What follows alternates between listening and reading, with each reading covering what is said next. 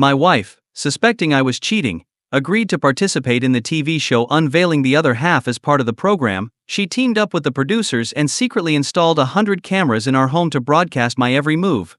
Her goal was clear: to catch me in the act of infidelity. However, instead of exposing an affair, the broadcast unintentionally revealed my hidden identity. It turned out I wasn't just the ordinary programmer I seemed to be. I was the top scorer in the national exams and an honorary professor at a prestigious university. For 5 years of marriage, I had carefully hidden my achievements, preferring to live a quiet and low-profile life. But now, keeping the truth hidden was no longer an option. As soon as Luo Qingju dropped our daughter off at kindergarten, I decided I had time. I sent a voice message to a woman I had arranged to meet. "My wife has left for work, come over quickly." On the other end of the line, I heard a cheerful voice. "I'll be there in 5 minutes." Her quick response clearly showed that such meetings had long become a routine for us. While I went about my business, my wife was already watching everything live. I had no idea that her hands were trembling and her face was growing paler, a mix of rage and heartbreak. Her gaze was fixed on the screen, watching me talk to the woman. Meanwhile, the live chat exploded with comments. "Does your husband cheat on you often? Inviting someone over who can come in 5 minutes, it must be a neighbor." 5 minutes after my message, there was a knock at the door. Viewers in the live chat held their breath, waiting for what would happen next. When I opened the door, a beautiful woman entered the apartment. Her long black hair cascaded over her shoulders, and her perfectly fitting business skirt emphasized her elegant figure. Her confident stride and sharp gaze immediately drew attention. She confidently walked into the room and sat down on the couch next to me. "How?" she said, looking into my eyes. "I'm tired of hiding. When can I be with you openly?" "In a month," I replied calmly, meeting her gaze. "Then I'll tell my wife everything." Meanwhile, my wife was watching with a dark expression. She gritted her teeth so hard they nearly ground together. Her heart was breaking with betrayal and sorrow. The chat was ablaze with comments. Is he really planning to leave her for this woman? But the real shock came when the woman suddenly asked, "Are you sure you'll tell your wife? Does she know that you were the top scorer in the national exams and an honorary professor at Tsinghua University?" I smiled slightly. "In a month, she'll know everything." "I think your wife will be utterly shocked," Jiang Yu said with certainty. "Your wife is just an ordinary person. If she finds out you're an honorary professor at Tsinghua University, how could she not be surprised?" Qin Heo smiled but said nothing in response. Meanwhile, in the livestream chat room, viewers began raising new questions. Why does this feel so real? Someone should look into this. It's easy to verify the national top scorers. Qin Hao is 28 this year, which means he would have taken the exams about 10 years ago, around the age of 18.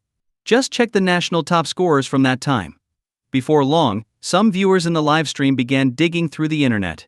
In the production van, Director Zhang also started searching online. 3 minutes later, Director Zhang stared at the information displayed on his computer screen, his whole body trembling with shock. He exclaimed, "It's true. Qin Hao was the national top scorer in 2012. The information on the screen was shared directly to the livestream, and countless viewers were now staring at it. Holy crap! No way! What the heck? Qin Hao was the 2012 national top scorer. Oh my god, this is insane. He's actually the national top scorer. No joke, I looked it up too. It's real." Even Lin Sharan, who was sitting nearby, was stunned. Her wide, sparkling eyes fixed on the screen. Qin Hao really was the national top scorer? With such an impressive background, he's been working as a programmer. Isn't that a waste of talent? Director Zhang continued digging into Qin Hao's background. He found a TV interview conducted by a news station in 2012 after Qin Hao had achieved his top scorer status. In the video, the reporter asked Qin Hao, "How does it feel to be the national top scorer?" Qin Hao's response was calm and composed, "I don't feel anything special. It was expected. I was a top student in elementary school, and in middle school too.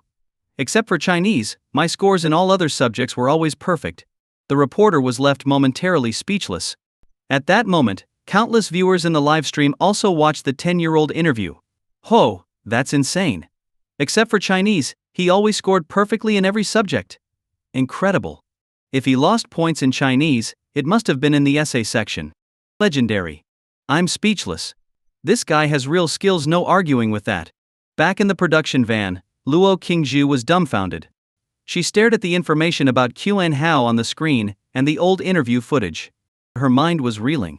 The husband she had been married to for 5 years turned out to be the national top scorer. Yet the evidence was right there, undeniable. No matter how unbelievable it seemed, she had no choice but to accept it. Beside her, Lin Charan looked as curious as a child. She turned to Luo Qingzhu and asked, "You've been married to Qin Hao for 5 years, and he never mentioned being a top student before?" Luo Qingzhu thought hard but couldn't recall a single instance.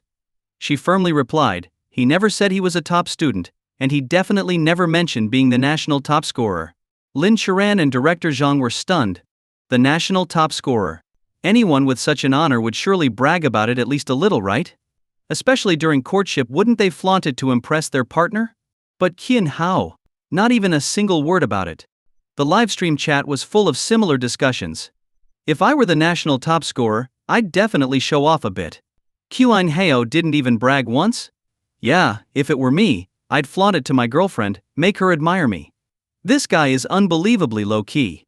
Doesn't everyone have a little vanity? Qin Hao hasn't mentioned it to Luo Qingzhu in all these years. Is he some kind of saint with zero vanity? Maybe it's like he said in the old interview, being the national top scorer wasn't a big deal to him. He saw it as an expected result. At this point, the livestream had 400,000 viewers, and most were in awe of Qin Hao. Not only did Qin Hao have undeniable talent, but he was also humble and modest, completely devoid of vanity. Just for this, he earned widespread admiration. The livestream viewers soon turned their attention to another topic. So the national top scorer thing is confirmed. Can someone check if Qin Hao is really an honorary professor at Longguo University? Yeah, someone look it up. Is he really an honorary professor there? I just checked online. To become an honorary professor at a university, you need to make significant contributions to academia. If Qin Hao really is an honorary professor at Longguo University, that's insane. Back in the production van, Lin Charan said, "I actually know a professor from Longguo University. Let me call him and ask." The livestream viewers were now glued to their screens, waiting to hear whether Qin Hao was truly an honorary professor. Lin Charan scrolled through her contacts and made a call. A few seconds later, a middle-aged man's voice answered. He sounded like he was in his 50s. "Miss Lin, what a surprise to hear from you. What's the occasion?" Lin Charan responded politely, "I need a small favor from you." The man on the other end was straightforward. "Go ahead. If it's something I can help with, consider it done." Lin Charan asked, "It's nothing major. I just wanted to confirm if there's an honorary professor at Longguo University named Qin Hao. Do you know him?" The man on the phone murmured to himself, "Qin Hao. Qin Hao. The name rings a bell. Hold on, let me check." Lin Charan said, "Thank you. Sorry for the trouble." The man chuckled. "It's no trouble at all." The sound of typing came through the speaker. It seemed he was searching an internal database. After about 2 minutes, the man said, "Found it.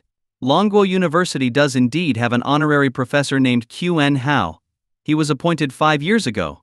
Judging by the photo, he looks quite young." Since the call was on speakerphone, everyone in the livestream heard it clearly. Holy crap. No way. He's actually an honorary professor at Longguo University. I'm losing my mind. First the national top scorer, now this. Unbelievable. The livestream audience was collectively stunned. Back in the van, Luo Qingzhu was equally shocked. She couldn't wrap her head around it. Her husband of 5 years was an honorary professor at Qingbei University. Was this even real? Luo Qingzhu turned to Lin Charan and asked, "Can you ask him to send a photo of Qin Hao? Maybe it's just someone with the same name." Lin Charan nodded and relayed the request. "Professor Chen, could you send me a photo of Qin Hao? Just to confirm it's him." The man laughed and replied, "Sure, no problem. I'll send it to your WeChat shortly." Lin Charan thanked him. "Thank you so much." The countless viewers in the livestream were all waiting anxiously. As long as the photo turned out to be Qin Hao, it would 100% confirm that he was indeed an honorary professor at Qingbei University. 2 minutes later, Lin Charan's phone chimed with a notification. The middle-aged man had sent a message. It was a freshly taken photo. The photo clearly showed Qin Hao. Holy crap. No way. It really is Qin Hao. This is insane. The national top scorer confirmed, and now his honorary professorship at Longguo University is also verified. What kind of legendary figure is this Qin Hao? He's only 28. Oh man, I almost forgot Qin Hao is just 28 years old. To already be an honorary professor at Longguo University, the most prestigious university in the country. Unreal. Is in the production van. Lin Sharan was slightly shocked, but overall she managed to stay composed. After all, despite her young age, she was already a top-tier celebrity, having earned over hundreds of millions. She had met plenty of extraordinary people and brilliant young talents. However, most of the promising young men she had encountered were either second-generation rich kids or young actors. Meeting someone like Kyun Hao, who achieved such academic success entirely through his own efforts, was a first for her. Director Zhang, seated nearby, was also stunned. He had originally thought this episode would simply be entertaining, perhaps uncovering whether Kyun Hao secretly stashed money or cheated on his wife. He had never imagined that the Kyun Hao they were investigating had such an impressive identity. Luo Qingshu, sitting off to the side, was utterly shocked and at a complete loss. She had been married to Kyun Hao for 5 years. She thought she knew him well, but now she realized he had been hiding such a major part of his life. That bastard! Luo Qingshu clenched her teeth, cursing silently. She was Kyun Hao's wife. They were married. A husband and wife should be honest with each other. They should trust each other. But Kyun Hao? He had kept such an important secret from her. Did he even see her as part of his life? Or did he think his achievements weren't a big deal? Or maybe he had a compelling reason for keeping them hidden? Judging from earlier interactions, it seemed like Kyun Hao had other identities he couldn't openly disclose. Jiang Yu had tried to get more information from him, but Kyun Hao had refused to say anything. It felt as though some aspects of his identity were truly confidential. In the livestream chat room. Have you guys noticed something?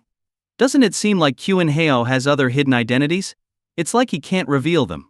Now that you mention it, yeah. It really does seem like he's hiding something else. Let me guess, world's richest man? The viewers were now wildly speculating. Their curiosity was fully piqued, and they were desperate to know what other identities Kyun Hao might be hiding. Back in the livestream, Jiang Yu looked at Kyun Hao's calm expression and sighed helplessly. Forget it, forget it. There's no point in asking. Even if I do, you won't tell me. Just tell me this: will I finally know all your secrets in a month? Kyun Hao nodded lightly. In a month I won't hold anything back.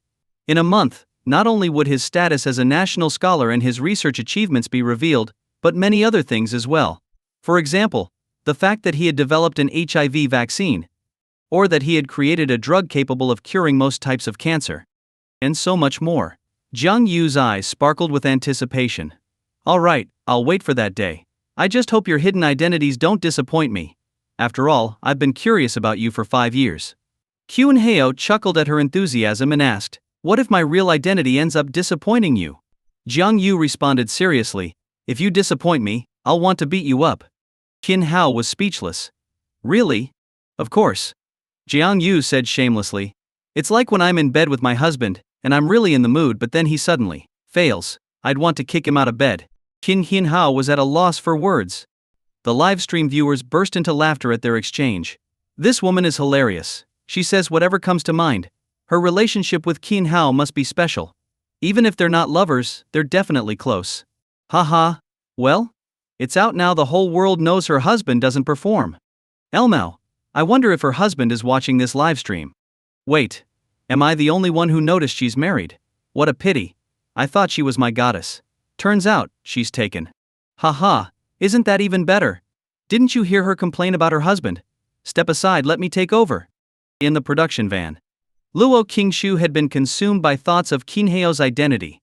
But when she heard Jiang Yu's conversation with Kyun Hao, her face instantly darkened. Even though it was clear Jiang Yu wasn't Kyun Hao's lover, and that Kyun Hao hadn't betrayed her, the fact that they were a man and a woman alone together, chatting so openly, made her deeply uncomfortable. She was Kyun Hao's wife. And now, she was furious. That bastard. Luo Qingshu cursed silently. We're married. Married people should keep their distance from the opposite sex.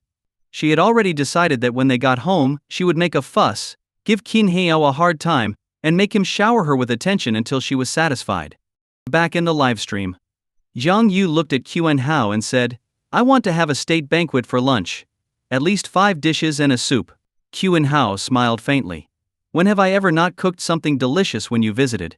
Hearing this, Jiang Yu grinned with satisfaction. I ordered the ingredients ahead of time. They'll be delivered at 9, she added. Jiang Yu's main purpose for visiting wasn't just to chat or hang out.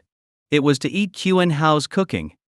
4 years ago, she had her first taste of Kyun Haeyo's food and was completely hooked. According to her grandfather, Kyun Haeyo's culinary skills were on par with the president of the National Banquet Chefs Association. In some dishes, he even surpassed the president. Simply put, eating Kyun Haeyo's cooking was like experiencing the best cuisine in the country bar none. Kyun Haeo sighed. He had earned the title of God of Cooking from a special system. After marrying Luo Qingzhu, he chose not to reveal his cooking skills, fearing that if he did, he'd end up being the one cooking all 3 meals every day. Cooking itself wasn't exhausting, but the process from buying ingredients to washing, chopping, and finally cooking was time-consuming. Occasionally cooking was fine, but doing it every day would be too much. So, after they got married, he decided to hide his culinary talent. Even so, he often used takeout as an excuse to secretly prepare meals for his wife and kids. He thought that cooking occasionally wouldn't be too tiring. But he hadn't expected to be pestered by someone as shameless as Jiang Yu. She insisted on coming over to eat at least once a month. Kyun Hao said to her, "Get some more ingredients for the dishes. I'll cook lunch for my wife and kids this afternoon." Hearing this, Jiang Yu's eyes revealed a hint of envy, and she said sourly, "Your wife is so lucky. If only my husband could cook like you, that would be great." Kyun Hao was left speechless. At this moment, the livestream chat was bustling with activity. Chat comments. Thence, "Wow, listening to this woman talk to Kyun Hao, it seems like his cooking is really amazing. Unbelievable. Top scorer in the National College Entrance Exam, an honorary professor at Longguo University, and now it seems he's also an incredible chef. If he were my husband, I'd slap myself during an argument just to stop the fight." Inside a business fan. Lin Chiran glanced at Luo Qingzhu with curiosity and asked, "Does your husband cook really well?" Luo Qingzhu's expression turned cold as she remembered something. Gritting her teeth, she said, "We've been married for 5 years. I always thought my husband couldn't cook. One time, he made a dish and put way too much salt in it. It was so salty it was inedible. After that, I never let him cook again." Lin Chiran froze for a moment after hearing this. Based on the conversation between Jiang Yu and Kyun Hao, it seemed like Kyun Hao's cooking skills should be excellent. But now, Luo Qingzhu was saying that his cooking was awful. Quickly, she thought of a possibility if Kyun Hao could cook but pretended not to. There could only be one explanation. Kyun Hao was avoiding the chore. Meanwhile, the live stream became even livelier. Chat comments. Menon. "Haha, this is just like me. Before I got married, I was a chef, but I never told my wife. Even now, she's the one cooking every day, ha ha ha. I'm a woman, and I can cook decently. But my husband has thought I can't cook for over 10 years of marriage, so he's always been the one cooking." Smirk. Seeing the chat, Luo Qingzhu's face turned even colder. Damn Kyun Hao. Luo Qingzhu cursed in her heart, fuming with anger. When they were dating, she had been completely open with Kyun Hao. She shared all her secrets, including her skills and talents. She never hid anything, never played any games. But Kyun Hao? He hid the fact that he could cook. Because of this, she had been stuck cooking for 5 years. Luo Qingzhu glared at the livestream feed, where Kyun Hao was currently on screen, feeling infuriated. She made up her mind. Once this episode of the show was over, she'd make Kyun Hao cook every single day for the rest of their lives. Until death. The audience noticed Luo Qingzhu's expression and started teasing. Chat comments. Poor Luo Qingzhu. Married for 5 years and stuck cooking for 5 years. Haha. Judging by her expression, she's already thinking about how to punish Kyun Hao. Punish him? Now that's exciting. As the audience chatted and joked, some grew curious about Kyun Hao's culinary skills. After all, Kyun Hao was not only a top academic achiever but also an honorary professor at Qingbei University. With such a strong ability to learn, his cooking skills should be exceptional too, right? Chat comments. It's almost 9 o'clock. I really want to see Kyun Hao cook. I wonder how good his cooking actually is. Not only were the viewers curious, but Lin Chiran, director Zhang, and Luo Qingzhu were also intrigued. Luo Qingzhu especially wanted to know just how good Kyun Hao's cooking was. As time ticked by, 9 o'clock arrived. A delivery driver knocked on the door. Kyun Hao opened it and received a large bag of ingredients. Looking at the food, Kyun Hao said to Jiang Yu, "Time's a bit tight. Let's just make some simple dishes: boiled cabbage, wensi tofu, lion's head meatballs, and dongpo pork." "All right," Jiang Yu replied happily. Although she wanted to eat more elaborate banquet dishes, she understood that some recipes required a lot of preparation time, which they didn't have. Without saying much, Kyung-heo carried the ingredients to the kitchen. He started by washing the vegetables, and then moved on to the first dish, wensi tofu.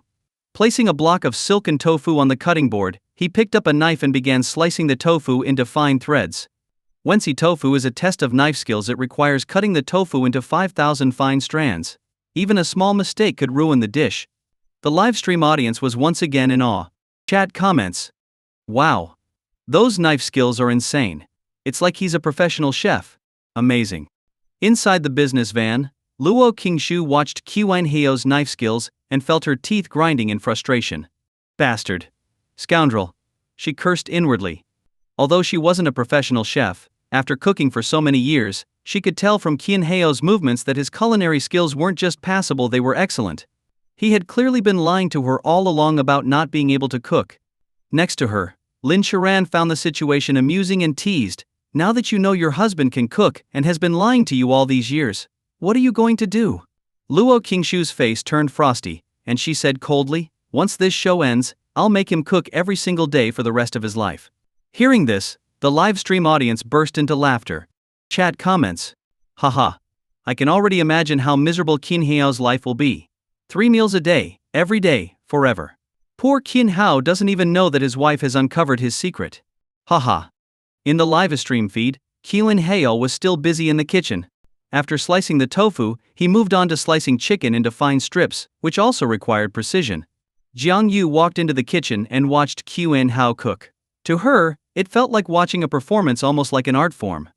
While cooking, Kyung-heo said, "As always, the dishes must be ready by 10:30, and everything must be eaten and cleaned up by 11:30. My wife gets off work at 11:30, so we can't risk her suddenly coming home." Jiang Yu rolled her eyes. Got it.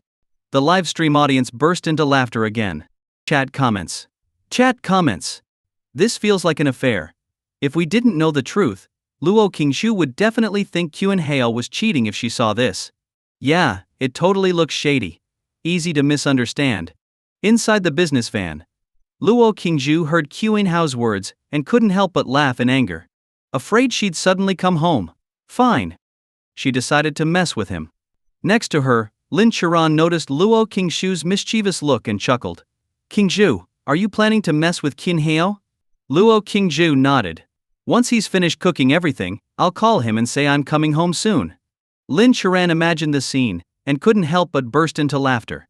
If Kyung-heo and Jiang Yu were just about to eat, and Luo Qingshu suddenly announced she was coming home, they'd definitely panic.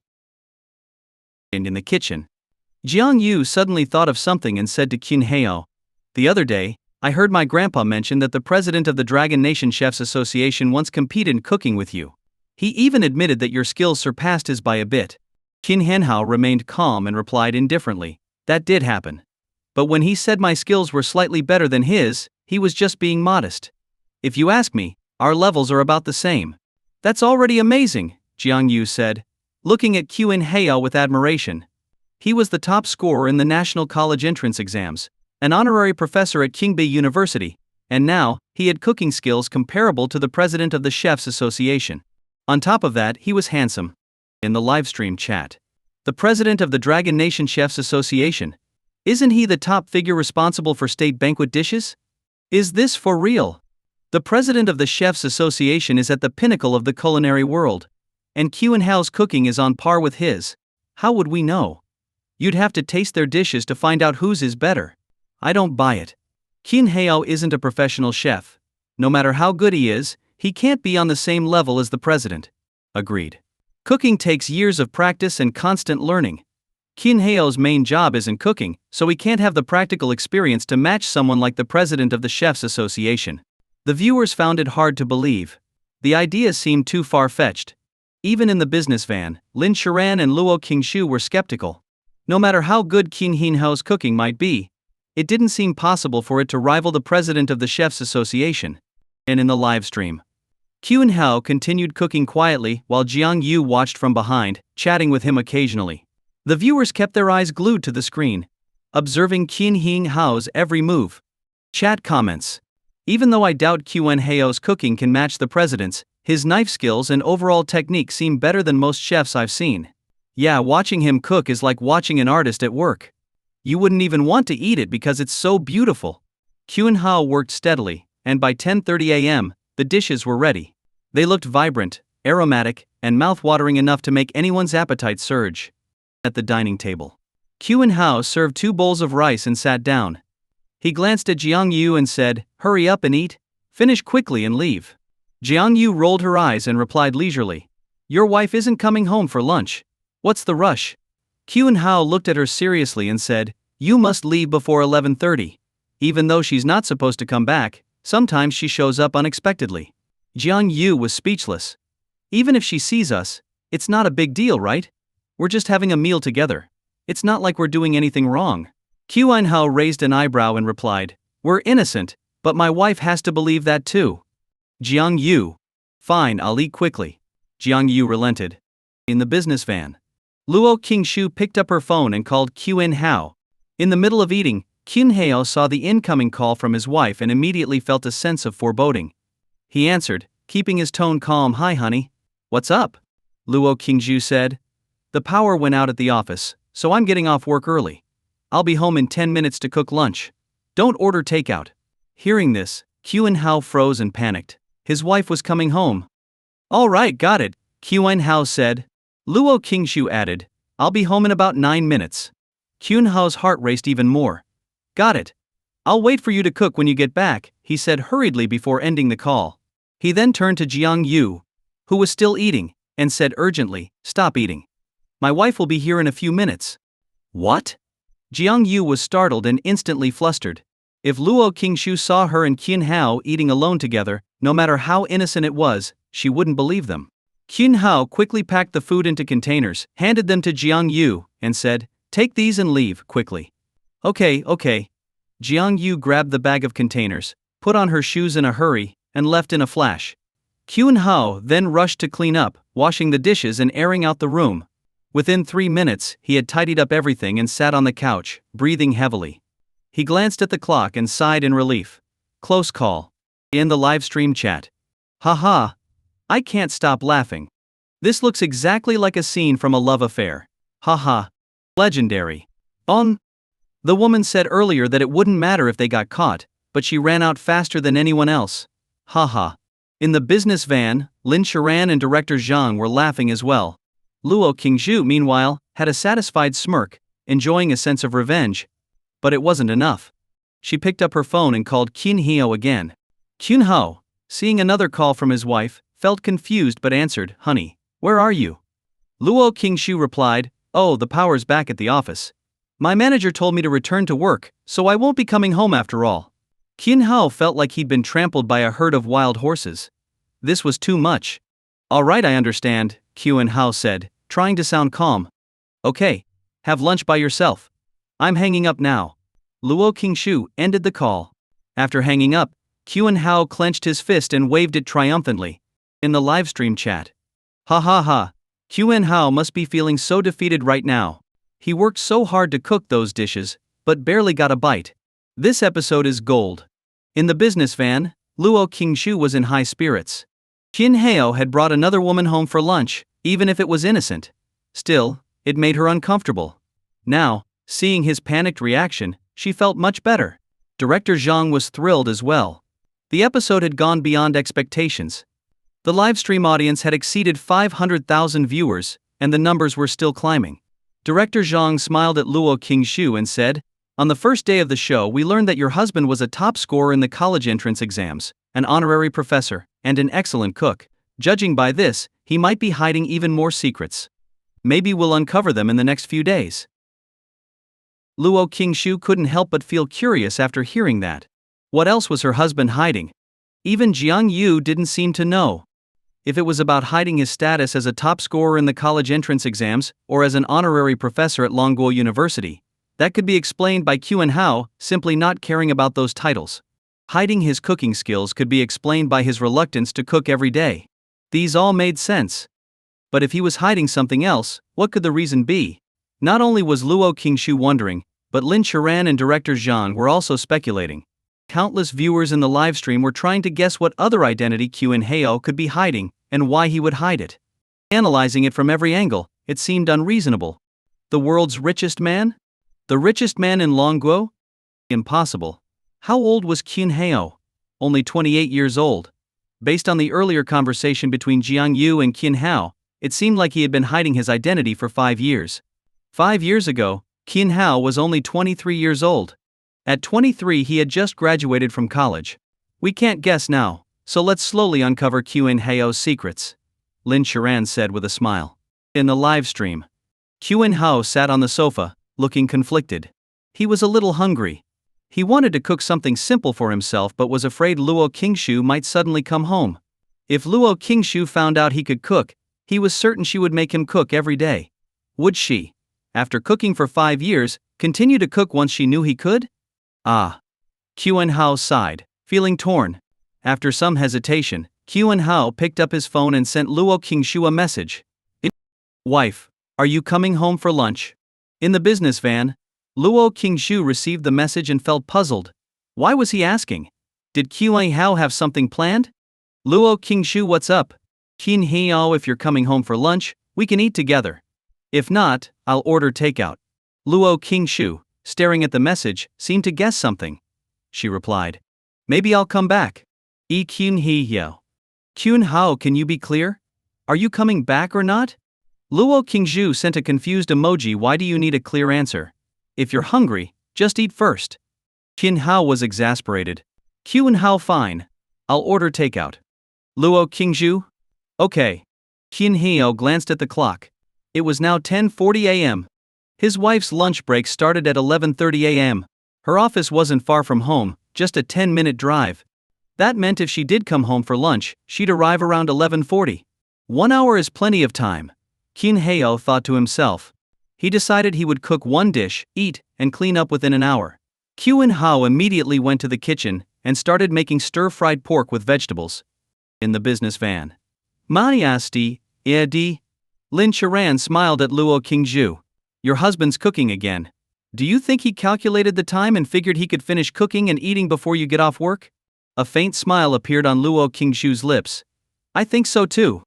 And in the livestream chat. Qingshu, are you planning to do what you did before, call Kyun-hyo right when he finishes cooking and say the power went out at work? Ha ha ha, if you do that, Kyun-hyo's going to lose it. Luo Qingshu looked at the chat comments and chuckled. Just as you guessed. She had already decided that once Kyun-hyo was almost done cooking, she'd call to scare him. Ching. He lied to her about not knowing how to cook and made her cook for 5 years. He deserved a little payback. About 8 minutes later, the dish seemed nearly done. Seeing this, Luo Qingshu immediately called Kyun-hyo. In the kitchen, Kyun-hyo saw the call from his wife, and his face turned pale. This couldn't be good news. Taking a deep breath, Kyun-hyo stepped out of the kitchen and answered in a calm tone, honey, what's up? Have you eaten yet? Luo Qingshu asked. Not yet. Why? Kyun-hyo immediately had a bad feeling. Luo Qingshu, the power went out again at the office. I'm already on my way home. I'll be there in about 2 minutes. I'll cook when I get back. Kyun-hyo almost cursed out loud. 2 minutes. 2 minutes. His wife would be home in 2 minutes. Got it. Kyun-hyo replied calmly. After chatting briefly, he hung up and quickly started cleaning up. The stir-fried pork was already plated. Kyun-hyo decided that when his wife arrived, he'd claim the dish was takeout. If she asked about the takeout container, he'd say he threw it away. Wait. Kyun-hyo suddenly realized. The kitchen garbage bag still had trash in it. He needed to take it out to make his story airtight. If there was trash but no takeout container, wouldn't his wife get suspicious? Kyun-hyo grabbed the garbage bag and headed downstairs. Just as he reached the bottom, he saw a car pulling into the parking space. The driver got out. Hi honey, Kyun-hyo said naturally, tossing the garbage bag into the bin. Luo Qingshu walked over with a smile. Are you hungry? Kyun-hyo shook his head, smiling warmly. Not really. Right after you called, the takeout I ordered arrived. I just got stir-fried pork. Luo Qingshu nodded. I'll make 2 more dishes. Okay. Kyun-hyo naturally took her hand as they walked to the elevator. Back in the apartment, Luo Qingshu headed to the kitchen. Because she had a tiny camera on her collar, everything had been broadcasted to the live stream. In the live stream chat, Quen Hao is truly the top scorer. Everything is flawless, even taking out the garbage to avoid suspicion about the missing takeout container. Genius. To avoid cooking, he's acting like a spy. Haha. I wonder how Kingshu will deal with him. If I were her, I'd make my husband cook every day to make up for the 5 years I cooked alone. In the kitchen, Luo Qingshu began investigating. First, she lightly touched the bottom of the pan. It wasn't warm at all. Normally, the pan would still retain some heat after cooking, even if rinsed with water. At the very least, it should be slightly warm. But this pan was completely cold. On top of that, the kitchen was spotless, with no traces of water or food. Everything had been cleaned perfectly. Well played, Quen Hao. Luo Qingshu cursed inwardly. No wonder she hadn't suspected anything in their 5 years of marriage. Quen Hao handled every detail flawlessly. Luo Qingshu cursed to Qing Hao in her heart for a while before starting to cook. Even though she was reluctant, she couldn't reveal that Quen Hao could cook just yet. For now, she had no choice but to handle the cooking herself. I need to find an opportunity to expose him. As she cooked, Luo Qingshu couldn't help but reflect. She realized that although she hadn't known Qin Hao could cook, she had eaten food he prepared before. It was just that every time, Quen Hao claimed it was takeout. HMP. Feeling deceived, Luo Qingshu was slightly annoyed. However, when she thought about how Qin Hao had often used takeout as an excuse to cook meals for her, her frustration dissipated a bit. While cooking, her mind wandered to other things. Her husband was the top scorer in the national college entrance exams. He was also an honorary professor at Longguo University. These two identities were already confirmed. On top of that, he cooked delicious food, was tall and handsome, and physically strong. Not to mention, Quen Hao was truly incredible and treated her well. She realized that her husband was almost impossibly perfect. Thinking of this, Luo Qingshu's lips curved into a sweet smile. And a live stream. Countless viewers noticed Luo Qingshu smiling and began commenting. Luo Qingshu looks so beautiful when she smiles.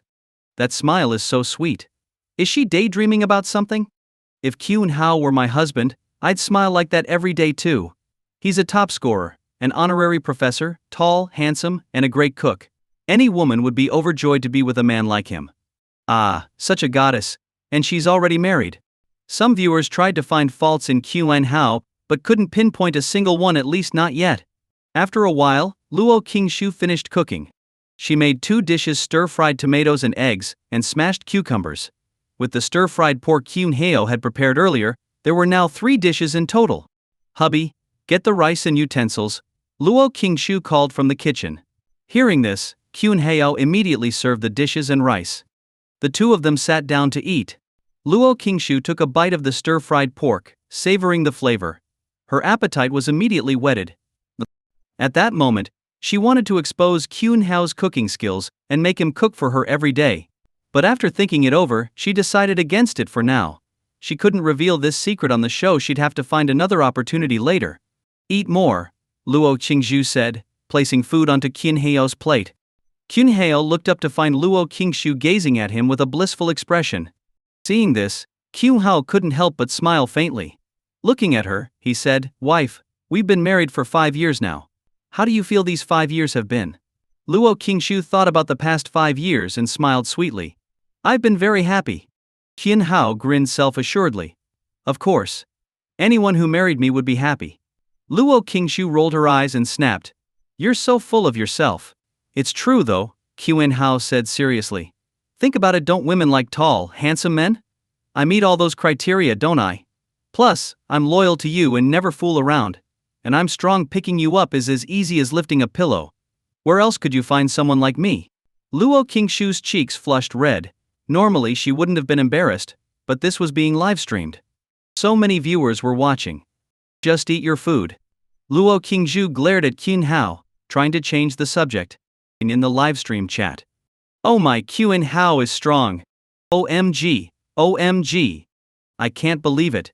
Just imagining it is kind of overwhelming. Why is such a good man already married? I'd love to experience it just once. Find out where Quen Hao lives. I'll pay any price to meet him." Even the male viewers were shocked. Wow, incredible.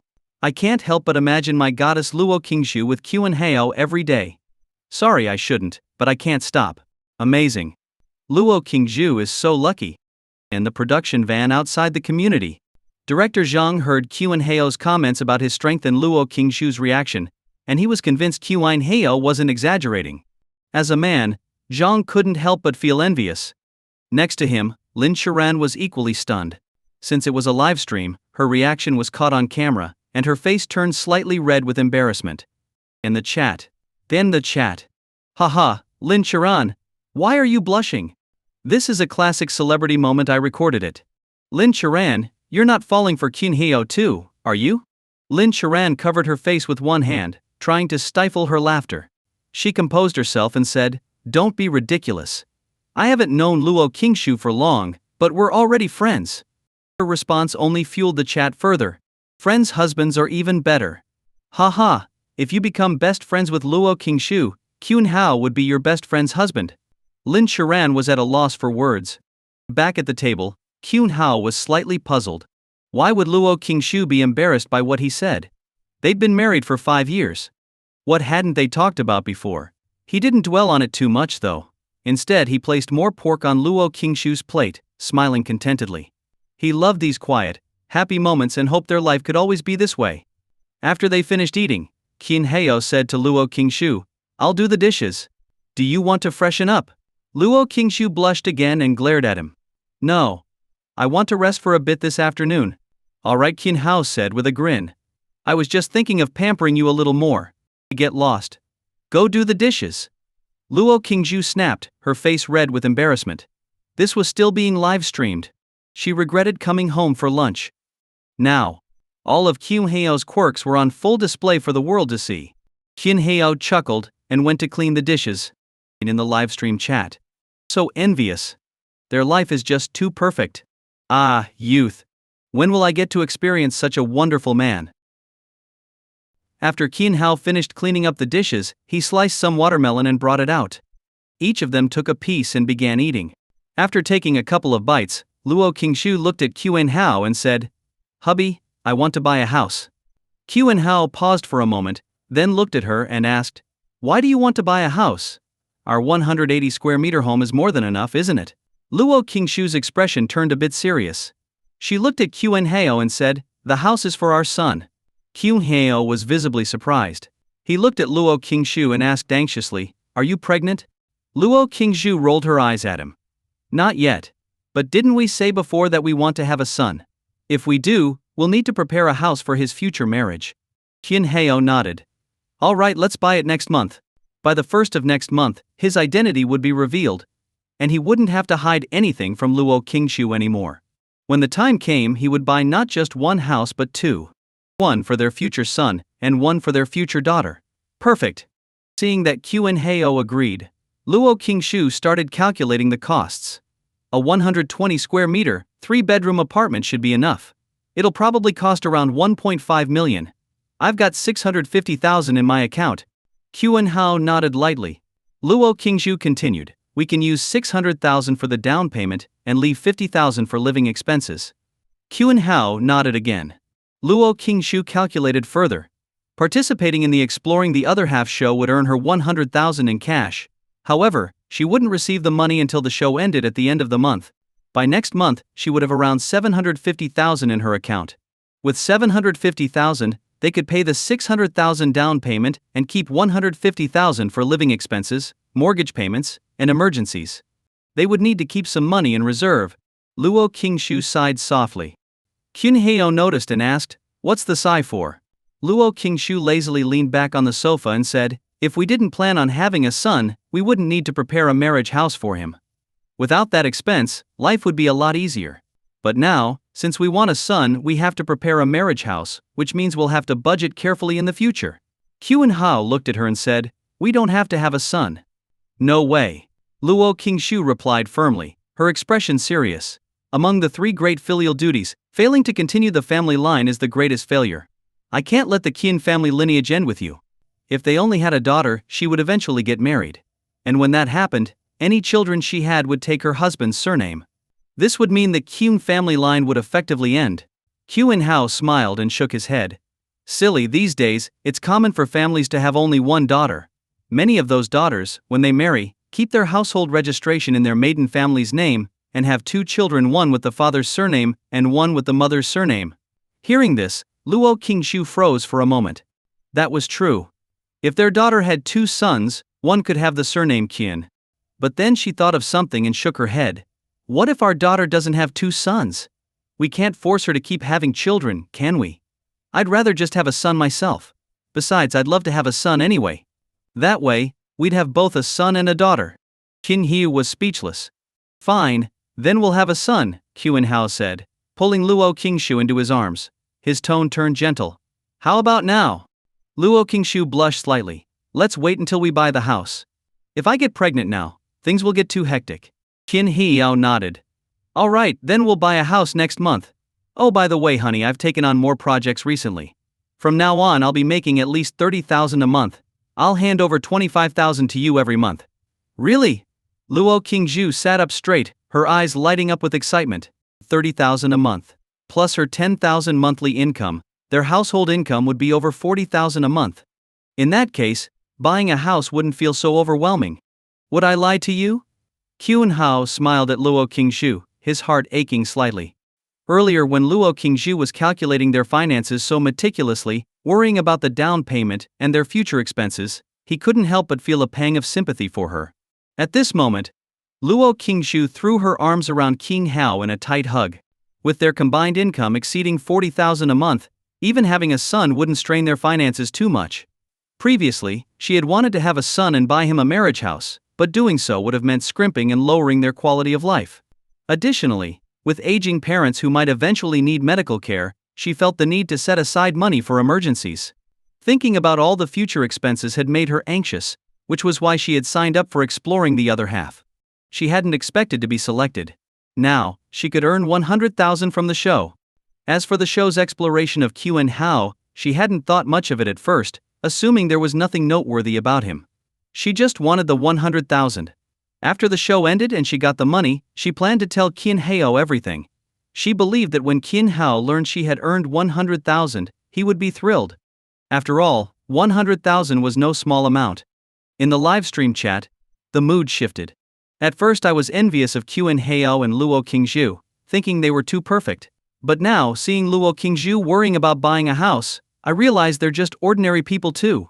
Sigh, housing prices these days are so high. If it's a necessity, it's better to buy sooner rather than later. I feel for them. This is real life. In the production van outside the neighborhood, Director Zhang said, I remember when Luo Qingshu signed up for this show, she called almost every day to ask if she'd been selected. Now it's clear she really needed the money, especially this 100,000. Hearing this, viewers began commenting again. Luo Qingshu is such a good person. As someone who's seen a lot, I can tell beautiful women like her could easily make money if they wanted to. The fact that she stays grounded and principled is rare. She's genuinely great. Damn! Qin Hao is so lucky to have married such an amazing woman. In the live stream, Qin Hao and Luo Qingshu hugged for a while. Qin Hao whispered gently into her ear, Go take a nap. You still have work at the office this afternoon. Stay with me. Luo Qingshu said. All right. Qin Hao replied. The two of them went to their room to rest. Since there were no cameras installed in the bedroom, the livestream lost sight of Qin Hao and Luo Qingshu for a while. The viewers, however, didn't leave the stream. Instead, they stayed in the chat, talking amongst themselves. It wasn't until 1 p.m. that Luo Qingshu and Qin Hao reappeared. Hubby, I'm heading to work, Luo Qingshu said gently, looking at Qin Hao. Mua. Qin Hao kissed her on the cheek and replied warmly, Go ahead. I'll order from that takeout place you like for dinner. We can eat together when you're back. Luo Qingshu smiled sweetly, picked up her bag and left. She went downstairs, got into her car, and drove to a secluded spot outside the residential area. After parking, she entered the production team's van. In the livestream chat, Qingshu, don't you have work? Or did you take leave? Luo Qingshu smiled and replied, I took 5 days of annual leave. Oh, I see. But doesn't that mean after 5 days, you'll have to go back to work? Will we not see you in the stream then? Yeah. It wouldn't feel the same without you in the stream. Luo Qingshu laughed softly, It's fine. I can always take personal leave if needed. Hearing this, the viewers felt relieved. As long as Luo Qingshu would still appear in the stream, they were happy. In the live stream feed, Qin Hao sat on the sofa, picked up his phone, and dialed a number. He put the call on speaker and placed the phone on the table. Then, he grabbed an orange and began peeling it. The call connected, and a middle-aged man's voice came through. Professor Qin, is there something you need? Qin Hao smiled faintly. You're the chairman of a company. What could I possibly order you to do? The man's tone remained respectful. Don't say that, Professor Qin. The company is where it is today all because of you. Qin Hao sighed. Let's not talk about that. The usual routine: send me a fake chat on WeChat and transfer 50,000 yuan to me. The man agreed without hesitation. Understood. He then asked curiously, Professor Qin, you're obviously very wealthy. Why haven't you told your wife? Qin Hao replied calmly, in a month, I'll tell her everything. Then we won't need to fake these chats anymore. The man laughed and said, if your wife finds out how much money you have, she'll probably be too shocked to sleep for days. Qin Hao chuckled. Maybe. After chatting for a bit longer, they hung up the call. The live stream chat exploded. What the heck? It looks like Qin Hao's hidden identity is about to come to light. Whoa. Did Qin Hao just talk to a company chairman? Why is a chairman speaking to him so respectfully? The chairman even called him Professor Qin and agreed to send money and fake chat logs without question. Damn, judging from the call, Qin Hao seems really wealthy. But why is he hiding this from Luo Qingshu? That's his wife. In the production van, director Zhang and the popular actress Lin Sharan were both stunned. They had thought that the show's exploration might lose steam after a strong start. Instead, it dropped a bombshell. Qin Hao was rich? A company chairman spoke to him with such deference? Now they were dying to know what kind of professor was Qin Hao? Qingshu, have you ever seen your husband's bank balance? Lin Sharan asked curiously, looking at Luo Qingshu. Luo Qingshu shook her head, still in a daze. Her husband was wealthy? A company chairman treated him so respectfully. And even fake chat logs for him? She couldn't wrap her head around it. If her husband was so rich, why hadn't he told her? Why wait until next month to reveal it? Ends in the live stream. Qin Hao was now chatting with someone on WeChat, but it wasn't clear what the conversation was about. He was fake chatting. The chat read, Chairman Zhang, I have a project for you fixing a game bug. Once it's done, I'll pay you 100,000 yuan. I'll transfer 50,000 up front. Qin Hao, what type of game? Chairman Zhang, a mobile tower defense game. Chairman Zhang, how long will it take to fix? Qin Hao, 3 days. Chairman Zhang, alright, I'll transfer 50,000 now. The rest after it's done. Qin Hao, okay. Chairman Zhang then transferred 50,000 yuan to Qin Hao, who immediately took a screenshot of the conversation and sent it to Luo Qingshu. Qin Hao's message to Luo Qingshu. Honey, I just took on a project that'll earn 100,000 yuan. The client transferred 50,000 up front. I've sent it to you. He then transferred the 50,000 yuan to her. Luo Qingshu stared at the chat screenshot and the bank transfer notification. Luo Qingshu was speechless. Director Zhang and Lin Sharan, who were beside her, also saw the chat log. So that's why Qin Hao faked the chat to show it to Luo Qingshu. Qin Hao sent another message. Honey, don't stress too much about the money for our son's marriage house. With our combined income, even with a mortgage, we'll be able to pay it off in no time. Luo Qingshu stared at the message, her mind momentarily blank. If she hadn't just seen Qin Hao's phone call with the mysterious chairman in the livestream, she might have been moved to tears. Her husband was worried about her and didn't want her to stress about money. But she had seen the call. She knew Qin Hao was rich. Bastard. Scoundrel. Damn Qin Hao. Luo Qingshu cursed him furiously in her heart. She had been stressing about money to buy their son's marriage house for so long, checking house prices almost daily. Qin Hao sent another message. Honey, where are you? Luo Qingshu snorted lightly and replied, just got to the office. You're amazing, hubby. Kiss emoji. Qin Hao replied. Your husband's always amazing. How about rewarding me tonight? Smirk emoji. Luo Qingshu, get lost. I have work to do. Talk later. Qin Hao. Ken Hao. Alright, I'll wait for you tonight. Next to her, Lin Sharan felt a pang of bitterness. She had been fed dog food displays of affection multiple times today. She couldn't take any more. Director Zhang, on the other hand, was fine. He was already married, after all. In the livestream chat. Help. I'm drowning in dog food. The dog food's not the issue, I just want to know how many secrets Qin Hao is hiding. Why does he even need to hide things from his wife? Yeah, it's getting more mysterious. I looked up honorary professors at Longguo University, and it turns out they don't even get a salary. It's more of a title than anything else. I have a feeling Qin Hao has a major background. Even a company chairman treats him so deferentially. More and more people were becoming curious about Qin Hao. How much money did he have? And where did it come from? In the production van, Lin Churan turned to Luo Qingzhu with curiosity and asked, "Qingzhu, you've been married to Qin Hao for 5 years. Has he been working from home this entire time?" Luo Qingzhu nodded. "My husband hasn't worked outside the home for the past 5 years. He rarely leaves Yang'an City, and even when he does, it's only for a few days at most." Luo Qingzhu's words triggered a wave of speculation among viewers. 5 years ago, Qin Hao was only 23 years old, just a fresh university graduate. At that age, being a top scorer in the college entrance exams and an honorary professor at Qingbei University was already impressive. But if he was also wealthy, how could that be possible? A wealthy heir? In the livestream chat. King Shu. What do Qin Hao's parents do for a living? I was going to ask the same thing. Is Qin Hao a second-generation rich kid? If not, it doesn't make sense for him to have so much money after working from home for 5 years. Luo Qingzhu saw the comments and, with a slight change in expression, replied, "My father and mother-in-law run an 80-square-meter supermarket.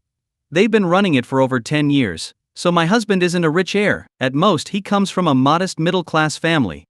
Her response led the viewers to speculate further. What kind of job could allow someone to work from home and make so much money? Writing novels? But except for a handful of top authors who earn tens of millions annually, most writers don't make that much. Illustrating comics? That didn't seem likely either. And in the chat, does your husband write novels or illustrate comics? Could he be a live streamer? If he were popular, surely someone among the tens of thousands of viewers here would recognize him. Luo Qingzhu couldn't help but laugh at the guesses. Your imaginations are impressive. I'm certain my husband doesn't write novels, illustrate comics, or work as a live streamer. If he did, I'd notice, and there'd be no reason for him to hide it from me. The viewers racked their brains for more ideas. Among freelance jobs that earn big money, those are the main ones. If Qin Hao isn't doing any of those, where is his money coming from? Could it be illegal income? Don't say that it might actually be true. Think about it, why would Qin Hao hide it from Luo Qingzhu? Maybe the money's not clean, and he doesn't dare tell her. Oh, now that you mention it, it does seem possible. Qin Hao is a top scorer with a high IQ. If he were doing something illegal, it wouldn't be far-fetched. Yeah, I think it could be illegal. Otherwise, there's no reason for him to hide it from Luo Qingzhu. Luo Qingzhu's face paled as she read these comments. Was her husband earning money illegally? How could that be? In her heart, she didn't want to believe it. Qin Hao was such an upright person, always kind, sunny, and with a great temperament. How could someone like him do anything illegal? Seeing Luo Qingzhu's frightened expression, Lin Churan quickly comforted her. Don't listen to their wild guesses. They're just speculating. Lin Churan then turned to the livestream and said, "Stop making baseless guesses. You're scaring Qingzhu. Also think logically." During that phone call earlier, the mysterious chairman addressed Qin Hao as Professor Qin and said the company owed its success to him. That means Qin Hao is very important to the company. Director Zhang chimed in, "I agree with Lin Churan. The money Qin Hao earns should be coming from that company." The viewers thought about this and found it plausible. In the chat, but if the money's legitimate, why would Qin Hao hide it from Luo Qingzhu? Exactly. I just want to know why Qin Hao is keeping it a secret from his wife.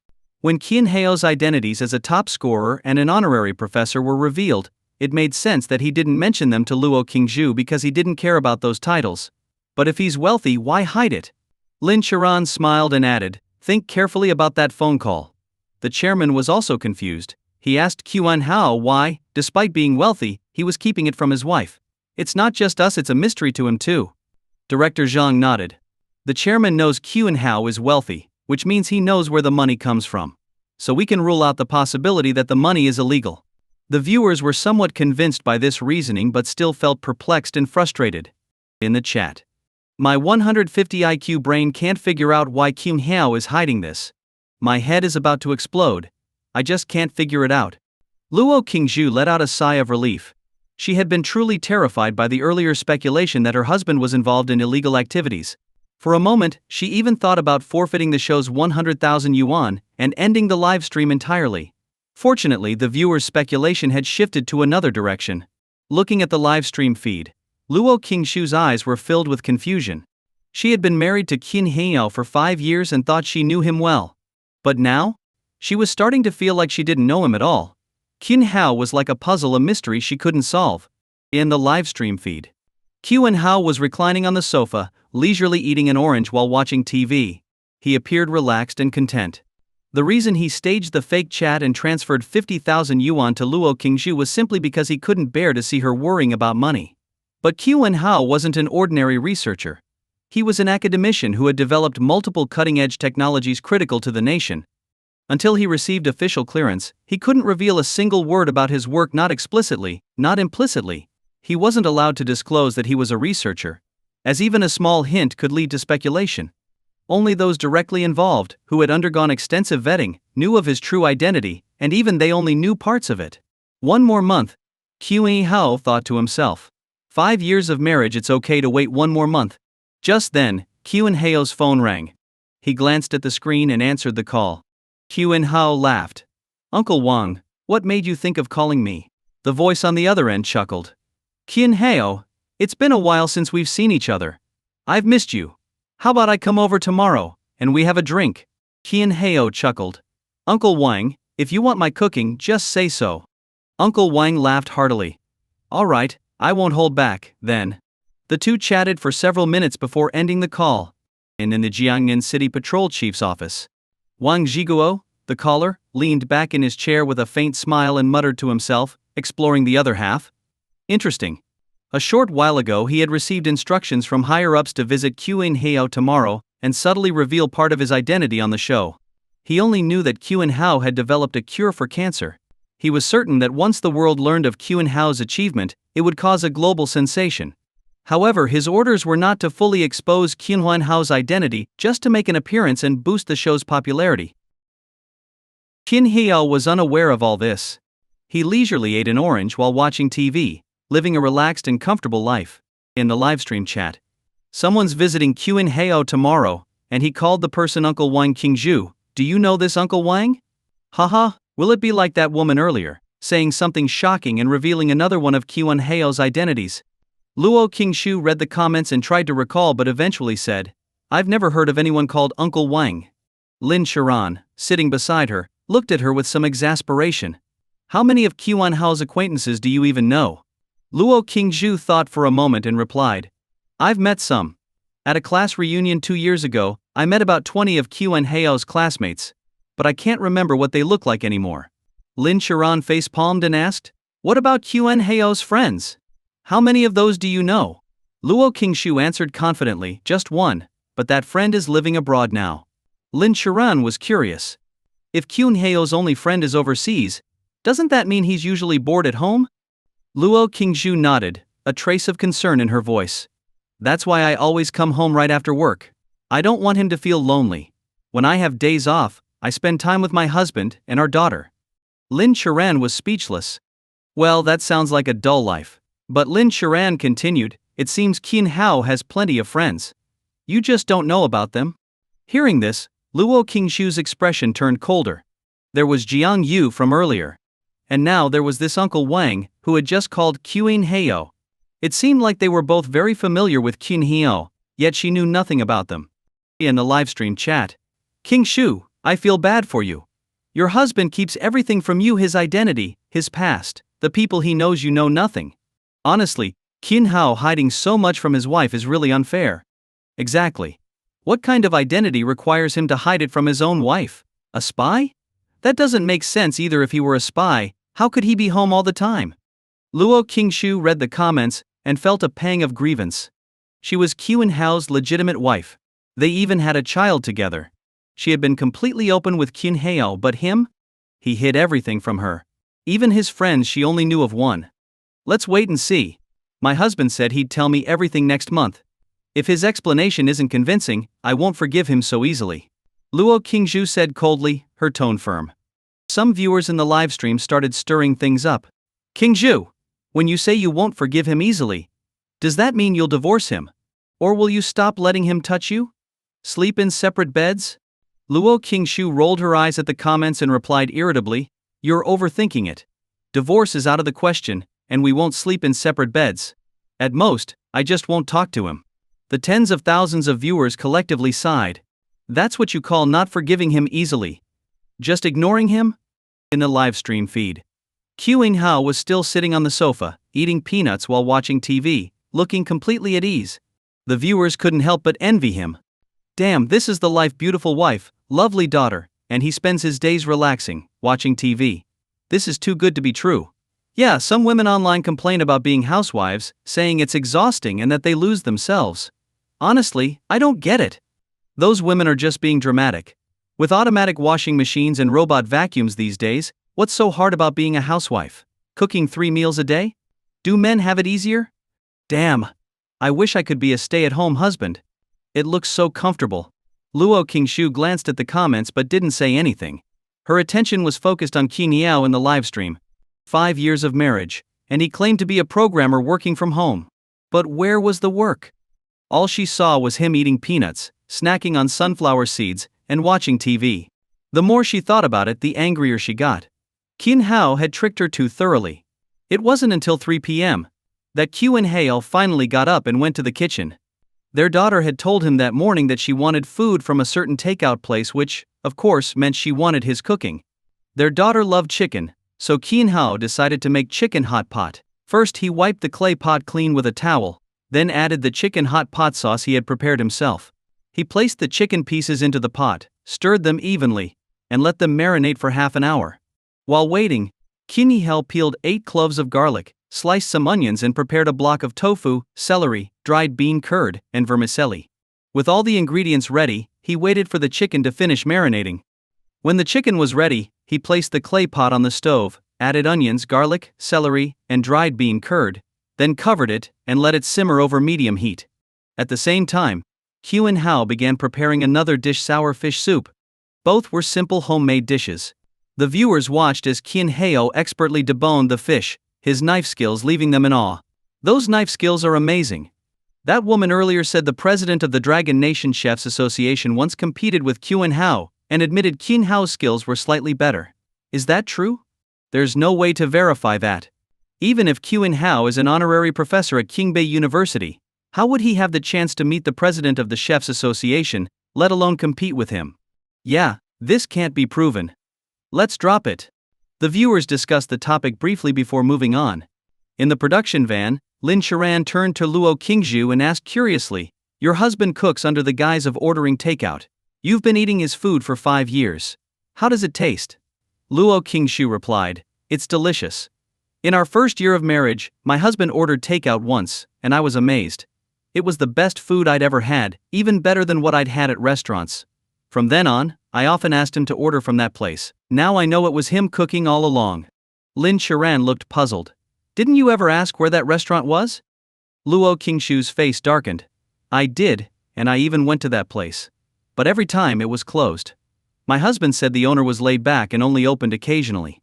Over the years I've passed by that place many times, and it's always closed. Now I suspect that so-called restaurant is actually run by my husband." Luo Qingshu grew increasingly suspicious. After all, the restaurant had been open for 5 years, yet every time she visited, it was closed. But whenever her husband ordered food from that restaurant, he could always get it. What was even more suspicious was that Qin Hao didn't use a food delivery app to place his orders. He contacted the owner directly via WeChat. The transaction records and chat logs all looked legitimate. She had even added the owner's WeChat account herself, but every time she sent a message, the owner would take a long time to reply. Next to her, Lin Sharan froze in surprise. "Qingshu, are you saying the restaurant might actually belong to Qin Hao?" Luo Qingshu's tone was cold as she replied, "My husband doesn't use a delivery platform. He contacts the owner directly on WeChat." Lin Sharan asked again, "Did you add the owner on WeChat?"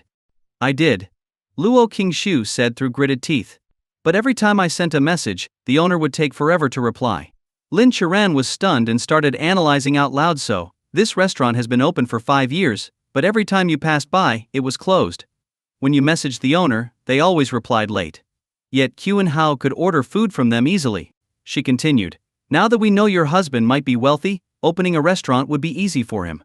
It's entirely possible that he owns the place. In the livestream chat, I'll bet anything that the restaurant belongs to Kyun Heo. Think about it, a restaurant that's been around for 5 years but is never open. Why would the owner keep paying rent if they didn't want to run it? If they didn't want the restaurant, they could have shut it down and let another business take over. But for 5 years, it stayed a restaurant. That's very suspicious. I agree. It has to be Kyun Heo's restaurant. This is genius. Kyun Heo didn't want to cook every day but still wanted his wife and kid to eat well, so he opened a restaurant just to keep up the act. What a mastermind. Truly impressive. Hey production team, why not investigate and see if the restaurant actually belongs to Kyun Heo? Yeah. Let's confirm whether it's Kyun Heo's. Seeing the barrage of comments, Luo Qingzhu couldn't help but feel tempted. After all, this was still just speculation. She wanted to know the truth herself. Director Zhang noticed the strong demand from the audience and immediately decided to take action. He smiled and said, "All right, I'll look into it. I'll call someone at the Market Supervision Bureau to ask. I happen to know someone there. Let me give them a call." Turning to Luo Qingzhu, he asked, "Where is the restaurant located, and what's it called?" "Youyu Restaurant on Jiangyang Middle Road." Luo Qingzhu replied. Director Zhang nodded and quickly made the call. The call was answered promptly. Director Zhang got straight to the point. "Old Lu, I need a favor. Can you check the registered owner of a restaurant on Jiangyang Middle Road called Youyu Restaurant?" The person on the other end, Old Lu, responded, "Oh, I remember that restaurant well. It's been open for 5 years, but every time I patrol that area, the place is closed. I've always wondered what the owner is thinking, paying rent, but never opening." Director Zhang asked, "Do you remember the registered owner's name?" Old Lu replied, "I do. I've called him a few times to ask about the situation. His name is Kyun Heo, and he's pretty young, around 20-something. Director Zhang had the call on speaker, so all 500,000 viewers in the live stream heard it clearly. In the chat, "Holy crap. It really is Kyun Heo's restaurant. Unbelievable. He went to this extent just to fool his wife. I'm in awe. Legendary. Kyun Heo is truly a genius. He opened a non-operational restaurant just to maintain this act for his wife. Incredible. This guy is amazing. Hats off to Kyun Heo." In the production van, Lin Sharan was utterly dumbfounded. She considered herself well-traveled and experienced, having met all sorts of people. But this was her first time encountering someone like Kyun Heo. To maintain his act for his wife, he opened a restaurant that doesn't even operate? Ridiculous. Absolutely ridiculous. Next to her, Luo Qingzhu clenched her fists tightly, her teeth gritting in frustration. Kyun Heo, her dear husband. To deceive her, he had gone to such absurd lengths. She thought back to all those times she chatted with the restaurant owner, asking them to prepare food, only to receive delayed replies or excuses like "we're not open today." Now she knew it was all Kyun Heo's doing. Bastard. Scoundrel. Damn Kyun Heo. Luo Qingzhu cursed him silently, feeling like a complete fool. Kyun Heo had played her for years, and she had fallen for it every single time. She was furious. In the chat, "Poor Qingzhu, completely played by Kyun Heo. Yeah. It's like she's been made to look like a fool. Haha, well, it's not her fault. Who would ever suspect their husband would open a fake restaurant just to avoid cooking while still feeding his family?" Exactly. It's not that Qingzhu is foolish, it's that Kyun Heo's methods are next level. Only someone as brilliant as a top scorer could pull this off. Truly next level. Qingzhu, didn't you say earlier that you knew your husband inside and out? Ha ha ha, I remember that too. At the start of the show, Qingzhu was so confident, saying she knew everything about Kyun Heo and that the production team wouldn't find anything interesting. Now look, she's been completely exposed. Reading these comments, Luo Qingzhu became even angrier. She thought back to the start of the show when she had boldly declared that she knew everything about Kyun Heo and that the production team wouldn't uncover anything surprising. And now?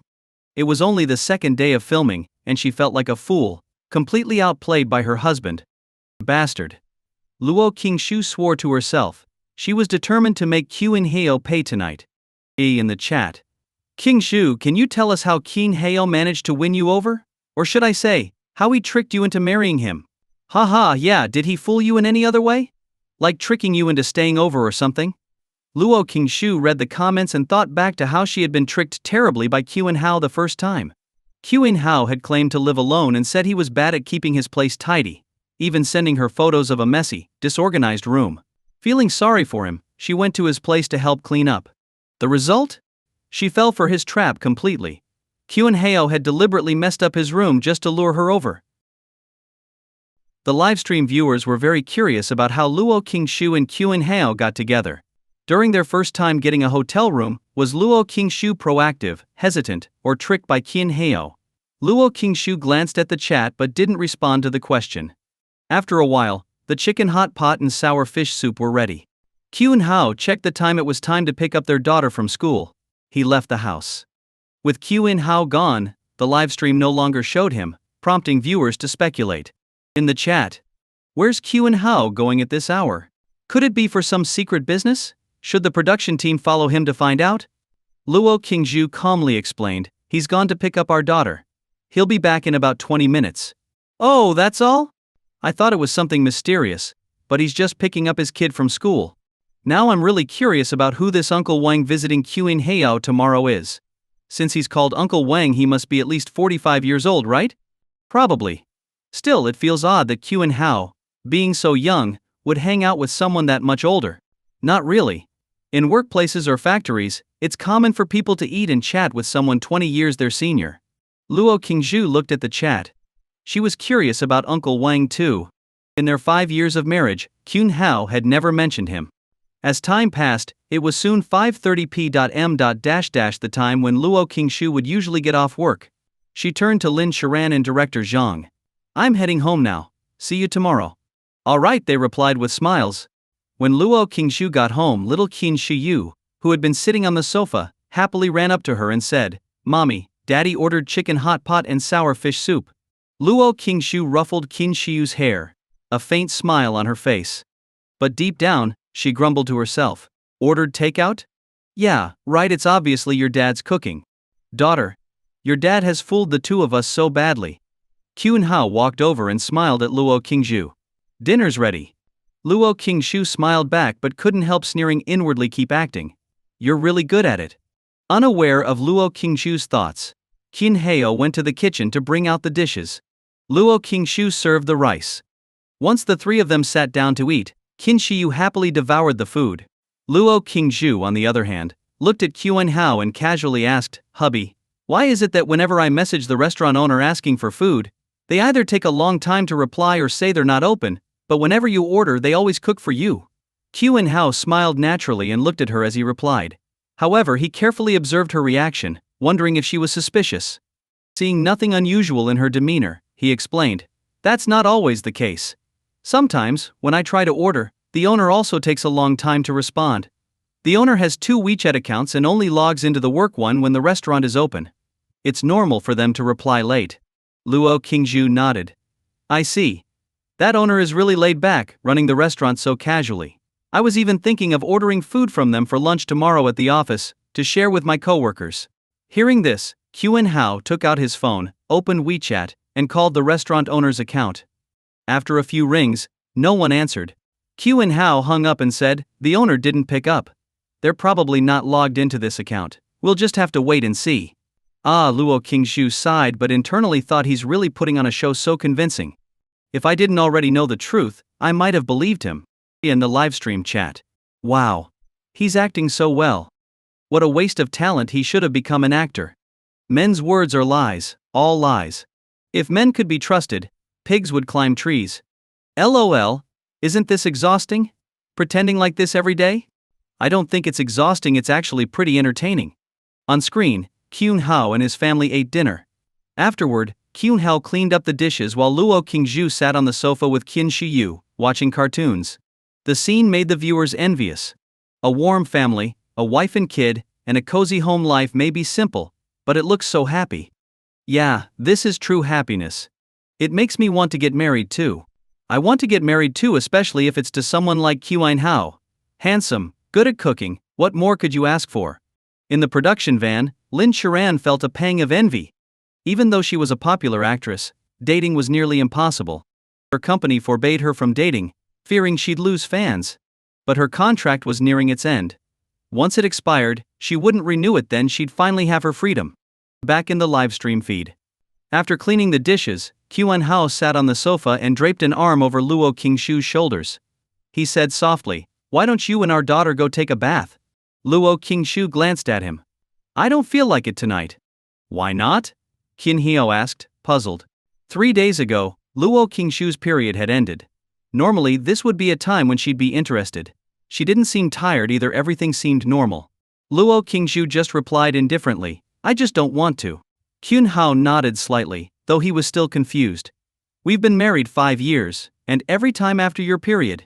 Before he could finish, Luo Qingshu covered his mouth with her hand. Flustered, she glared at him. Our daughter is right here. She might not understand now, but when she's older she'll remember this and figure it out. Qin Hao was baffled. All right, fine. Then I'll say it in a way she won't understand. Before he could finish again, Luo Qingshu quickly covered his mouth, her face turning red with embarrassment. Enough. I'm taking our daughter to the bathroom, she said hastily, dragging Qin Shiyu to the bathroom. Qin Hao sat there, confused. Was that really necessary? Shaking his head, he went to the bedroom's bathroom to take a shower himself. At that moment, the live stream chat was in chaos. In the chat. Wow, internet slang is about to get an update. What a talent! Just when I thought going home to check was suggestive enough, this guy takes it to another level. Suddenly, the live stream feed froze, leaving only the camera inside the production van. In the chat. What the heck? Did the stream stop? Why cut it off now? Inside the production van, Lin Shiran received a message from Luo Qingshu, saying they were ending for the day because she and Qin Hyo needed some personal time in the evening. After reading the message, Lin Shiran smiled and addressed the viewers. That's it for today. Qingshu and her husband also need some free time. The livestream audience wasn't happy about it. Just as things were getting interesting, the stream ended? Sensing their discontent, Lin Shiran added, You've been watching the livestream all day, take some time to rest tonight. Tune in tomorrow to see if we discover anything new. We're ending the stream here. See you tomorrow. A short while later, Lin Shiran shut down the livestream. Afterwards she turned to director Zhang, voicing a concern. Shows like Exploring the Other Half risk violating privacy during live streams. For example, the woman who came to Qin Hao's house for dinner earlier, if she sued us. Director Zhang smiled lightly. The production team has already considered these scenarios. Don't worry, it'll be handled properly. It won't affect you. Lin Shiran nodded, choosing not to press further. She figured the production team's solution likely involved monetary compensation. But what if the other party was someone powerful, someone who wouldn't care about money? The next morning, after breakfast, Luo Qingshu told Qin Hao, I'm taking our daughter to kindergarten and then heading to work. Qin Hao nodded, looking at her. Will you be home for lunch? Luo Qingshu. I knew it. She had guessed that Qin Hao would ask this question. He just wanted to confirm whether she'd be home at noon. If she were coming back for lunch, the so-called Uncle Wang definitely wouldn't visit. She thought back to the past 5 years of their marriage. There had been so many times when Qin Hao asked her the same question. Now she was beginning to suspect that every time he asked, it was because someone was coming to visit, and he was hiding it from her. Feeling a mix of frustration and disappointment, she kept her expression neutral and replied, I won't be home. There's some leftover food in the fridge, just heat it up or order takeout. Got it. Qin Hao responded with a smile. Let's go, sweetie, time for school. Luo Qingshu smiled at her daughter. Qin Shiyu waved to Qin Hao. Bye, Daddy. Bye-bye. Be good at kindergarten and listen to your teacher, Qin Hao said, ruffling her hair. With that, Luo Qingshu and Qin Shiyu left. As soon as they stepped outside, Luo Qingshu's expression darkened. She snorted coldly. Qin Hao has been deceiving me for 5 years. Let's see who's visiting him today. In the livestream chat, Qin Hao just asked if Luo Qingshu would be home for lunch. He's obviously checking. If she were coming back, that Uncle Wang guy definitely wouldn't show up. Why is he hiding this though? I still don't get it. Exactly. If it's just a normal friend visiting, what's there to hide? This whole thing is so mysterious. I can't wrap my head around it. Many viewers were puzzled. From what they had seen so far, Qin Hao clearly had money. That wasn't a problem, as long as it was earned legally. But why hide it from his wife? Then there was this Uncle Wang, as well as the woman Jiang Yu from before. Why was Qin Hao hiding all this from Luo Qingshu? In the livestream feed, Qin Hao picked up his phone and called Wang Zhiguo. The call connected quickly. Uncle Wang, what time will you arrive? Qin Hyo asked. Probably around 10 a.m., Wang Zhiguo replied with a chuckle. I've got a few things to wrap up first. All right, Wang Zhiguo laughed and added, "Good thing it won't interfere with your cooking." After chatting for a bit, they hung up. Cunhao then went to the kitchen to start prepping ingredients, marinating the necessary ones so he could cook right on time. At 9:30 a.m., Wang Zhiguo finished his tasks at the Night Patrol Bureau and drove to Cunhao's home. As he drove, he couldn't help but feel confused. Yesterday he had received instructions from his superiors to make an appearance in the livestream to add to Cunhao's mystique. Wang Zhiguo guessed that his superiors wanted to use this entertainment format to subtly reveal Cunhao's breakthrough in cancer research, ensuring it gained widespread attention. But one thing puzzled him. How did his superiors even know that the Exploring the Other Half team was featuring Cunhao? So far, it seemed like Cunhao himself wasn't aware he was being live-streamed. And as for Luo Qingshu, she clearly knew nothing about Cunhao's true identity and couldn't possibly have informed the higher-ups. So how had they found out so quickly? Could Cunhao be under 24-hour surveillance? Wang Zhiguo shook his head. That seemed unlikely. While Cunhao's contributions in curing cancer were monumental, it didn't warrant round-the-clock protection. Shaking off the thought, Wang Zhiguo figured it must have been a coincidence. Soon, Wang Zhiguo arrived at Cunhao's residential complex, parked his car, and took the elevator up to Cunhao's apartment. When he knocked on the door, Cunhao opened it with a smile. "Uncle Wang," Cunhao greeted. Wang Zhiguo smiled back, changed into indoor slippers and joked, "The bureau's been busy lately, so I haven't had time to come mooch off a meal. Today I'm here to eat to my heart's content." Cunhao chuckled. "I've made 6 dishes plenty to eat." Wang Zhiguo sniffed the air. "Just the smell alone is making me hungry. I could eat your cooking every day." Cunhao's expression turned serious. "Please don't. I've already had to pretend I can't cook so my wife doesn't make me cook every day." Wang Zhiguo burst out laughing. "Even if I wanted to eat here daily, it wouldn't be possible. Today's just a lucky break. Once I retire and stop being the Night Patrol Bureau Chief in Jiangnan City, I'll come here every day to eat." As soon as Wang Zhiguo revealed his title, the livestream chat exploded. In the chat. What the heck? Night Patrol Bureau Chief. Whoa. No way. Uncle Wang's identity is this impressive. This is insane.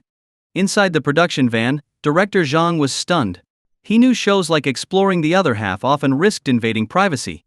Live streaming someone without consent was already a legal gray area. The production team had anticipated such risks, planning to resolve issues with money if necessary. But now, are you kidding me? This isn't something money can fix. Lin Sharan, standing nearby, was also taken aback. Uncle Wang is actually the chief of the Night Patrol Bureau in Jiangnan City? Just yesterday she had been thinking about how Exploring the Other Half might easily infringe on others' privacy during its live stream. Director Zhang had reassured her that any issues could be resolved with money. But what if the person involved didn't care about money and had significant influence? Lin Sharan glanced at Director Zhang and saw that he looked visibly flustered. In the live stream chat. "It's over. This show might be forced to shut down." Exactly. Programs like this already skirt the line with privacy violations. If it were just Cunhao being streamed, that would be fine, but now you've included someone so influential. Look at the director, he's panicking. Haha. The director looks terrified. Director Zhang glanced at the chat while keeping an eye on Uncle Wang in the livestream. He was in a panic. What do I do?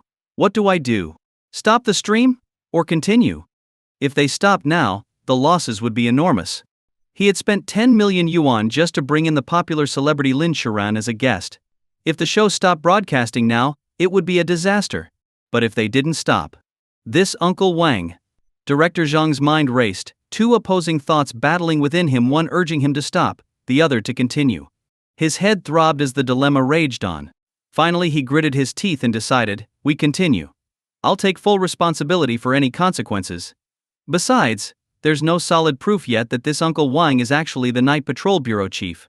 He reasoned that if Uncle Wang's identity turned out to be real, he could apologize and offer compensation afterward. It shouldn't be too big of a problem. And anyway, Uncle Wang's identity hadn't been confirmed yet. The viewers in the live stream quickly caught on to this and began commenting. It's easy to confirm Uncle Wang's identity. People in such positions have publicly available information. Just look it up online. Right. I'll search now. Jiangnan City, right? Director Zhang also began searching online. He typed in Night Patrol Bureau Chief, Jiangnan City. Soon, The results led to Baidu Bike China's equivalent of Wikipedia. The page revealed that the current Night Patrol Bureau chief in Jiangnan City was named Wang Zhiguo. His profile included a photo. Director Zhang compared the photo with the Uncle Wang in the livestream and felt his face grow pale. It was real. Uncle Wang's identity was genuine. Damn it! Director Zhang cursed inwardly. Wasn't Culinary supposed to be a programmer? A homebody? How does he know someone like Uncle Wang? The livestream viewers who had also searched for Uncle Wang's identity started flooding the chat. It's true. Uncle Wang's identity is real. Holy crap. Director, you're in trouble now. Haha, director, are you scared yet? Didn't the director say he'd take responsibility for all the consequences? Director Zhang's nerves were fraying, but he didn't stop the livestream. In his mind, while this situation might involve a privacy violation, it shouldn't be too severe. Meanwhile, Luo Qingzhu was completely stunned. Uncle Wang is the chief of the Night Patrol Bureau? How does my husband know someone like him? And why has he been hiding this from me? As shock washed over her, confusion took hold. What other secrets was her husband hiding? In the livestream, Qun Heo brought out the dishes and said with a smile, Uncle Wang, if you want to eat my cooking in the future, you might have to visit the capital. Wang Zhiguo paused mid-bite, startled. The capital? Why? I'm planning to move there, Qun Heo replied with a light laugh. I'll buy a house there, though I'll still visit Jiangnan every year. Wang Zhiguo frowned slightly. Why move to the capital? Isn't Jiangnan City good enough? It's a tourist city, slow-paced, perfect for retirement. It is nice, Qun Hao said with a chuckle but didn't elaborate further. Wang Zhiguo only knew a fraction of Qun Heo's true identity. Next month, when Qun Hao's identity was officially revealed, moving to the capital would likely become necessary. There was no other choice. He had developed multiple pieces of critical national technology, national treasures that many foreign powers would covet.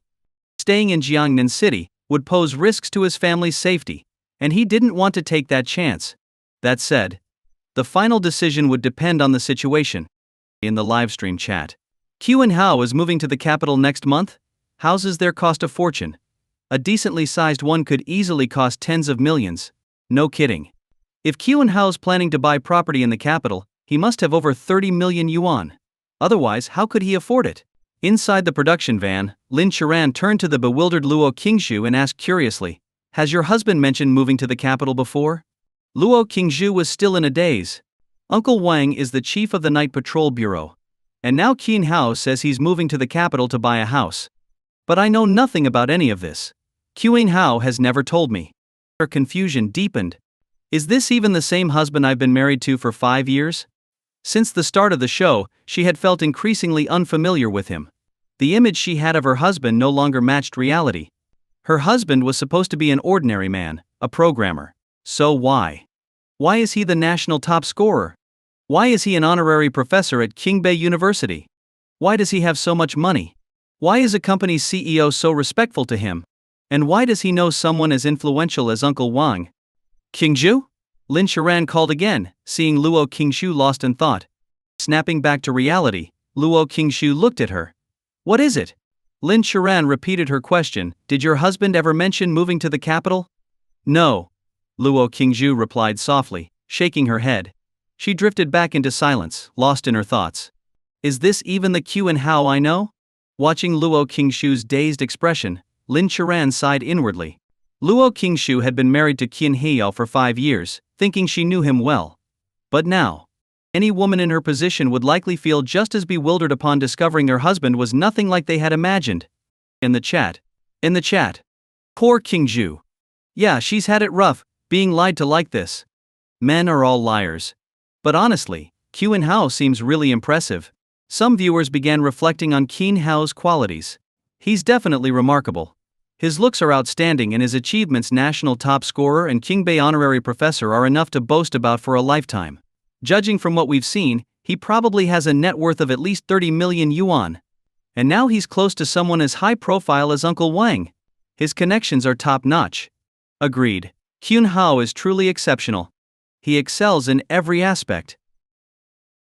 Luo Qingzhu stared at the livestream comments. The audience was all praising how outstanding her husband was. On any other day, hearing others compliment her husband would have made her happy. But now, she didn't feel even a hint of joy. Instead, she felt a bit inferior. Apart from her good looks and a bachelor's degree from Jiangnan University at 211 University, so decent, her family was just middle class. Overall, she wasn't doing poorly, but it all depended on the comparison. Compared to Qin Hao, she felt she fell far short.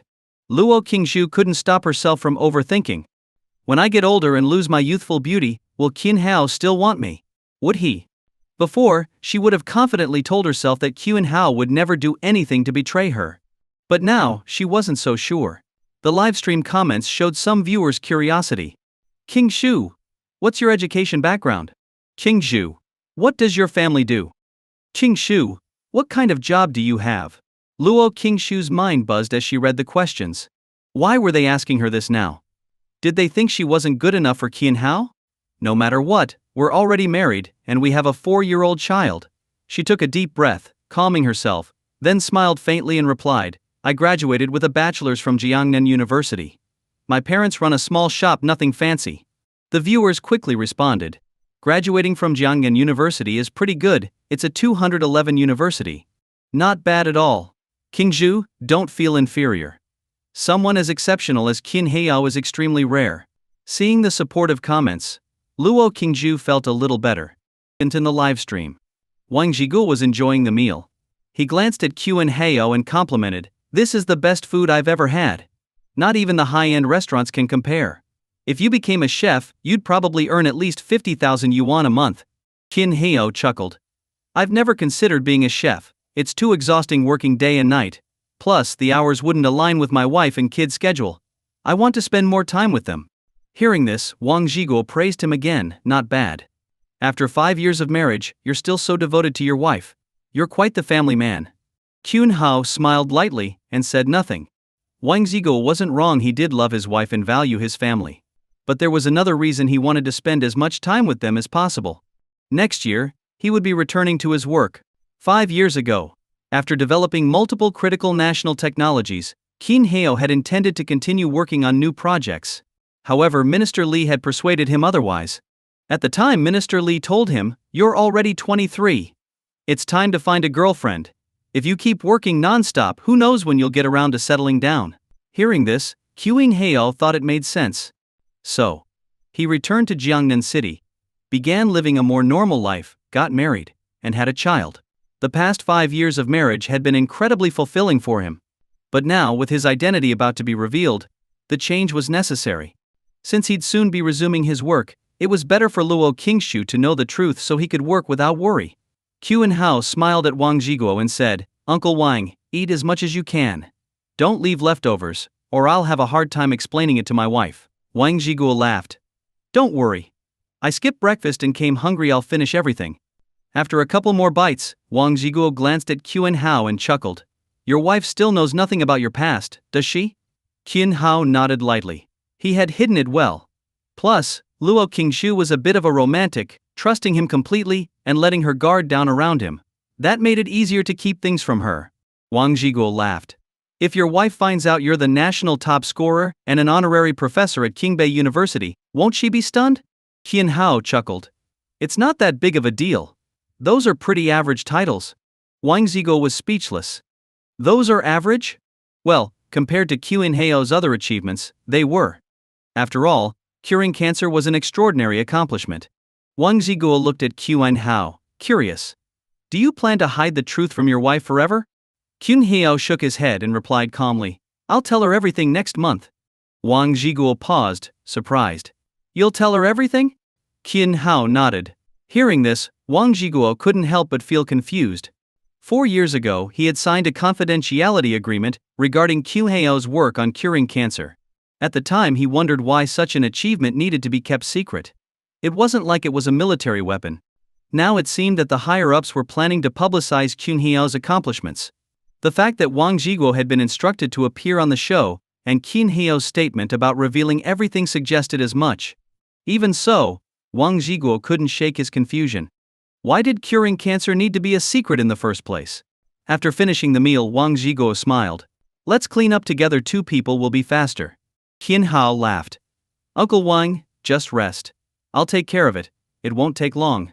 Despite this, Wang Zhiguo still helped with the cleanup.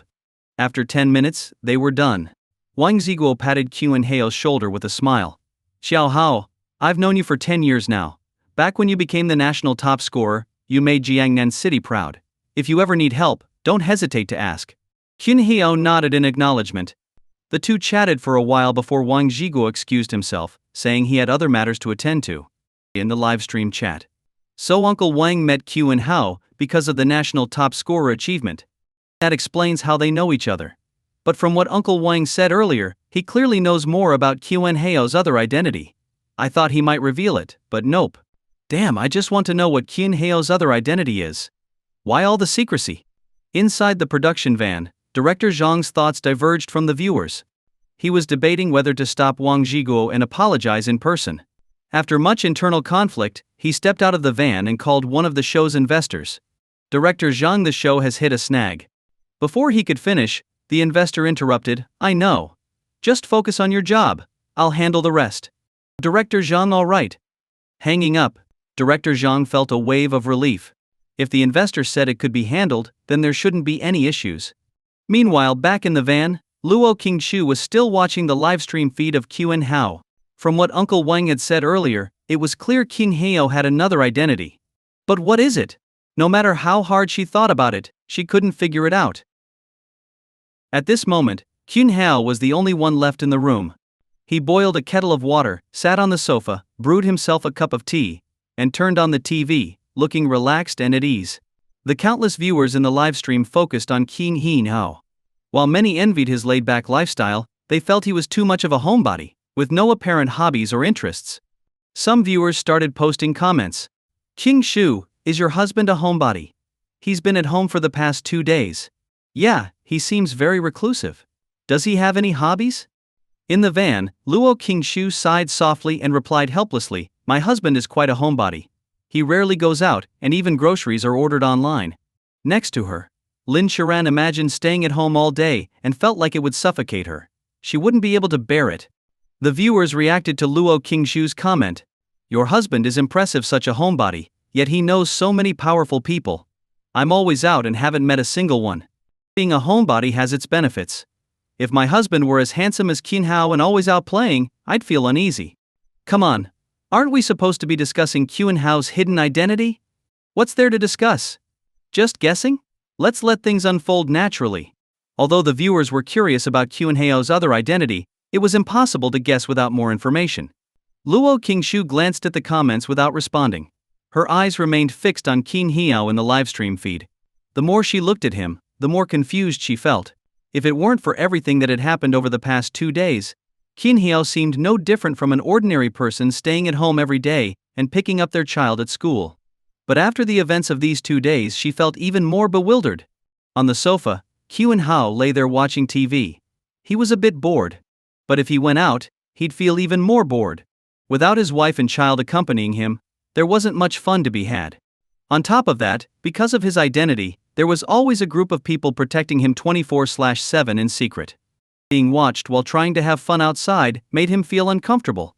After some thought, Qin Hao decided staying at home was better, even if it was dull. When boredom struck, he often wanted to chat with someone. And the person he thought of was, of course, someone he missed. Qin Hao picked up his phone and sent a message to Luo Qingshu. Qin Hao, wife, are you coming home for lunch? The viewers saw Qin Hao typing and immediately perked up. Who's Qin Hao messaging? Who's Qin Hao contacting now? Could it be another big shot? Cough, cough. Luo Qingshu said in the van. You're overthinking. My husband is messaging me. The camera focused on Luo Qingshu's phone. Luo Qingshu not coming back. What's up?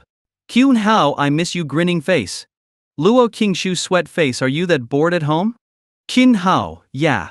Luo Qingshu, why don't you go out for a walk? Qin Hao, walking alone isn't much fun. Luo Qingshu, what do you want to do then? Qin Hao, not sure. Just chatting with you feels nice. Luo Qingshu, we've been married for 5 years. Aren't you tired of me yet? Qin Hao, not at all. Luo Qingshu, really? Qin Hao, don't overthink it. I mean it.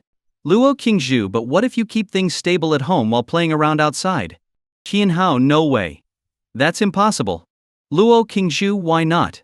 People say most men keep their households steady while indulging elsewhere. Qin Hao, not me. I swear. Luo Qingshu, all right, I'll believe you this once.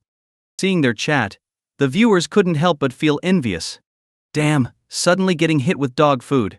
I'm jealous. I married someone I didn't love, and now I often think about my ex and the happy times we had. Too bad those days are gone forever. As a single person, this makes me want to find a partner. As a single person, this feels like a critical hit. Luo Qingshu glanced at the comments, a sweet smile appearing on her face. Just then, Kyun Heo's phone rang. He glanced at the caller ID and answered. Kyun Heo, Elder Jiang. A cheerful voice came from the other end. My granddaughter says Jiangnan City has great scenery and lots of tourist attractions. I'll be there tomorrow. I'll stop by your place for some tea. Oh, and a friend gifted me some Dia Hong Pao tea. I'll bring half for you. Kyun Hao, what time will you arrive tomorrow? I'll pick you up at the airport. No need. I was hoping to give you time to cook us a meal, Elder Jiang chuckled. It's been over a year since I last had your cooking. Kyun Hao, all right, I'll prepare a meal and wait for you. Elder Jiang added, by the way, Jiang Yu will be coming with me. He's been in the capital handling some matters and thought he'd come to Jiangnan to relax. Hearing the name Jiang Yu, Qin Heo smiled. I'll prepare a few more dishes for you both. Great. We'll be looking forward to it, Elder Jiang replied. After chatting for a bit, they hung up. The viewers bombarded the livestream with comments. We can't hear the other side of the call, but Qin Hao mentioned going to the airport. Sounds like another friend of his. Could it be another big shot? Not everyone Qin Hao knows can be a big shot. That would be too far-fetched. In the van, Luo Qingshu felt even more confused. Another visitor? Would Qin Hao tell her about it? As time passed, it was soon 5:30 p.m. Luo Qingshu's usual time to get off work. Some viewers began speculating. So someone's coming to see Qin Hao tomorrow. Will he tell Qingshu about it or keep it a secret again? He'll probably keep it a secret. They've been married for 5 years, and she only knows one of his friends. Reading the comments, Luo Qingshu felt uncomfortable. She had a strong feeling Qin Hao would keep it from her again. Later, Luo Qingshu went home. Acting as if nothing was amiss, she prepared dinner in the kitchen. After the family of 3 ate, they went about their usual evening routine, bathing, chatting, and then going to bed. The viewers, realizing the livestream had ended for the day, also turned in early, eager to recharge and watch tomorrow's events unfold. The next morning, Luo Qingshu spoke to Qin Hao as usual. I'll drop off our child and then head to work. Qin Hao nodded and looked at Luo Qingshu. Will you be coming home for lunch? Luo Qingshu smiled faintly. I won't be back for lunch. Just reheat the leftovers and make do with that. I'll cook something nice for dinner. Qin Hao nodded with a smile, secretly relieved. Fortunately, his wife wouldn't be home for lunch. Otherwise, he'd have to come up with another excuse. Soon after, Luo Qingshu left with Qin Shiyu. In the elevator, Luo Qingshu felt a pang of discomfort. Although she had already guessed that Qin Hao wouldn't tell her about today's visitors, it still hurt when her suspicions were confirmed. However, remembering that Qin Hao had promised to tell her everything next month eased her feelings slightly. Not long after Luo Qingshu left, Qin Hao picked up his phone and sent a message. Qin Hao, deliver ingredients for the 9-dish set meal. Everything needs to be fresh. About 10 seconds later, he received a reply. Delivery person okay. It'll arrive in half an hour. Half an hour later, the ingredients arrived. Qin Hao took them into the kitchen to wash and prep them. Meanwhile, the livestream audience watched him cook while posting comments. At 10 a.m., 2 figures emerged from Jiangnan City's airport. One was an elderly man in his 60s, dressed in a traditional Chinese tang suit, exuding a vibrant and energetic aura. The other was a middle-aged man in a suit, wearing glasses, looking composed and professional. Grandpa. Uncle Zhang. At that moment, a tall figure jogged toward them. The elderly man saw her and chuckled. You've been in Jiangnan City for 5 days, haven't you? I bet you've been freeloading meals at Qin Hao's place again. The tall figure Jiang Yu looked exasperated. What are you talking about? I only went there once, and that one time his wife suddenly came home, and I was so scared I barely ate a few bites before I packed the food and ran. Thinking about that day made Jiang Yu feel frustrated. It felt like she was sneaking around, even though she wasn't. The elderly man, Elder Jiang, chuckled, and even Jiang Yu, the middle-aged man, couldn't help but laugh. Let's go to Qin Hao's place, Elder Jiang said with a smile. Jiang Yu froze, staring at her grandfather in confusion. Grandpa, we're going to Qin Hao's house now? Elder Jiang chuckled. I spoke with Hao yesterday. He's probably busy in the kitchen right now. What? Jiang Yu was stunned. Grandpa, why didn't you tell me earlier? If I'd known, I wouldn't have booked a restaurant with my friend. The food's already prepared, and my friend's waiting there. Elder Jiang was briefly taken aback. He hadn't realized his granddaughter had already made plans. Why don't you eat with your friend first? Jiang Yu was on the verge of fainting. If she had known they were going to Hao's place, she wouldn't have booked a restaurant. She would have just gone to Hao's house to eat. Now her friend was waiting at the restaurant, and she had to go. Fine, I'll drop you and Uncle Zhang off at Hao's place first, Jiang Yu said, frustrated. Half an hour later, Jiang Yu dropped her grandfather and Zhang Yu off at Hao's apartment building and left. Elder Jiang and Zhang Yu exchanged a glance before heading to the elevator. In the livestream, viewers were growing restless. Bored, they watched Lin Shiran and Luo Qingzhu in the van, appreciating their beauty as a way to pass the time. Where are the guests? Why haven't they arrived yet? The wait is endless. We've been watching Hao cook all morning. It's already 10:40, and the guests still haven't shown up. Lin Shiran noticed the complaints in the comments and reassured them with a smile. Hang in there. It's almost 11 a.m. They should be here soon. The audience sighed. Just then, they heard knocking on the livestream. Hao walked out of the kitchen to answer the door. The viewers perked up instantly. Finally. I've been waiting since 8 a.m. for this. This took forever. In the van, Lin Shiran, Luo Qingzhu, and director Zhang all became alert, eagerly watching the screen. In the live stream, Hao opened the door to reveal two figures. One was the middle-aged man in the suit, who exuded the air of a successful businessman. The other was the elderly man in a tang suit, who gave off an extraordinary presence. Professor Qian. It's been a while, the middle-aged man, Zhang Yu said with a cautious demeanor. Bowing slightly, he extended his hand and lowered his posture. The viewers immediately started commenting. This guy looks like a successful businessman. Why is he being so humble in front of Hao? He bowed and offered his hand first. He's clearly lowering himself. In the van, Lin Shiran stared at Zhang Yu, feeling he looked familiar but unable to place him. Meanwhile, Luo Qingzhu watched curiously, thinking the businessman seemed like a subordinate reporting to his superior. In the livestream, Hao looked at Zhang Yu's humble demeanor and sighed. You don't have to do this. You're 20 years older than me, and the chairman of a company managing tens of thousands of employees. Why act like this? As he spoke, Hao shook Zhang Yu's hand and helped him up. The comments exploded. What? Chairman? That guy is a chairman?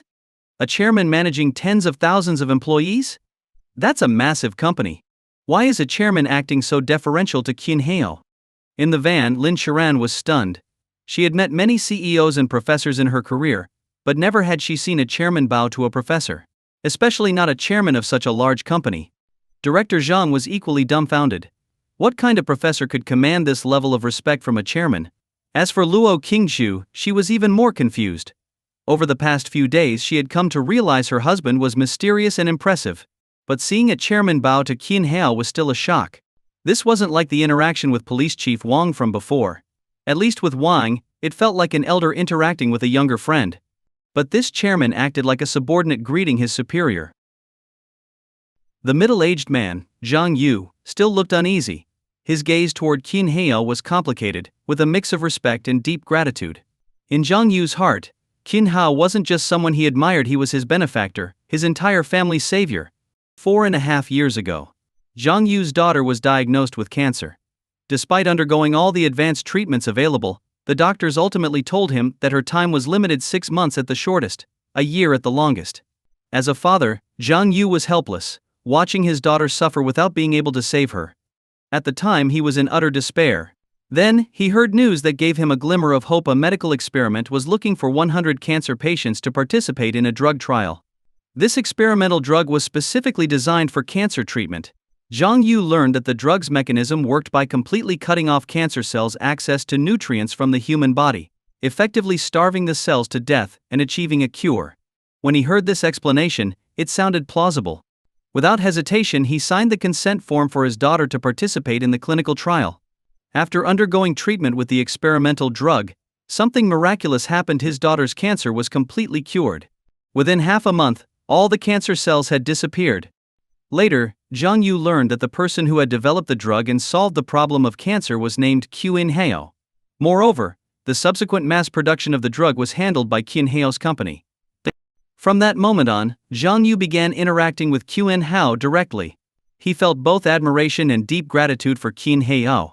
He admired Culinary for achieving such an incredible scientific breakthrough at such a young age. And he was grateful that Culinary's drug had saved his daughter's life. Without it, his daughter would have been lost to him forever. Professor Qin, thank you for saving my daughter. Zhang Yu's tone was solemn as he looked earnestly at Culinary. Culinary sighed and said with a hint of helplessness, "You say this every time we meet." Zhang Yu was momentarily speechless. It was true he thanked Culinary every single time they met. But that was because he only saw Culinary about once every 6 months. And every time he saw him, the memories of what had happened 4.5 years ago would come rushing back, as vivid as if it had just occurred. Each time, Zhang Yu couldn't help but express his gratitude once again. In the livestream, the audience finally understood why Zhang Yu acted so deferentially toward Culinary was because Culinary had saved his daughter's life. No wonder. In the livestream, Zhang Yu looked at Culinary and said sincerely, "Professor Qin, if it weren't for you solving the problem of cancer, my daughter would have passed away 3 years ago. You saved my daughter. You're my family's benefactor." Zhang Yu's words instantly caused the livestream to explode with comments. What? Culinary cured cancer? Is this for real? Curing cancer? This is too unbelievable. 4.5 years ago, how old was Culinary? No way. Is this really true? The viewers were in disbelief. They vividly remembered that 4 years ago, a world-shaking announcement had been made: cancer had been cured. And it wasn't just for specific types of cancer, it covered all cancers. The news shocked the entire world. In Longo Dragon Country, people were not only stunned but also thrilled and proud because the person who had cured cancer was one of their own, a homegrown scientist from their country. The only regret was that the identity of the person or research team behind the breakthrough had never been disclosed. And now, they were being told that the person who had solved cancer was Culinary. 4 years ago, Culinary was only 24 years old. To cure cancer at the age of 24 was simply beyond belief. In the van, Luo Qingshu was utterly stunned. Her husband had cured cancer? How come she didn't know about it? What's more, she had been married to Culinary for 5 years. Cancer had been officially cured 4 years ago, during which they were already living together. While Culinary had occasionally left home, he spent most of his time at home. How could he have conducted cancer research? It wasn't like they had any research equipment at home. Next to her, Lin Churan was equally dumbfounded. Culinary had cured cancer? That was too outrageous to believe.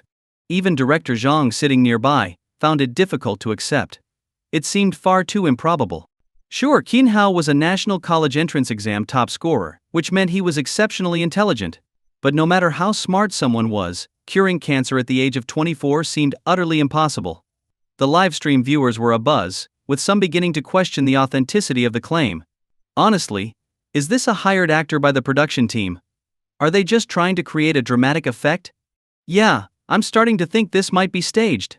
If this reality show is scripted, then it's just pointless. Many viewers suspected the show was fake, and that Zhang Yu was just an actor hired by the production team. Director Zhang noticed the growing skepticism in the comments and felt helpless. He swore internally he hadn't hired any actors. He addressed the audience directly: "Let me assure you, we didn't hire any actors. Just think about it, even if our production team was incredibly resourceful, do you think we could get the police chief involved? That's simply impossible." The viewers paused, considering his point. It was true that involving someone like Police Chief Wang would be beyond the production team's capabilities. Gradually, more people started to believe Director Zhang's words.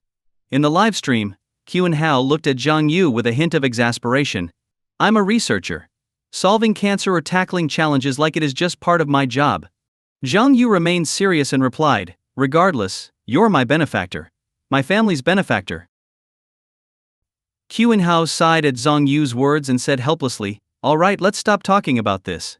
Sit down, let's chat." Zhang Yu nodded and sat down with Elder Jiang. Culinary brewed 2 cups of tea, handed them to the 2 guests, and smiled at Elder Jiang. "How long do you plan to stay in Jiangnan City?" Elder Jiang sipped his tea and smiled gently. "At most 3 days. After all, I'm still the president of Longo University. Once I retire, I'll be able to travel wherever I want, whenever I want. Elder Jiang's words instantly set the livestream ablaze. What the? The president of Longguo University? This old man is the president of Longguo University. Are you kidding me? This is insane. Wow. They just casually drop a bombshell like this. Viewers were stunned. The revelation that this elderly man in traditional Chinese clothing was the president of Longguo University completely overshadowed the earlier surprise of Police Chief Wang's visit. In the van, Lin Shiran was visibly shocked. As a famous actress, she had encountered her fair share of influential people, but she had never crossed paths with someone as prominent as the president of Longguo University. Beside her, Director Zhang was equally stunned, and even more frightened. If this man was truly the president of Longguo University, then things were about to get very serious. How could a reality show like Exploring the Other Half livestream someone of this stature without permission? Terrified, Director Zhang quickly began searching online to confirm whether the elderly man was indeed the president of Longguo University. He wasn't alone, countless viewers were also scouring the internet for information. Finding out whether the elderly man was the president of Longguo University was easy. Such information was publicly available. Within half a minute, countless viewers had checked the data and were overwhelmed. According to the information, the president of Longguo University was named Jiang Chenggong. And there was a photo of him. Comparing the photo to the man in the livestream, they looked identical. The livestream chat erupted. It's true. The elderly man is the president of Longguo University. I just checked, it's him. No doubt about it. Viewers were astounded. The idea that the president of Longguo University would visit Culinary in person was almost too incredible to believe. In the van, Lin Shiran stared at the information she had found, her face filled with shock. She had never imagined that Exploring the Other Half would end up live streaming someone of this caliber. This wasn't just a big deal, it was monumental. It made Police Chief Wang's appearance yesterday seem trivial in comparison. Beside her, Luo Qingshu was so stunned she instinctively covered her mouth. The president of Longguo University was close friends with her husband? As for Director Zhang, his reaction was even more dramatic. He wasn't just shocked, he was terrified. If Police Chief Wang's appearance had left him shaken, then Elder Jiang's presence was enough to scare him out of his wits. Panicking, Director Zhang jumped out of the van and called the show's investors. The call was answered immediately. In a trembling voice, Director Zhang stammered, "The president of Longguo University is..." Before he could finish, the person on the other end interrupted, "I know. Keep broadcasting. Just focus on doing your job. Don't worry about the rest, I'm watching the live stream closely." Director Zhang felt slightly relieved but still asked nervously, "Are you sure this won't cause any problems? We're talking about the president of Longguo University here." The voice on the other end remained calm. "I said it's fine. Just do your job." "All right, got it," Director Zhang replied, still shaken. He wanted to say more, but the call was abruptly ended. While he was still apprehensive, the investor's reassurance gave him some confidence.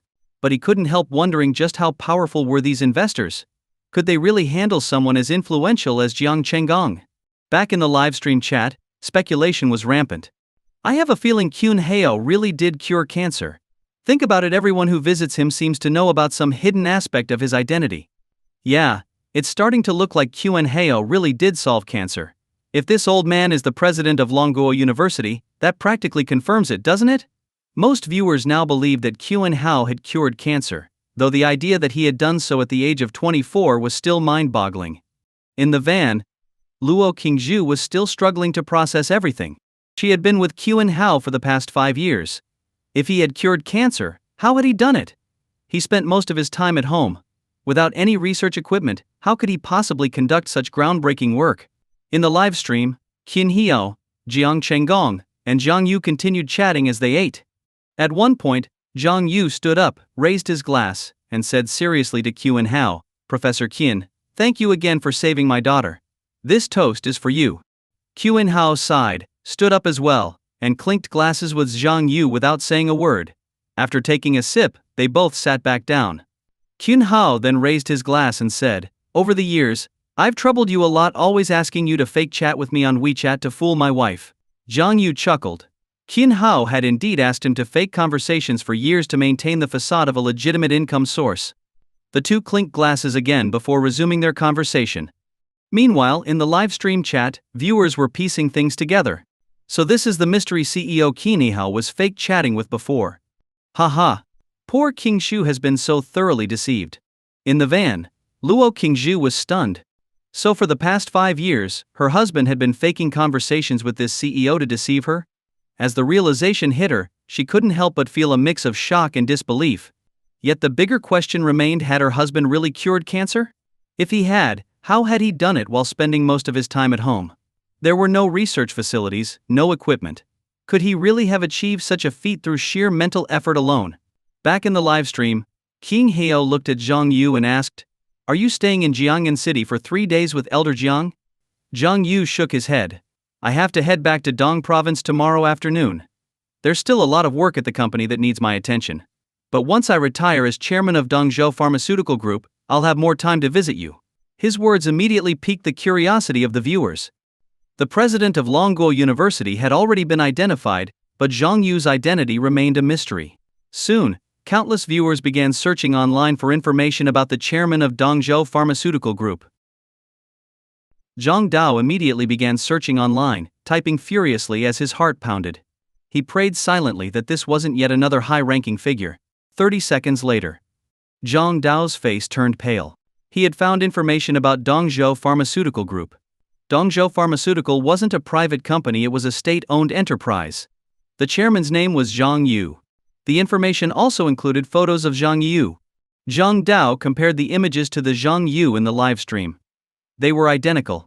Damn it! Zhang Dao's body trembled slightly. This was yet another high-level figure. Why was he so unlucky? What kind of show was this exploring the other half turning into? Every guest they encountered was someone far beyond his reach.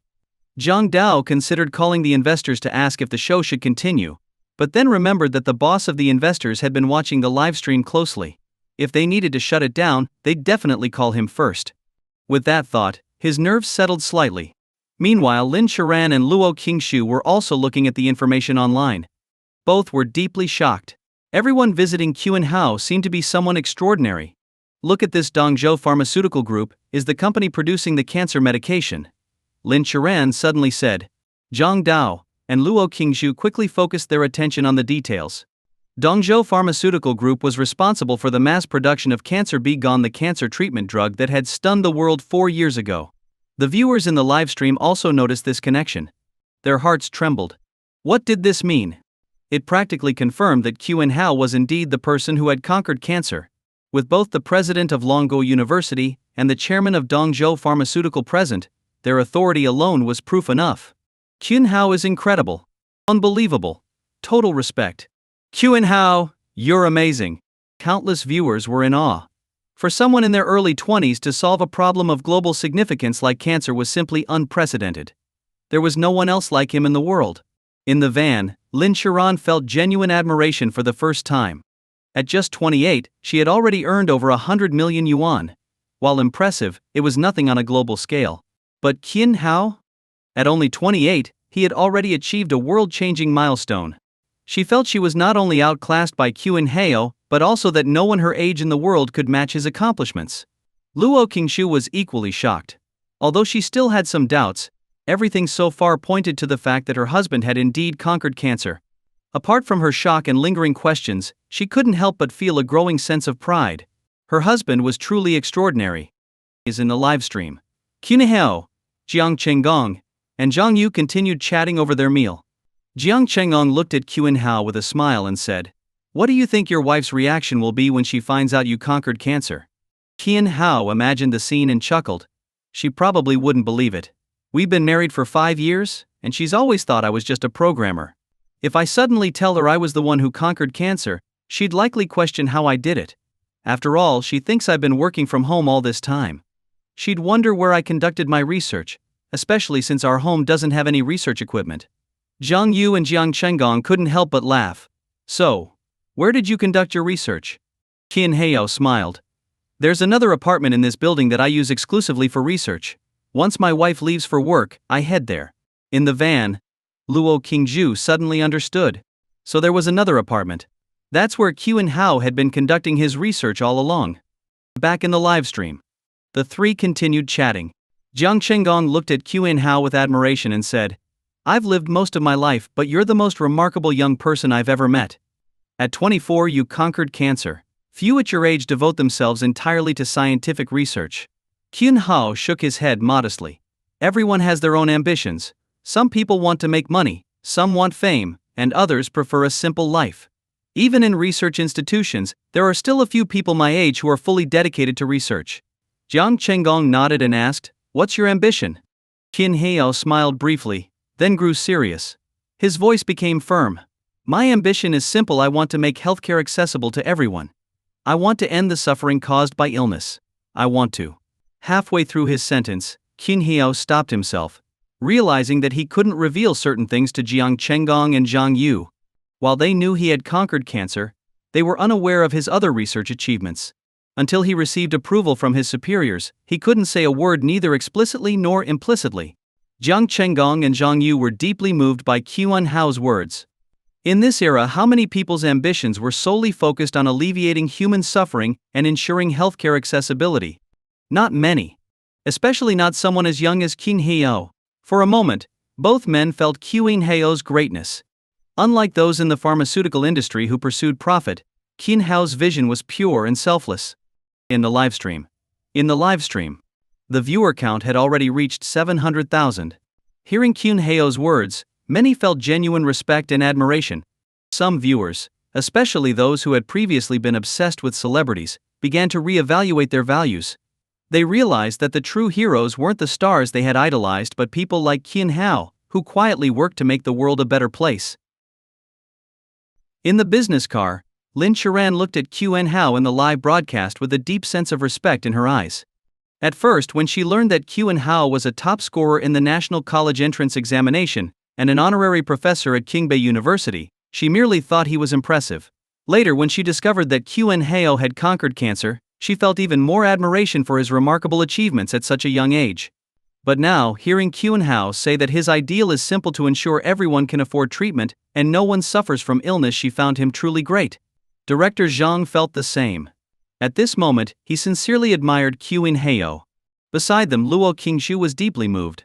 Qin Hao's words overturned the image of him in her mind.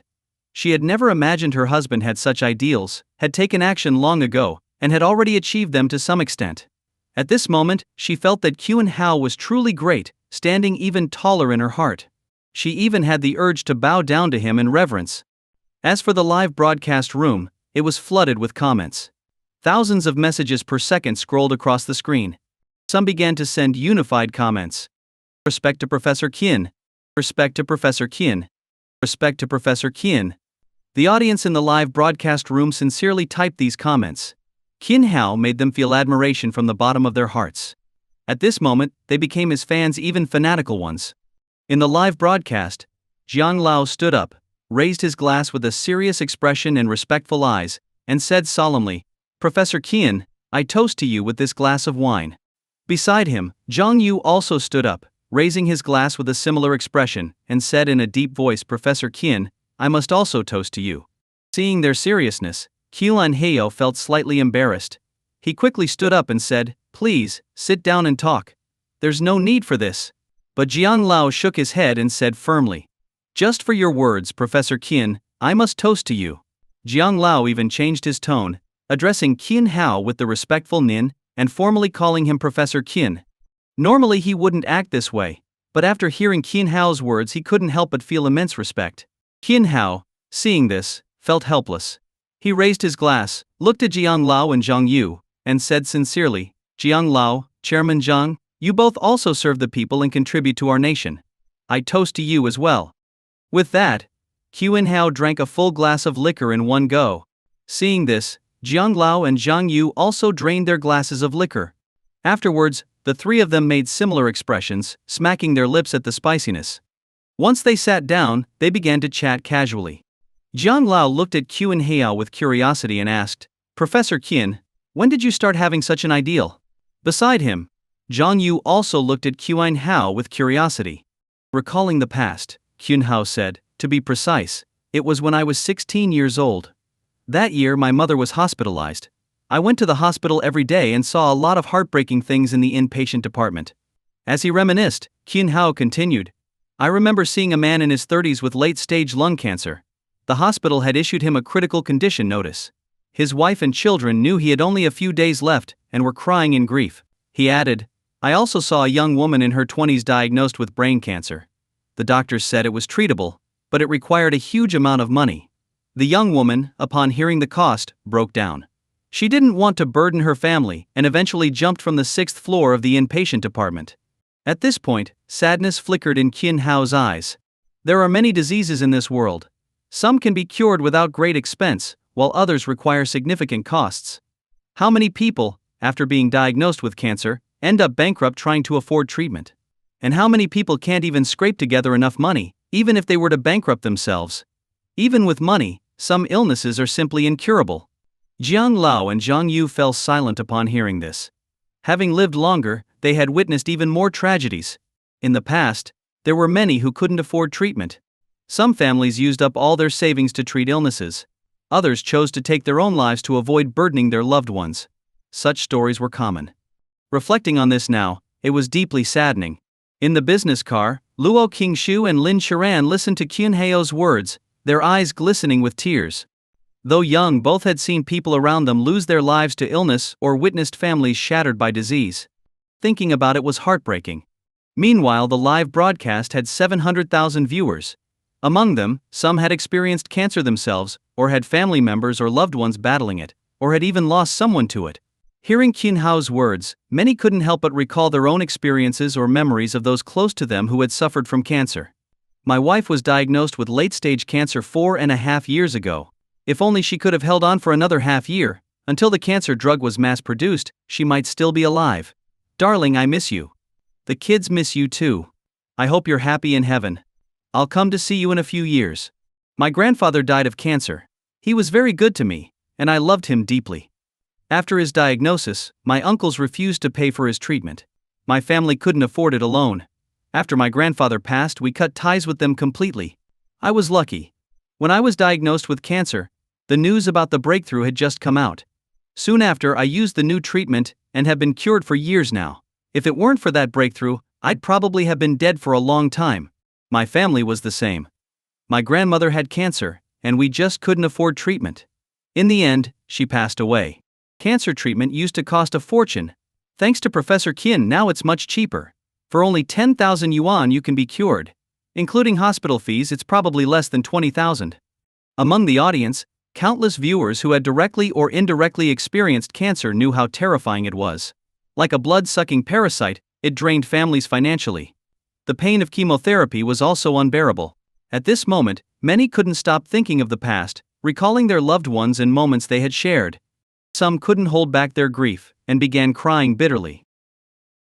In the live broadcast, after a moment of reflection, Elder Jiang looked at Qin Hao and asked, "Was it from that moment that you decided to conquer diseases, to ensure everyone could afford treatment and no one would have to suffer from illness anymore?" Qin Hao gently shook his head. "At that time I only had some thoughts about conquering diseases, wanting everyone to afford treatment and live free from suffering, but those thoughts weren't very strong back then." As Qin Hao recalled, he said, "Later I searched online for information about cancer and other diseases. I discovered that some medicines could treat illnesses more quickly and safely, but those medicines had been discontinued and replaced with others. The replacement drugs were slower and might not even cure the illness." At this point, Qin Hao's expression grew colder, and a trace of anger appeared in his eyes. In a deep voice he said, "The reason those faster-acting drugs were replaced was because certain pharmaceutical companies believed that curing patients too quickly wouldn't make them enough money. Instead, they promoted slower drugs that required multiple courses of treatment, enabling them to earn more profits." Hearing this, both Elder Jiang and Zhang Yu's expressions turned serious, and anger flashed in their eyes as well. Having lived long lives, they were aware that some highly effective medicines had been discontinued and replaced by less effective drugs requiring longer treatment courses. Some capitalists, in their greed for profit, had blackened their hearts completely. Qin Hao's words resonated deeply with many viewers in the live broadcast. "Damn it. I remember when I was a kid, there was a cold medicine that worked after just 2 pills, and the cold was almost gone the next day. But that medicine disappeared from the market long ago. When I grew up, I learned it was replaced by some greedy pharmaceutical companies. Damn them. Filthy capitalists." "Exactly. I remember an ointment from when I was little that healed you in 2 days. Now we have pills and external creams, and it takes over half a month to recover. If only everyone were like Professor Qin."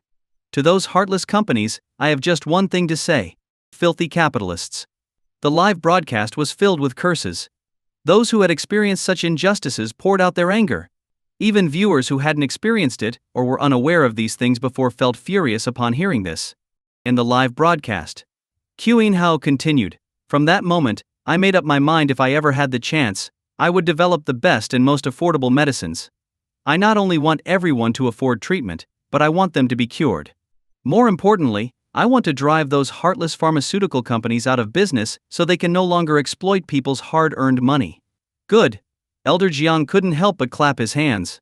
Although he was old and no longer as passionate as he once was, hearing Qin Heo's words made his blood boil. Zhang Yu also applauded vigorously, looking at Qin Hao with eyes full of admiration. As for the live broadcast, the comments were unanimous. Well said. Let's bankrupt those heartless pharmaceutical companies. Well said. Let's bankrupt those heartless pharmaceutical companies. In the business car, Luo Qingshu stared at Qin Hao on the screen with a strong urge to bow down in reverence. She wanted to rush home, clean herself up, and serve Qin Hao wholeheartedly. Beside her, Lin Charan and director Zhang were filled with immense respect for Qin Hao. Both felt they had become his loyal supporters. In the live broadcast, seeing Elder Jiang and Zhang Yu clapping so enthusiastically, Qin Hao finally calmed down, feeling a little embarrassed.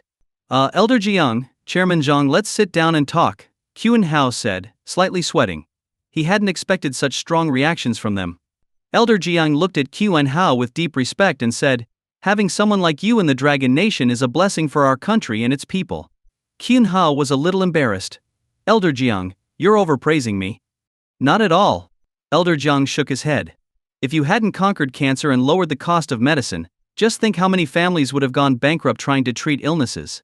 How many people would have taken their own lives to avoid burdening their families, and how many would have suffered endlessly from pain?" Beside him, Zhang Yu nodded seriously. "Indeed, conquering cancer and lowering medicine costs. Professor Qin, you truly deserve those words. You are a blessing to the Dragon Nation and countless people." Qin Hao opened his mouth to respond but suddenly found himself unsure of what to say. Zhang Yu added, "A few years ago, many imported drugs were prohibitively expensive and not covered by medical insurance. If someone needed imported medicine for treatment, it was nearly impossible for an average family to afford it." Elder Jiang nodded. "Imported medicines were extremely costly. They still are. I have an old friend with rheumatoid arthritis who needs lifelong injections of biological agents. Each injection of the imported drug costs several thousand yuan. For an ordinary family, affording such expensive treatment is out of the question." Qin Hao nodded slightly. He knew about rheumatoid arthritis, an autoimmune disease that couldn't be cured and required lifelong medication. Most patients took oral immunosuppressants. Regarding such immune diseases, Qin Hao had already made up his mind. After completing research on 2 other major projects in the coming years, he planned to tackle immune disorders. When cancer hadn't yet been conquered, imported cancer drugs were extremely expensive. A single box cost around 10,000 yuan, and it would only last for half a month, Zhang Yu said, his expression darkening. At that time, domestic cancer drugs weren't as effective as imported ones, and foreign pharmaceutical companies set exorbitantly high prices. Mentioning the high costs of imported drugs, Elder Jiang's face also showed a trace of anger. Foreign pharmaceutical companies took advantage of us and set sky-high prices. Back then, we had no choice but to accept it. However, ECE. Elder Jiang's tone shifted as he looked at Zhang Yu, then at Qin Hao. In recent years, several diseases have been conquered, and drug prices have dropped significantly, especially the cancer drug developed by you, Qin Hao, which nearly wiped out similar foreign drugs. Zhang Yu added, "So, Professor Qin, you truly deserve those words. You are a blessing to the Dragon Nation and countless people. If possible, I hope you can conquer even more diseases." Hearing this, Qin Hao looked at Elder Jiang, then at Zhang Yu. His expression grew more serious, and he said firmly, "I will conquer more diseases. I will bring down medicine prices. I will ensure that overpriced medicines disappear completely from the Dragon Nation." Since that year, when he was 16 and saw so many families shattered by illness, he had silently made up his mind. He would conquer more diseases. He would ensure everyone could afford treatment. He would ensure no one would suffer from illness anymore. In the live broadcast room, countless viewers reacted to Qin Hao's words, filling the chat with comments. "Professor Qin is a blessing to the Dragon Nation and its people. Professor Qin, you're amazing. Professor Qian, you're amazing. In the business car, Lin Charan felt shaken as she looked at Luo Qingzhu and advised, Qingzhu, you must take good care of Professor Qian, so he can focus on his work. Director Zhang nodded in agreement, adding, a man like Professor Qian, who is doing great things, needs a supportive wife to look after him. The viewers in the live broadcast heard Lin Charan and Director Zhang's words, and immediately began posting similar comments, urging Luo Qingzhu to take care of Qian Hao. Qingzhu, you must take good care of Professor Qian. His work is for the benefit of all people. Please don't let trivial matters distract him. Exactly, you must serve Professor Qian well. His work requires focus and concentration. Even small quarrels should be avoided whenever possible. Take care of Professor Qian. His work is mentally taxing, so make sure to keep him happy and relaxed both mentally and physically. Luo Qingzhu, hearing Lin Charan and Director Zhang's advice, and seeing the flood of comments in the live chat, all suggesting she take care of Qian Hao, felt a little strange. Although she had already planned to care for Qian Hao, and not let daily trivialities distract him, she now felt even more compelled. Nearly everyone was urging her to look after him. It felt odd. Luo Qingzhu glanced at the live broadcast and smiled. Don't worry, I will take good care of my husband. Hearing this, the viewers responded with relief. That's good. Now we're reassured. Qingzhu, let me give you some tips on how to take care of Professor Qian. You should buy a few sets of interesting outfits, like nurse uniforms, CEO outfits, or fairy costumes. They're not expensive, just a few dozen yuan per set. Luo Qingzhu saw this comment and ignored it. She already had over 20 such outfits at home and didn't need to buy more. At this moment, the live broadcast room's atmosphere lightened a bit. Meanwhile, behind the scenes, some people were quietly making phone calls. Brooke, one of the viewers, said while watching the broadcast, I've figured out who cracked the cancer problem. On the other end of the line, Brooke's expression sharpened, and he quickly asked, who is it? The viewer smirked slightly. Transfer 500,000 to my account first, and I'll tell you. Brooke's eyes narrowed as he replied slowly, fine. But I hope what you're saying is true. If it's a lie, you know the consequences. The viewer chuckled. Don't worry, it's true. A moment later, 500,000 yuan appeared in the viewer's account. Brooke said, now, you can tell me. The viewer replied with a laugh, his name is Qian Hao. He's 28 years old and lives in Jiangnan City, Su Province. Search for the show Explore Your Other Half on any short video platform, and you'll find the live broadcast. Hearing this, Brooke scoffed, his tone turning icy. 28 years old? You expect me to believe a 28-year-old cracked cancer? Especially when cancer was conquered 4 years ago. Are you telling me he did it at 24? Do you think I'm an idiot? Brooke was furious, convinced he'd been tricked. A 24-year-old solving one of the world's toughest problems? In his mind, anyone who could conquer cancer must be between 40 and 65 years old. The viewer replied calmly, what I'm saying is true. If you don't believe me, check for yourself. With that, the viewer hung up. Similar situations were happening in various parts of the country. At first, people didn't believe it. But after spending some time in the live broadcast room, they began to realize it might actually be true. After all, the elderly man in traditional Chinese clothing was the president of Qingbei University. The man in a suit was the chairman of Dongzhou Pharmaceutical Group. Just their presence was enough to lend credibility to the claim that Qian Hao had conquered cancer. Soon, hidden figures began contacting higher-ups.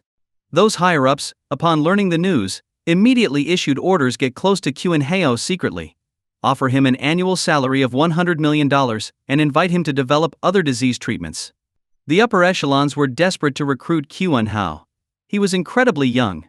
With such achievements at his age, he had the potential to conquer even more diseases in the future. And every disease he conquered could bring profits measured in trillions. Back in the live broadcast room, Elder Jiang and Zhang Yu were slightly drunk. After downing a glass of liquor earlier and taking several more sips, the alcohol was starting to take effect. Both had good alcohol tolerance, so they were only about 30% drunk. As for Qian Hao, he also felt a little tipsy. He stood up and went to his bedroom, retrieving 3 pills from a drawer before returning. He handed 1 pill each to Elder Jiang and Zhang Yu. What kind of medicine is this? Elder Jiang and Zhang Yu asked curiously. Qian Hao smiled lightly. It's a sobering capsule. It can neutralize alcohol in the body within half an hour. Elder Jiang and Zhang Yu were stunned. Then, looking at Qian Hao with shock, they exclaimed, after taking this pill, we'll be completely sober in half an hour? Qin Hyo nodded. More or less. Damn. Elder Jiang and Zhang Yu's eyes widened in disbelief. A sobering pill like this, with such a powerful effect, sobering up completely in just half an hour? In the live broadcast, countless viewers were also shocked. What the hell? This is incredible. Wow. Professor Qin, you're amazing. Professor Qin is incredible. Professor Qin is incredible. Please. Where can I buy this? I work in nightlife and have to drink a lot every day, almost to the point of vomiting. I'm begging, where can I get this? Many viewers instinctively assumed Qin Hyo had developed the capsule himself. Some thought it might be something he bought elsewhere, though they'd never heard of a sobering capsule before. In the business car, Lin Charan and director Zhang's eyes lit up. Such an incredible sobering pill. As a popular actress and a director, both frequently attended social events that involved drinking. With this pill, they could drink as much as they wanted without worrying about getting drunk. Both of them were eager to know where the pill was sold. In the live broadcast room, Elder Jiang looked at Qin Hyo in shock and asked uncertainly, "Did you develop this sobering capsule?" Qin Hyo smiled. "Just something I worked on in my spare time." "Damn!" Zhang Yu exclaimed. "Damn!" Elder Jiang echoed. A state enterprise chairman and the president of Qingbei University rarely used words like damn, but hearing Qin Hyo's response, their shock could only be expressed with those words. The countless viewers in the live broadcast room felt as if a heavy stone had struck their hearts upon hearing that Qin Hyo had personally developed the sobering capsule. They were deeply shaken. Amazing. I'm impressed. Something you just casually tinkered with. And it's called a little gadget? If this sobering capsule were mass-produced, imagine how many people would buy it.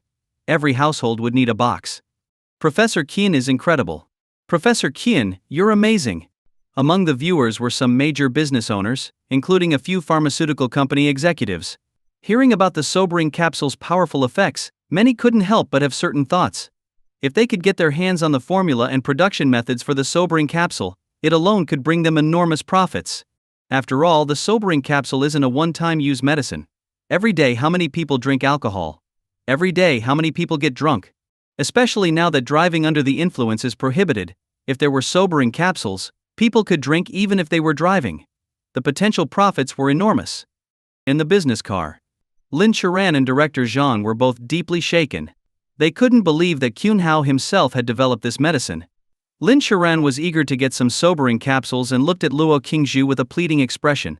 "Qingshu, could you sell me a few capsules?" Luo Qingzhu was so shocked that she was momentarily at a loss. Her husband not only conquered cancer but also casually came up with a sobering capsule in his free time.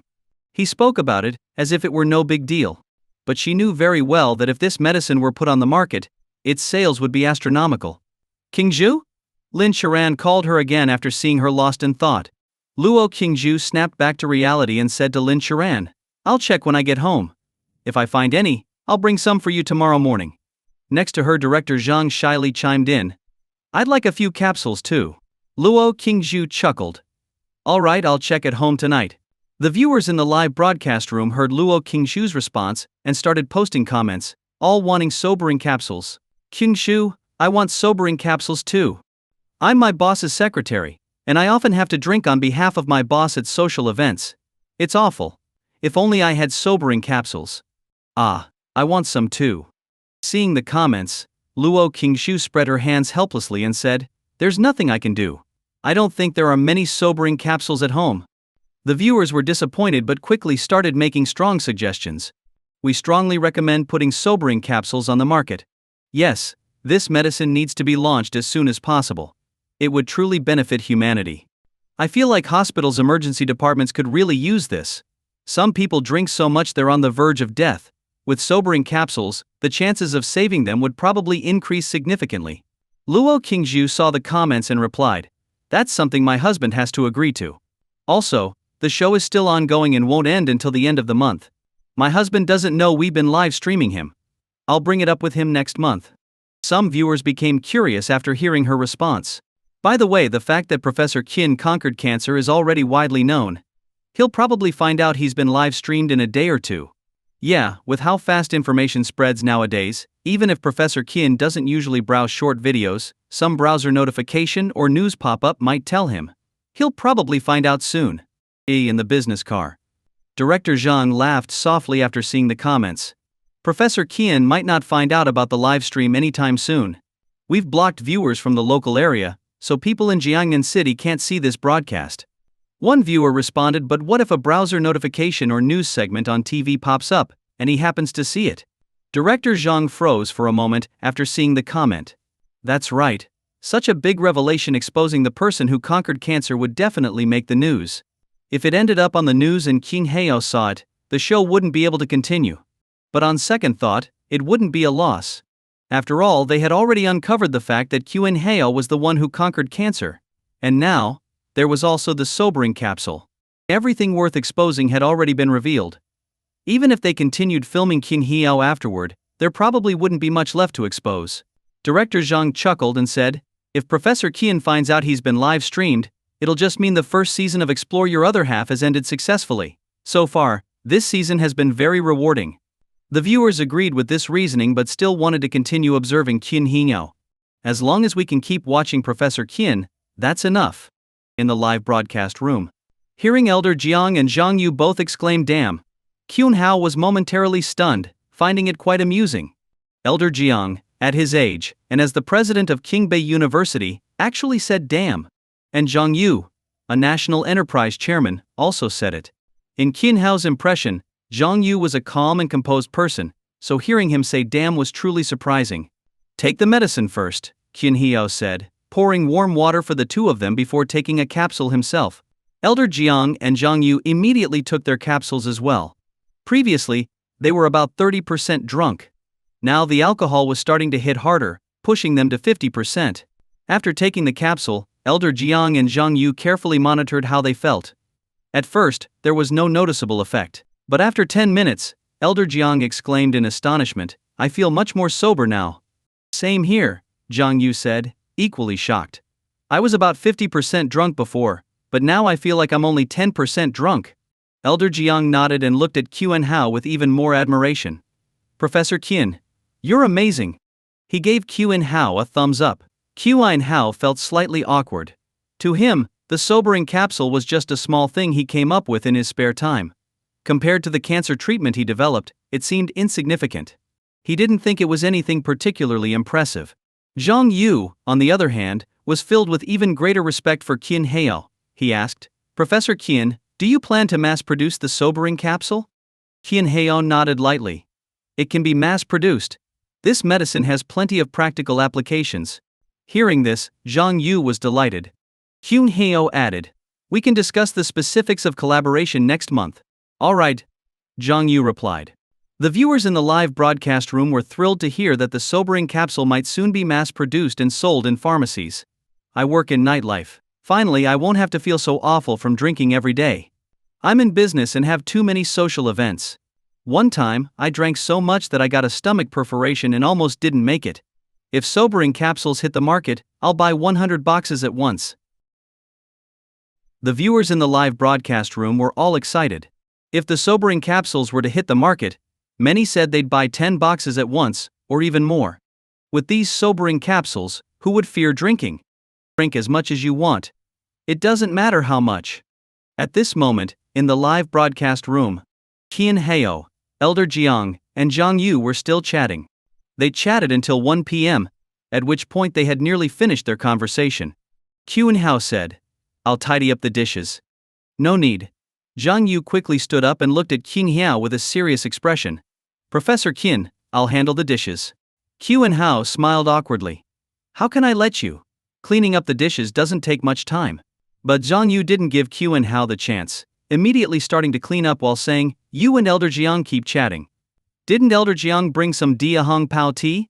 He should brew some for us. Elder Jiang chuckled and said to Qin Hao, you sit down.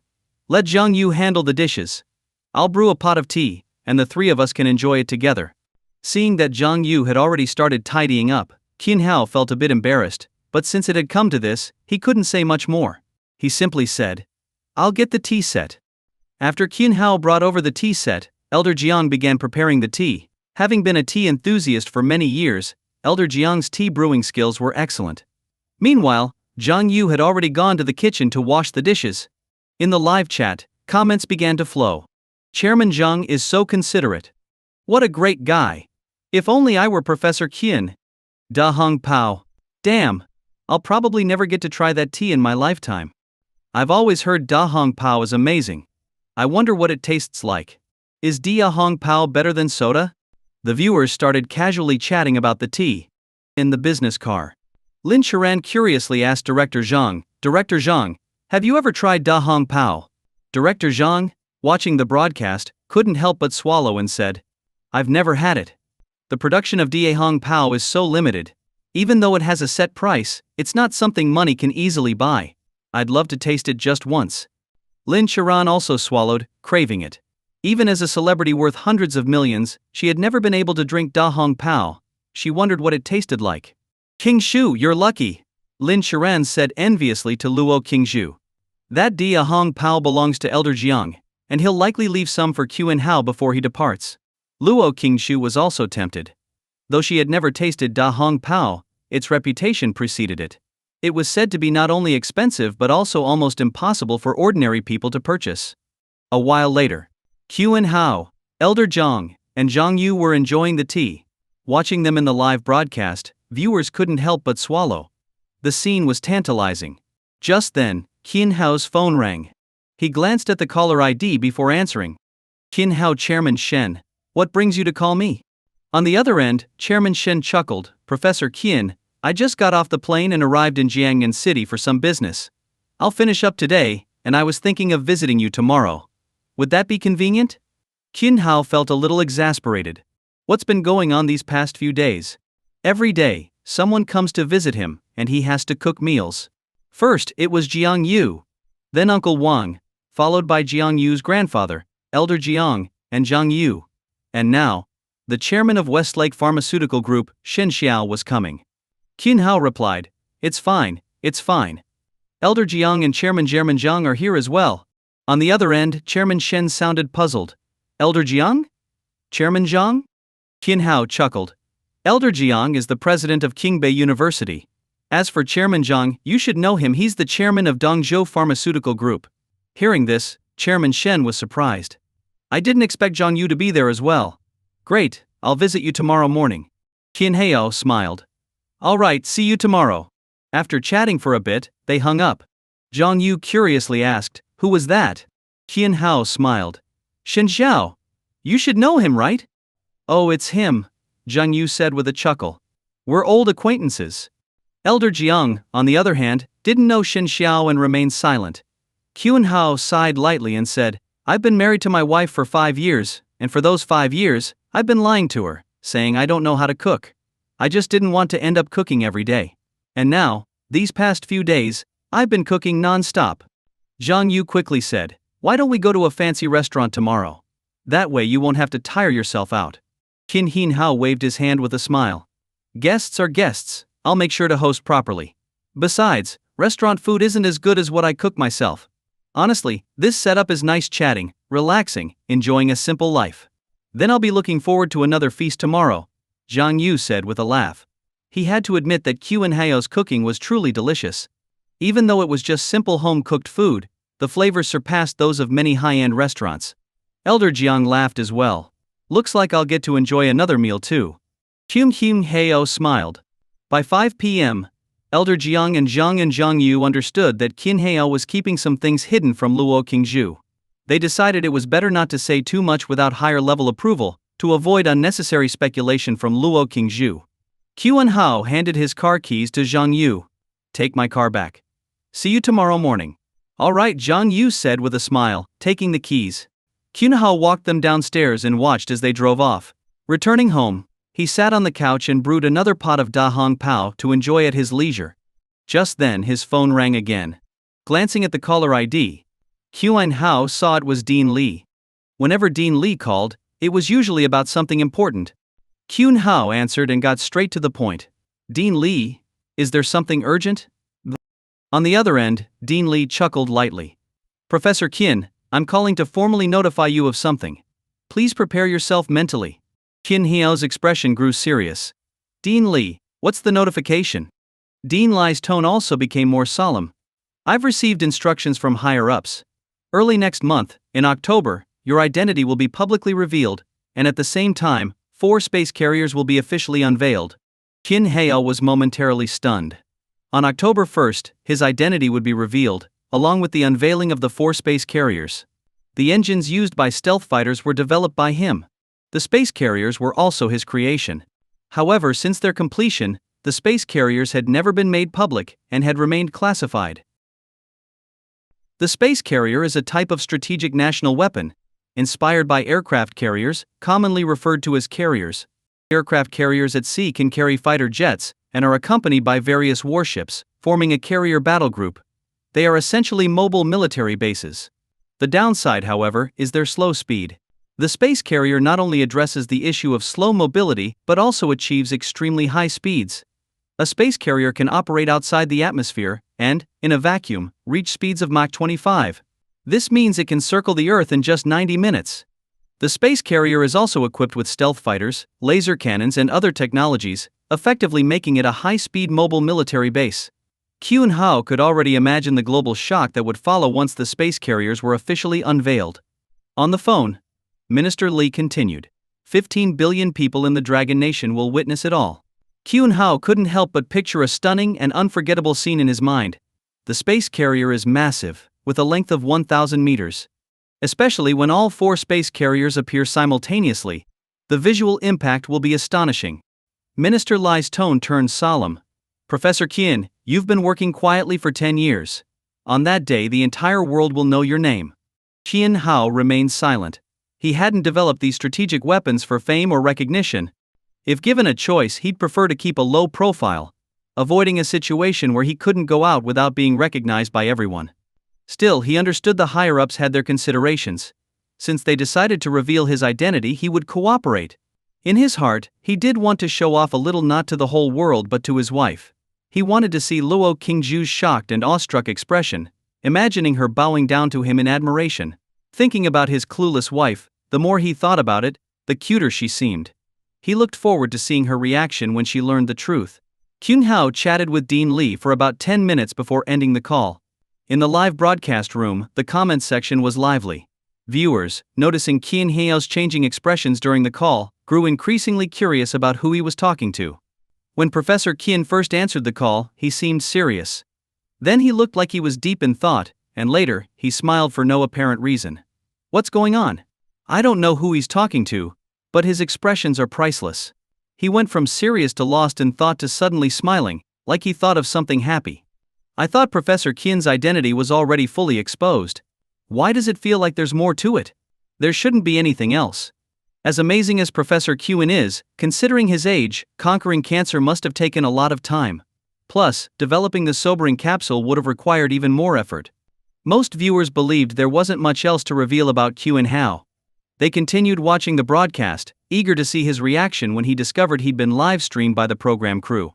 They were also curious about how Luo Qingju would serve Kyun Hao when she got home tonight, maybe even if she'd prepare some romantic outfits. In the business car, Luo Qingju was already planning how to take care of Kyun Hao tonight. She couldn't wait to get home. Hearing Kyun Hao say earlier that he wanted to make healthcare affordable and relieve people from the pain of illness had profoundly affected her. In her heart, Kyun Hao had become truly extraordinary. She even felt a desire to bow down to him in reverence. But it wasn't even 5:30 yet. If she went home too early, Kyun Hao might ask why she was back so soon. Wait! Time felt excruciatingly slow to Luo Qingju. Every second felt like torture. Some viewers in the live broadcast noticed Luo Qingju's impatience and started teasing her. Qingju, you seem really eager to get home. Ha ha ha. Qingju, are you feeling super proud of Professor Kyun right now and full of excitement? Seeing the comments, Luo Qingju cleared her throat, trying to look more composed. You're overthinking. I just want to go home and cook a few more dishes, Luo Qingju said. But the viewers didn't believe her at all. They were convinced she wanted to go home because she missed Kyun Hao. In the live broadcast, Kyun Hao was sitting on the couch, sipping tea. He couldn't shake the feeling that something was off at home, as if something was missing. Frowning slightly, the feeling grew stronger. What exactly was missing? He took another sip of tea, swallowed it, and then his expression suddenly changed. The child. Kyun Hao abruptly put down his teacup, realizing he'd forgotten something important. Every day at 3:30 p.m., he picked up his daughter from kindergarten. But now it was already past 5 p.m. In a panic, Kyun-hao grabbed his phone to call his daughter's teacher. Just then he saw a message Luo Qingshu had sent at 3 p.m. She had written that their daughter would be staying at her grandparents' house tonight. Seeing the message, Kyun-hao slapped his forehead and let out a long sigh of relief. Thankfully, his in-laws had picked up their daughter. Kyun-hao quickly replied to Luo Qingshu's sweating emoji, "I just saw your message and remembered I forgot to pick up our daughter from school." The live broadcast viewers noticed Kyun-hao's sudden change in expression, as if something major had happened, and then saw him urgently pick up his phone to contact someone. They were curious. Kyun-hao, usually calm, seemed unusually flustered. What's going on with Professor Kyun? Who's he texting? Looks like something serious happened. Luo Qingshu, meanwhile, received Kyun-hao's message and felt exasperated. In truth, she had been exasperated earlier when Kyun-hao forgot about their daughter. Thankfully, she had already contacted her parents that afternoon to have them pick up the child. She had planned to spend the evening taking good care of Kyun-hao. With their daughter around, it would have been harder to relax and focus on him. Glancing at the live chat comments, Luo Qingshu said helplessly, "My husband messaged me because he just remembered he forgot to pick up our daughter." The viewers burst into laughter. "Haha, I thought it was something serious. Is this child even his biological daughter? Where's the child now? Didn't the kindergarten teacher call the parents?" Luo Qingshu laughed and said, "My parents picked her up. She's staying at their house tonight." The viewers reacted with even greater amusement. I get it. Haha. Haha, totally understood. Looks like tonight's going to be intense. Luo Qingshu saw the viewers in the live broadcast teasing her, but surprisingly, she didn't blush or feel embarrassed. Perhaps after these days of live streaming, she had already gotten used to so many people watching her. Besides, she'd been married for 5 years. What was there to be embarrassed about? Luo Qingshu was very straightforward and didn't avoid the subject. She said to Director Zhang and Lin Sharan, "When I get home, I'll block the camera feed." Director Zhang smiled, "All right." Lin Sharan gave her a knowing look. Luo Qingshu responded silently. At 5:40 p.m., Luo Qingshu got out of the car, walked to a hidden spot where her car was parked, and drove it into the residential area. When she got home, Kyun-hao stood up from the couch and looked at her curiously. "Did your parents miss our daughter?" Luo Qingshu chuckled softly and pressed the blocker. The live broadcast feed immediately disappeared, leaving only the view inside the business car. Viewers started complaining. "That's it? Are we cut off because we can't pay for the rest? I can pay." All right everyone, it's over. Time to disperse." Lin Sharan smiled and said, "We've been live all day. Everyone's a bit tired, let's call it a day. Have a good rest tonight, and we'll see you in the live broadcast room tomorrow." The live stream was then turned off. At that moment, Luo Qingshu hugged Kyun-hao tightly. Kyun-hao immediately felt something was off and quickly realized why their daughter had been picked up by her grandparents. It was all part of his wife's plan. "Honey, I missed you," Luo Qingshu said softly, her gaze full of affection for Kyun-hao. "What's going on?" Kyun-hao asked, feeling puzzled. Luo Qingshu didn't answer. Instead, she kissed him directly. Kyun-hao thought. At 7 p.m., Kyun-hao and Luo Qingshu finally got up. Luo Qingshu was in a great mood and spoke gently to Kyun-hao. "Honey, you rest for now. I'll cook dinner." Kyun-hao sat on the couch, still confused. His wife had been so passionate today. Was it because their daughter wasn't home, so she didn't have to hold back? That must be it. The next day, 8 a.m. After breakfast, Luo Qingshu got ready to head to work. Before leaving, she kissed Kyun-hao sweetly and said gently, "Honey, I'm heading to work now." Kyun-hao patted her head and smiled, "All right, I'll miss you." Luo Qingshu gave a long hum and said, "Kiss me. And then I'll go."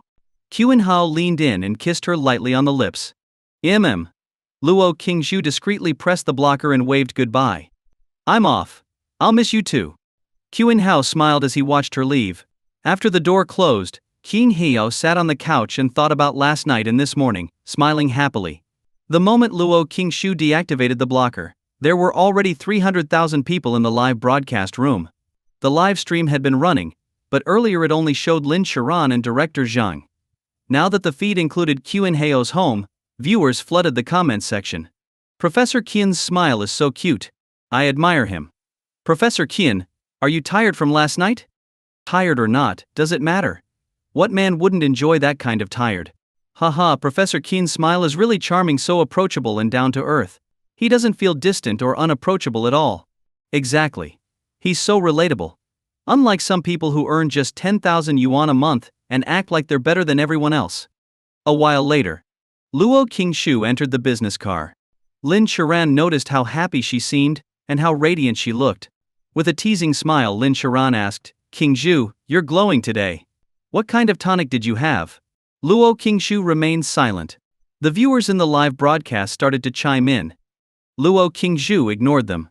She picked up her phone and sent a message to her mother, "Pick up my daughter this afternoon. She'll stay with you for the next 2 days." Her mother replied almost instantly, "What's going on between you and Kyun Heo? Did you two have a fight?" Luo Qingshu, "No, we didn't fight. I just want our daughter to stay with you for a couple of days." Her mother, "Oh, I get it." Seeing this, Luo Qingshu felt a little embarrassed. Her mother clearly had the wrong idea, though it wasn't entirely untrue. Her mother sent another message, "You're not getting any younger. If you're thinking about a second child, it's best to start soon." Her mother, "You're married. What's there to be shy about? Besides, I'm a woman too. If you want a second child, try for a big, healthy boy so you'll have both a son and a daughter." Feeling slightly awkward, Luo Qingshu replied, "Got it." Her mother, "All right. Tomorrow's Saturday, and you're not working. Bring Kyun Heo over to our place. I'll cook something nutritious for both of you." Luo Qingshu, "Okay." She put away her phone and began to think. At 28 years old, she was still healthy. Having a second child now wouldn't be a bad idea. Having made up her mind, Luo Qingshu sent Kyun Heo a message, "Honey, do you want a son?" Kyun Heo replied almost instantly, "Are you thinking about a second child?" Luo Qingshu, "Yes. I want another one to make the house livelier." Kyun Heo, "All right. Let's have one." Luo Qingshu, "I told my mom. Our daughter will stay at my parents' tonight. Also, my mom wants us to go to her place tomorrow. She said she'll cook something nutritious for you." Kyun Heo, sweating emoji, "All right." Luo Qingshu, "HM." She put down her phone. Viewers in the live broadcast noticed Luo Qingshu and Kyun Heo exchanging messages and became curious. What are they talking about? Tell us. Luo Qingshu glanced at the comments and smiled. "It's nothing. Tomorrow's Saturday, and I'm not working. My mom invited me and my husband to her place." The viewers became even more curious. "Qingshu, is your mom pretty?" "Yeah, if you're this beautiful, your mom must be stunning too." Middle-aged women can be very attractive, but only if they're good-looking. If they're not, then forget it. Luo Qingshu laughed. "My mom is quite pretty and very graceful. My dad said she had a lot of suitors back in the day." Hearing this, the viewers grew even more eager to see what Luo Qingshu's mother looked like. Meanwhile, in the live broadcast, Kyun Heo picked up his phone and called Elder Jiang. "Elder Jiang, why don't you and Chairman Jiang come over for some breakfast?" On the other end, Elder Jiang chuckled, "We've already eaten breakfast. Jiang, you and I are heading to your place now." "All right," Kyun Heo replied, chatted for a bit, and then hung up. After putting away his phone, Kyun Heo went into the kitchen to get busy. First, he washed the vegetables, then cut them, and marinated the meat that needed marinating. By 10 a.m. he could start cooking right away, which would save a lot of time. At this moment, Elder Jiang and Chairman Zhang arrived. Kyun Heo brewed a pot of tea and smiled as he asked Elder Jiang, "Jiang, you didn't come?" Elder Jiang chuckled. She thought it would be odd for a young person like her to have lunch with us older folks, so she didn't come. She went to hang out with her friends instead. Kyun Heo was a little speechless. He was still young himself. Next to him, Zhang Yu laughed and said, "Before I came, I called Shen Xiao.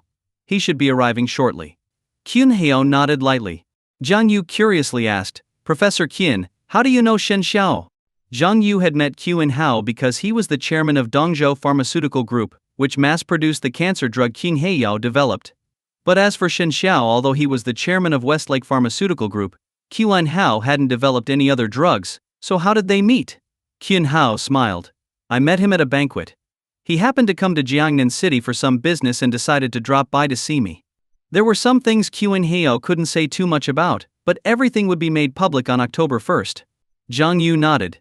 After returning home yesterday, he had also spoken to Shen Xiao, who mentioned that he was in Jiangnan City for business and planned to visit Kyun Heo.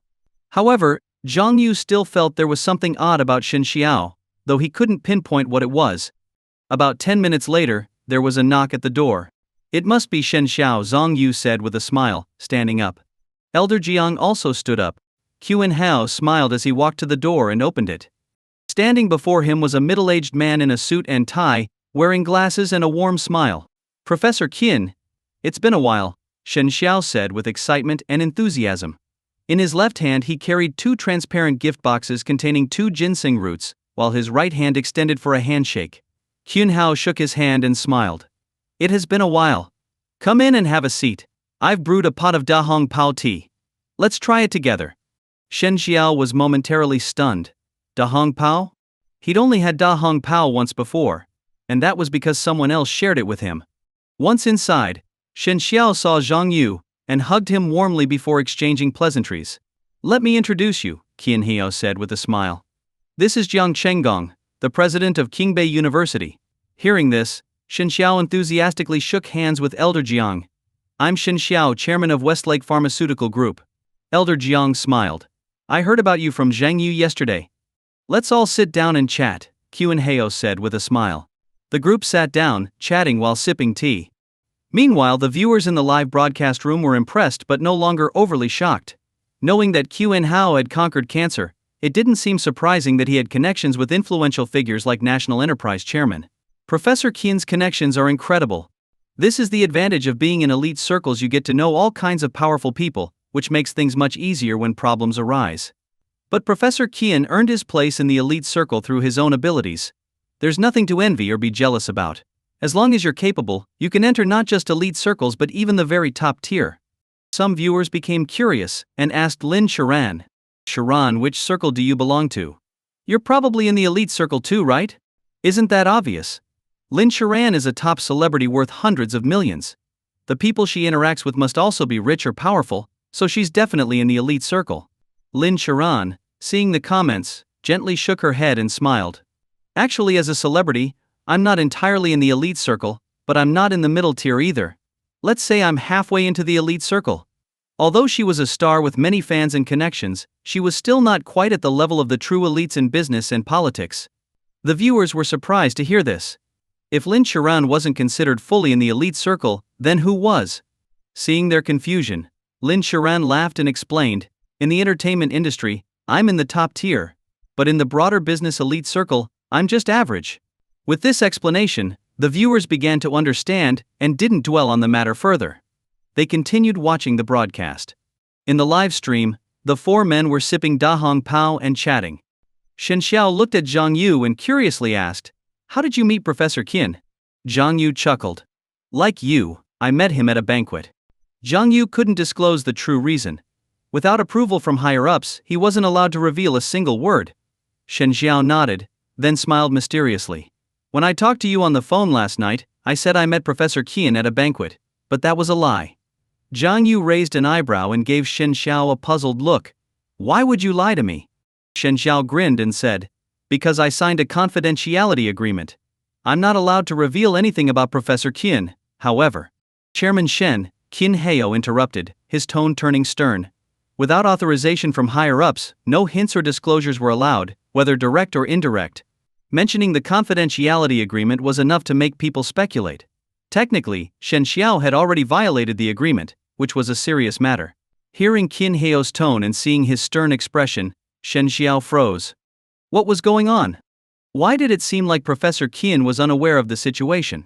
Last night, around 8 p.m., Shen Xiao received a call from higher-ups, informing him that the confidentiality agreement he signed years ago had been lifted, and he could now speak openly about it. If the higher-ups had no objections, why did Professor Qin? Unless the higher-ups hadn't had time to inform Qin Hao yet.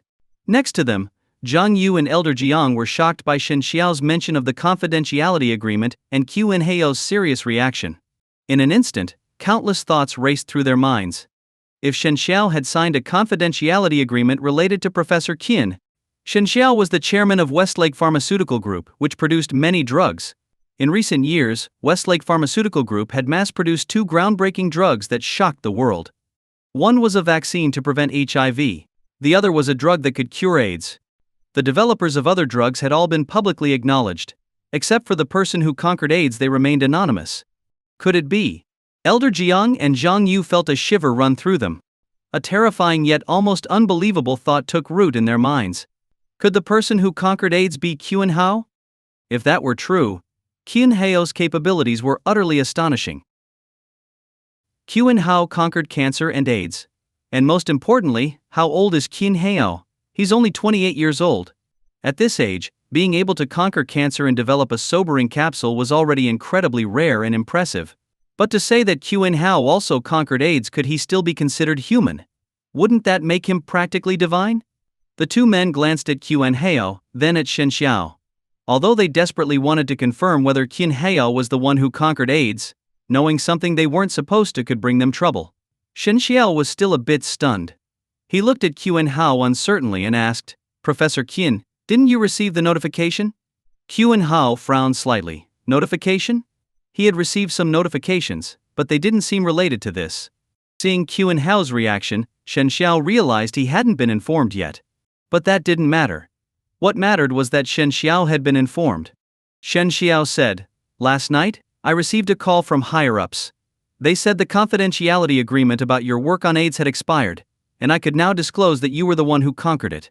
Shen Xiao's words hit Elder Jiang and Zhang Yu like a thunderclap, leaving their ears ringing. What did they just hear?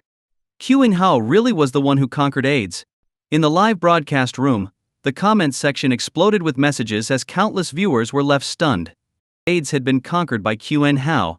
Previously, they only knew that AIDS had been conquered by domestic researchers 3 years ago, but the identity of the person behind it had never been revealed. But now they were hearing this? Qin Hao was the one who conquered AIDS. AIDS, like cancer, was a global challenge. But cancer at least had early and mid-stage treatments that offered some chance of recovery, and even late-stage cancer occasionally saw miraculous recoveries. AIDS, however, was completely different.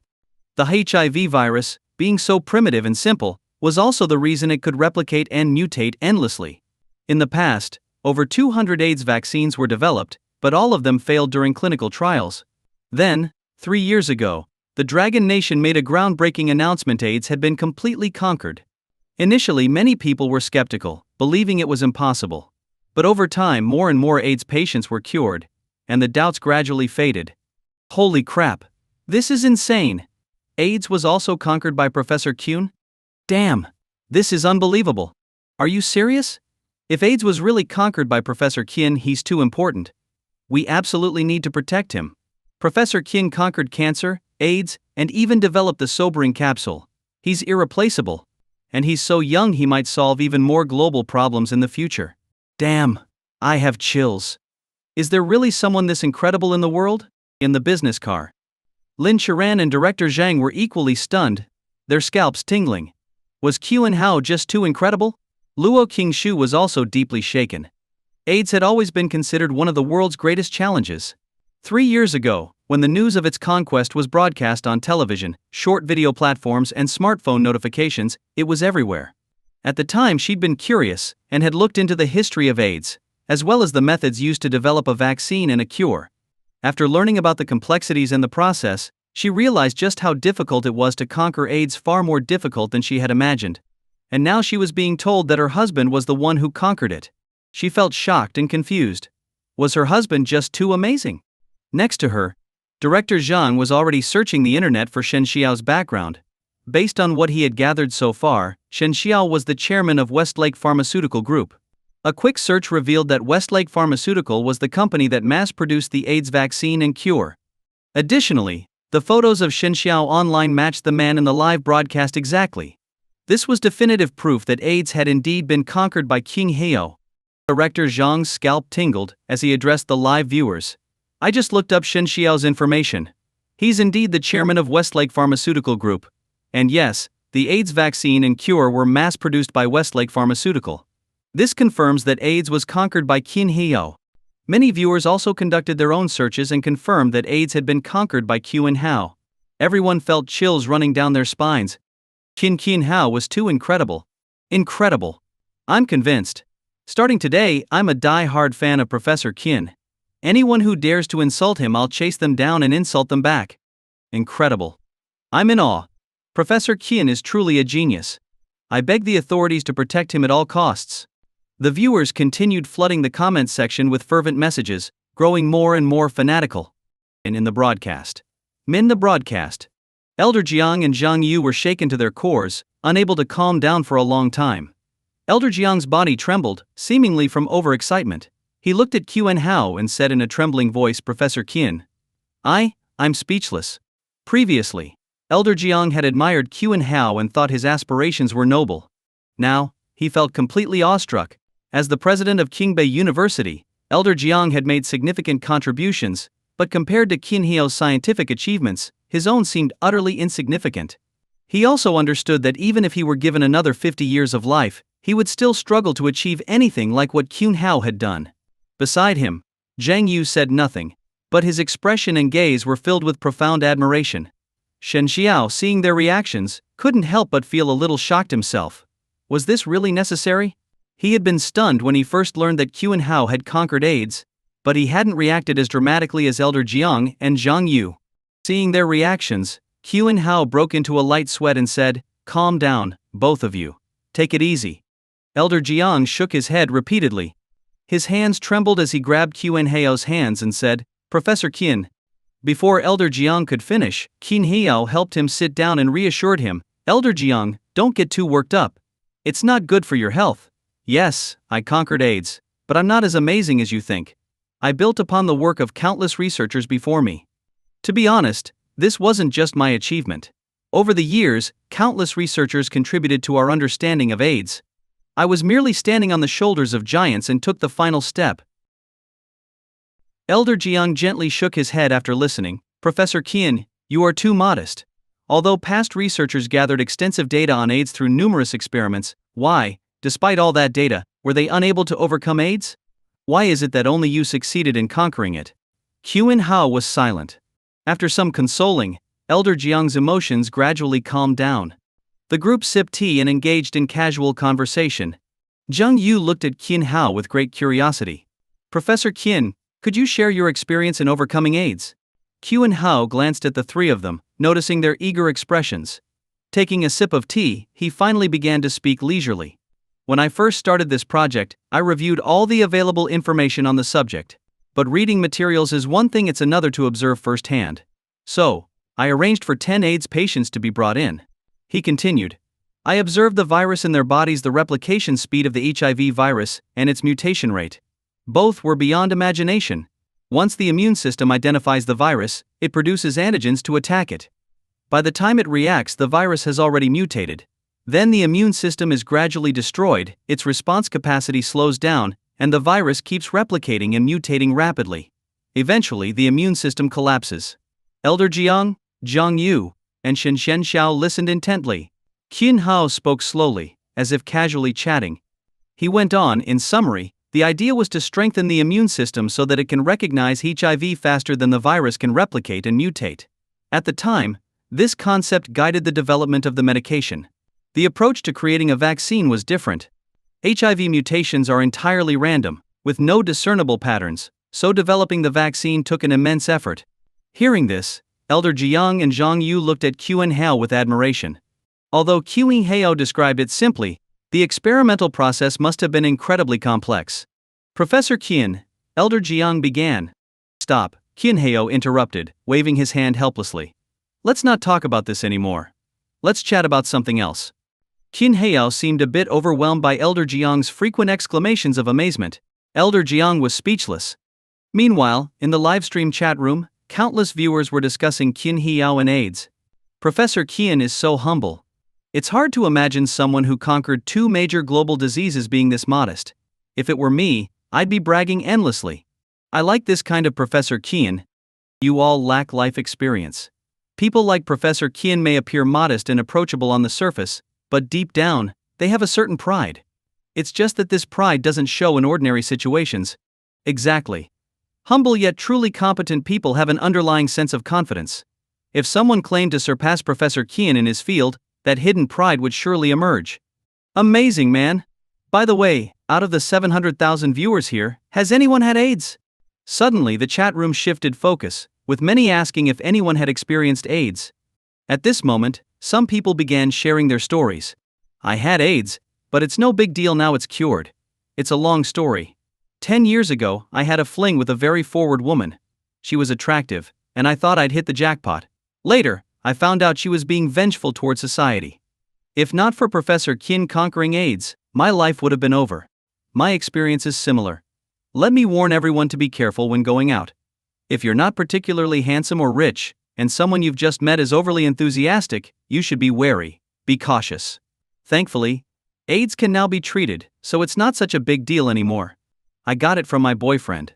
I was only with him, but during a job medical checkup, I found out I had AIDS. My boyfriend even accused me of fooling around. I was so angry and desperate back then. I even thought of ending my life.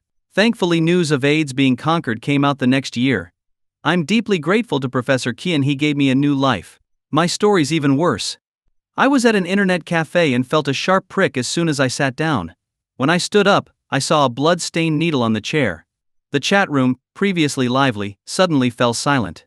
One by one, viewers read these stories of people who had lived with AIDS. Once the personal accounts stopped, the chat room became active again. People who deliberately spread it should be sentenced to death. It's too cruel. I've heard before that some people, after being diagnosed with terminal illnesses, become twisted and seek revenge on society. Be careful if you meet such people. Thank goodness Professor Kian conquered AIDS. Now people can go out without fear. Thank you, Professor Kian. What's wrong with you? Professor Kian didn't conquer AIDS just so you could party without worry. Respect to Professor Kian. Respect to Professor Kian. As several people began posting respect to Professor Kian, the chat room was flooded with similar messages. In the business vehicle, Lin Sharan couldn't help but exclaim, "King Zhu, your husband is incredible." Luo Qingzhu was silent. Her husband was indeed remarkable. She couldn't help wondering how Qin Heo's brain worked. At just 28 years old, he had already conquered 2 major global diseases and invented a hangover capsule. At 28, her achievements paled in comparison, earning just over 10,000 yuan a month, considered a good salary in Jiangnan City, but insignificant next to her husband's accomplishments. Meanwhile, on the livestream screen, Elder Jiang's phone rang. He glanced at the caller, his expression turning solemn. Stepping aside, he answered, "Director Zhang." On the other end, Director Zhang said, "Principal Jiang, the confidentiality agreement you signed 4 years ago expires today." Elder Jiang froze for a moment, then quickly replied, "Understood." After a brief exchange, he hung up. Less than 10 seconds later, Zhang Yu's phone rang. Noticing the caller, Zhang Yu's expression also turned serious. He stepped aside to answer the call. Elder Jiang looked at Zhang Yu, guessing that Director Zhang had also called him. 2 minutes later, Zhang Yu ended his call. He and Elder Jiang exchanged glances and asked simultaneously, "Director Zhang?" Elder Jiang nodded, realizing Zhang Yu's confidentiality agreement had also ended. This meant they could now tell Shen Xiao about Qin Hao's success in conquering cancer. At that moment, Qin Hao's phone rang. He glanced at the caller ID, stood up, and walked to the side to answer the call. Qin Hao Dean Li. On the other end, Dean Li got straight to the point. "Professor Qin, the fact that you've conquered cancer and AIDS no longer needs to remain confidential." Hearing this, Qin Hao furrowed his brow slightly. "Are these 2 matters to be officially disclosed to the public now?" Dean Li replied, "They'll be officially announced to the media on October 1st. After a brief exchange, Qin Hao ended the call, returned to his seat, and sat down. Elder Jiang looked at him. "I just got a call from the higher-ups as well. They said the news about you conquering cancer can now be shared. The confidentiality agreement Zhang Yu and I signed years ago is no longer in effect." Hearing this, Shen Xiao's expression shifted dramatically. He stared at Elder Jiang in disbelief. Cancer was conquered by Professor Qin? Elder Jiang chuckled lightly and said to Shen Xiao, "Zhang Yu and I have known about Professor Qin conquering cancer for a long time, but I wouldn't have known he also solved AIDS if you hadn't come today." Shen Xiao thought back to Elder Jiang and Zhang Yu's earlier exaggerated reactions when they learned Qin Heo had conquered AIDS. At the time it seemed over the top, but now, knowing Qin Heo also conquered cancer, Shen Xiao finally understood their astonishment. Shen Xiao Professor Qin. He looked at Qin Heo, overwhelmed.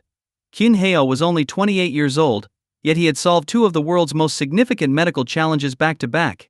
Seeing that Shen Xiao was about to react like Elder Jiang had earlier, Qin Hao quickly waved his hand. "Stay calm." Qin Heo changed the topic. "Have some tea." The group seemed to want to say more, but hearing Kyun Hao's suggestion, they each sipped their tea instead. A moment passed. Elder Jiang looked at Kyun Hao curiously and asked, "Now that there's no need to keep your breakthroughs on cancer and AIDS a secret, when do you plan to tell your wife?" Kyun Hao thought for a moment before replying, "I'll tell her next month." If he told Luo Qingshu now, he'd need all kinds of proof. Otherwise, she'd think he was joking, which would be troublesome. Besides, there was no rush. On October 1st, Luo Qingshu would find out everything anyway. No need to hurry. Glancing at the time, Kyun Hao said, "You all chat for a bit, I'll go cook." "Shen Xiao, sorry to trouble you, Professor Kyun." Kyun Hao chuckled. "Why would it be trouble? Everyone has to eat."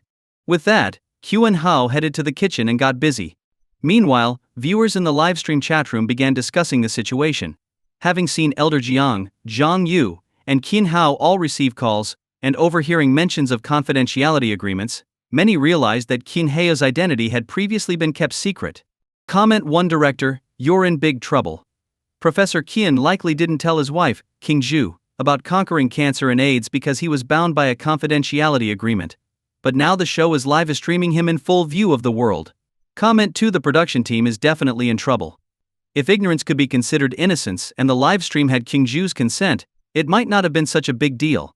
But now big figures have appeared in the chat room, and things that shouldn't have been shown were broadcasted. Comment 3 By the way, how long would the director be sentenced for this kind of thing? The chat room erupted into speculation. These discussions left director Zhang pale-faced and trembling with fear.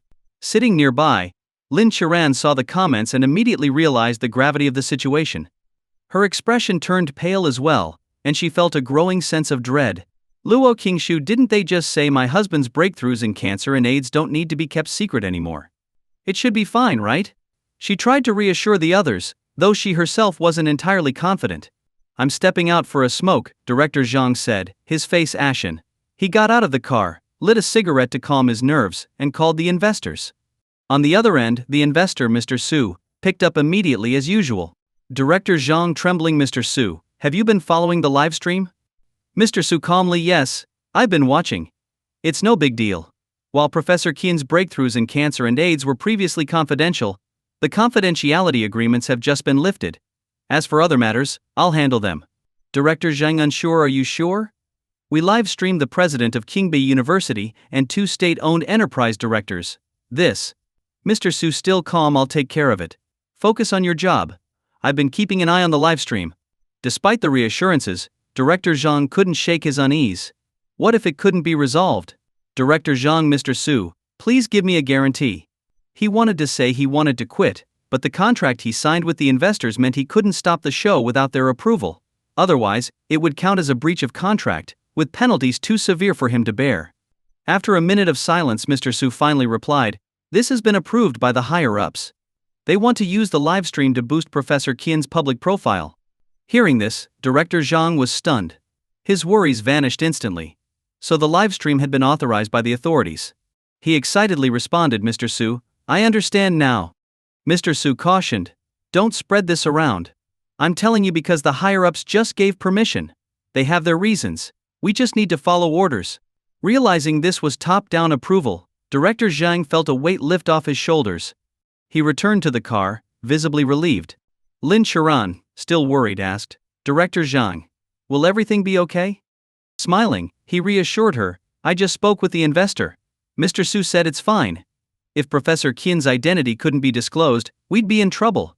But since his breakthroughs don't need to remain secret, we're safe." After hearing this, Lin Chiran finally felt somewhat relieved. If something did go wrong, as a guest of the program, she would also face consequences. Luo Qingshu, sitting nearby, wanted to say something but didn't know how to start. She had joined the show to earn 100,000 yuan. With that money, combined with her and Kyun Hao's savings, they could buy a marital home for their future son. The past few days of live streaming had gone far beyond her expectations. If the show had only live-streamed her husband, she could have explained everything to Kyun Hao. He would have understood that she joined the show for the money and wouldn't have blamed her. But over the past few days, people kept visiting her husband, and the visitors were becoming increasingly prominent figures. Initially, Director Zhang had assured her that if unexpected situations arose during the livestream, such as someone visiting Kyun Hyo and appearing on camera. The production team would apologize in person after the show and offer compensation. However, this was no longer about compensation. The people visiting Kyunhyo were far too influential. Would they even accept such an apology? Perhaps, out of respect for her husband, they wouldn't make an issue of it. But Luo Qingzhu still felt uncertain. She had thought about stopping the livestream, but she had signed a contract with the production team when she joined. If she unilaterally stopped the livestream, she would have to pay a hefty penalty for breach of contract. Seeing that Luo Qingzhu seemed to have something to say but wasn't speaking, Director Zhang asked, "Qingzhu, if you have something to say, just say it." Luo Qingzhu hesitated for a moment, then looked at Director Zhang and asked, "What if, after the show ends, the people who visited my husband don't accept the production team's compensation?" Director Zhang chuckled lightly. "Don't worry. This will be handled properly. If we weren't confident, we wouldn't have done this kind of show. Compensation won't be lacking, and we'll make sure they're satisfied." Now that Director Zhang knew the show had been approved by the higher-ups and understood their intentions, he was determined not to let the show be interrupted. He needed to reassure Luo Qingzhu, who seemed to be considering stopping the show. Director Zhang continued, "Qingzhu, think about it. Your husband conquered cancer and AIDS, but he's remained unknown until now. Do you want him to continue being unknown? Don't you want the whole world to know that your husband is the one who conquered AIDS and cancer?" He added, "I think this achievement should be known by every household. The whole world should know. That's the only way to truly honor the dedicated researchers who make such enormous contributions to humanity." Countless viewers in the livestream chatroom were moved by Director Zhang's words. Indeed, Culinary had solved two of the world's greatest challenges, making an immeasurable contribution to humanity. Someone like him remaining unknown felt deeply unfair. Comment 1. Qingzhu, the director is right. Professor Qian's name and his immense contributions to humanity should be known by everyone. Comment 2. Qingzhu, please don't stop the show. Comment 3. I'm begging you. I want to see Professor Qian every day. Comment 4. Please don't stop the show. Hearing Director Zhang's words and seeing the numerous pleas from viewers, Luo Qingzhu couldn't help but feel moved. She also felt that her husband, who had made such significant contributions, deserved recognition instead of remaining obscure. Perhaps keeping his identity secret before had its reasons. But now that it no longer needed to be hidden, she thought the show could help boost his visibility. Okay. Luo Qingzhu nodded slightly. The livestream audience breathed a collective sigh of relief. The thought of not being able to see Professor Qian through the livestream had been hard to bear. Director Zhang, seeing Luo Qingzhu agree, also let out a long breath of relief. At that moment, Director Zhang's phone buzzed with a WeChat notification. He glanced at it. It was a message from the investor, Mr. Su. Mr. Su's message: the original agreement between the production team and Luo Qingzhu promised her 100,000 yuan in cash. Raise the amount to 10 million yuan. I'll personally cover this expense, but tell her it's from the production team. Director Zhang immediately understood. Mr. Su wanted to curry favor with Luo Qingzhu. Winning her favor was essentially winning Qinhyo's favor. Director Zhang quickly replied, "Let's split it. I'll cover 5 million, and you cover 5 million. How about that?" Mr. Su, deal. After putting away his phone, Director Zhang's face lit up with a broad smile. He also wanted to maintain a good relationship with Luo Qingzhu. Looking at her, he said cheerfully, "Qingzhu, I just received a message from the investors. Due to the unexpectedly high popularity of the show, the original agreement to give you 100,000 yuan has been revised. The production team has decided to raise it to 10 million yuan. Hearing this, she felt no excitement at all. Perhaps it was because, over the past few days, she had realized just how exceptional her husband was, and that he seemed to be quite wealthy. The production team offering her 10 million didn't stir any particular feelings. Noticing Luo Qingzhu's lack of reaction, Director Zhang hurriedly added, "Please don't decline. We're just following the contract.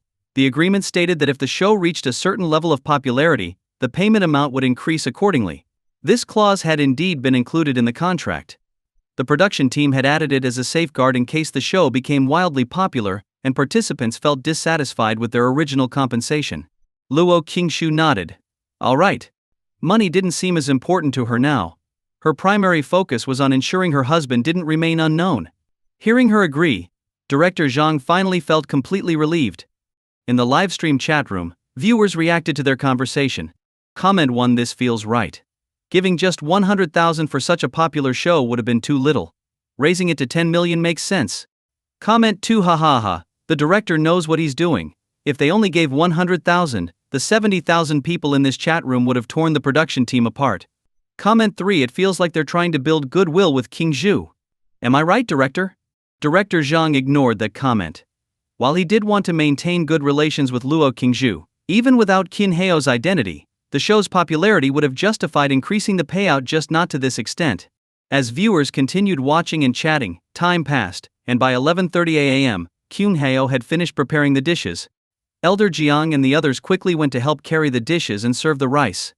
Then, everyone sat down to eat and chat casually. At this moment, Zhang Yu looked at Qin Hao and asked a question that had been on his mind. Professor Qin, when you took on the AIDS project, did you develop the medication first or the vaccine first? Zhang Yu was curious. Normally, if a cure for AIDS had already been developed, there wouldn't be a need to create a vaccine. Elder Jiang also turned to look at Qin Heo. Shen Xiao, who knew the inside story, stayed quiet. He wanted Qin Heo to explain it himself. Qin Hao smiled lightly and said, I developed the medication first, then the vaccine. Strictly speaking, once the AIDS medication was created, there was no need to develop a vaccine. But I decided to develop the vaccine anyway, partly as a challenge, and partly to earn more money. Earn more money? Elder Jiang and Zhang Yu were puzzled. Wouldn't the AIDS medication alone be profitable enough? At this point, Shen Xiao interjected with a laugh. Think back to how the AIDS medication and vaccine were launched. At the time, the excuse was that AIDS medication couldn't be mass-produced, so it was supplied domestically first, while the vaccine, which could be produced in large quantities, was distributed globally. Hearing this, Elder Jiang and Zhang Yu suddenly understood. The announcement of the successful development of both the AIDS medication and vaccine had been made on the same day. In the days following the announcement, the world was filled with skepticism. Many accused the AIDS medication and vaccine of being scams. Some even hurled insults, calling it nothing but a money-grabbing scheme. Later, Westlake Pharmaceuticals issued a statement saying that the AIDS medication was difficult to mass-produce and would only be supplied domestically for the next 10 years. As for international supply, it would depend on future circumstances. When the world learned of this statement, many ridiculed it, dismissing the AIDS medication as useless and claiming they wouldn't accept it, even if it were given to them for free. But as more and more AIDS patients were cured, the skeptics and critics gradually fell silent. From that day forward, there was a global outcry for Westlake Pharmaceuticals to mass-produce the AIDS medication. In response, Westlake Pharmaceuticals issued another statement: certain components of the AIDS medication were difficult to extract, making mass production impossible. However, the AIDS vaccine could be mass-produced. The world, though skeptical, had no choice but to settle for the vaccine. Initially, many doubted the effectiveness of the vaccine. To address this, Westlake Pharmaceuticals generously donated a batch of vaccines to various countries around the world. Each country received no more than 1,000 doses. After conducting trials with the donated vaccines, countries reported that the vaccine was 100% effective. The world went wild, with countries rushing to purchase the AIDS vaccine from Westlake Pharmaceuticals. Westlake Pharmaceuticals then publicly announced the price: 1,000 RMB per dose. This sparked mixed reactions globally. Some accepted the price, while others thought it was outrageously expensive. Certain groups, unwilling to see a state-owned company from Longguo, China profit, attempted to reverse-engineer the vaccine from the donated doses. All such attempts failed. With no other options, countries resigned themselves to purchasing the vaccine in bulk. Elder Jiang and Zhang Yu, recalling those events, felt immensely satisfied. Let them doubt us. Let them insult us. In the end, they still had to buy our vaccine, they thought. Viewers in the livestream chat room were also reminded of those events from a few years ago. Comment 1: haha, well done. Thinking about it now is so satisfying. Comment 2: hey. I remember arguing online with those people back then. They called our vaccine garbage. I argued with them for almost a month, haha. Even I'm impressed with myself for that. Comment 3: those events were so satisfying. Westlake Pharmaceuticals must have made a fortune from the AIDS vaccine. Comment 4: haha. I remember the vaccine was free in China, which drove the rest of the world crazy. Comment 5: yeah, that was a great move. 15 million free vaccines for China. In the van, Lin Sharan and director Zhang were equally excited. They had lived through those events, which initially felt infuriating because of the world's skepticism toward the medication and vaccine. But then, vaccines were distributed for free domestically, while the rest of the world had to pay 1,000 RMB per dose. Luo Qingzhu laughed as well. She had paid close attention to those events a few years ago. Now, learning that her husband was the one behind both the AIDS medication and vaccine, she felt an indescribable sense of pride and satisfaction. In the live stream, Elder Jiang and Zhang Yu gave Shen Xiao a thumbs up and said, smiling, "That was brilliantly handled." Shen Xiao shook his head and smiled. He glanced at Qin Hangao before saying, "The real decision-maker behind all this was Professor Qin." Elder Jiang and Zhang Yu were momentarily stunned. Did Qin Hao directly intervene in this matter? Qin Hao explained, "At the time I couldn't stand their attitude. Plus, their overseas pharmaceutical companies were selling medications in China at much higher prices. That's why I set the vaccine price at 1,000 RMB per dose." That price was perfect, Elder Jiang and Zhang Yu both said. They thought back to how foreign pharmaceutical companies had sold drugs in China. Medications with a production cost of 100 RMB could be sold for tens or even hundreds of thousands of RMB. The mere thought was infuriating. If there had been domestic alternatives back then, those companies' exorbitant prices wouldn't have been tolerated. Zhang Yu, curious, asked, "What was the production cost of the AIDS vaccine?" Hearing this, Shen Xiao smiled broadly and held up 3 fingers. Zhang Yu guessed, 30? Shen Xiao nodded, his smile widening.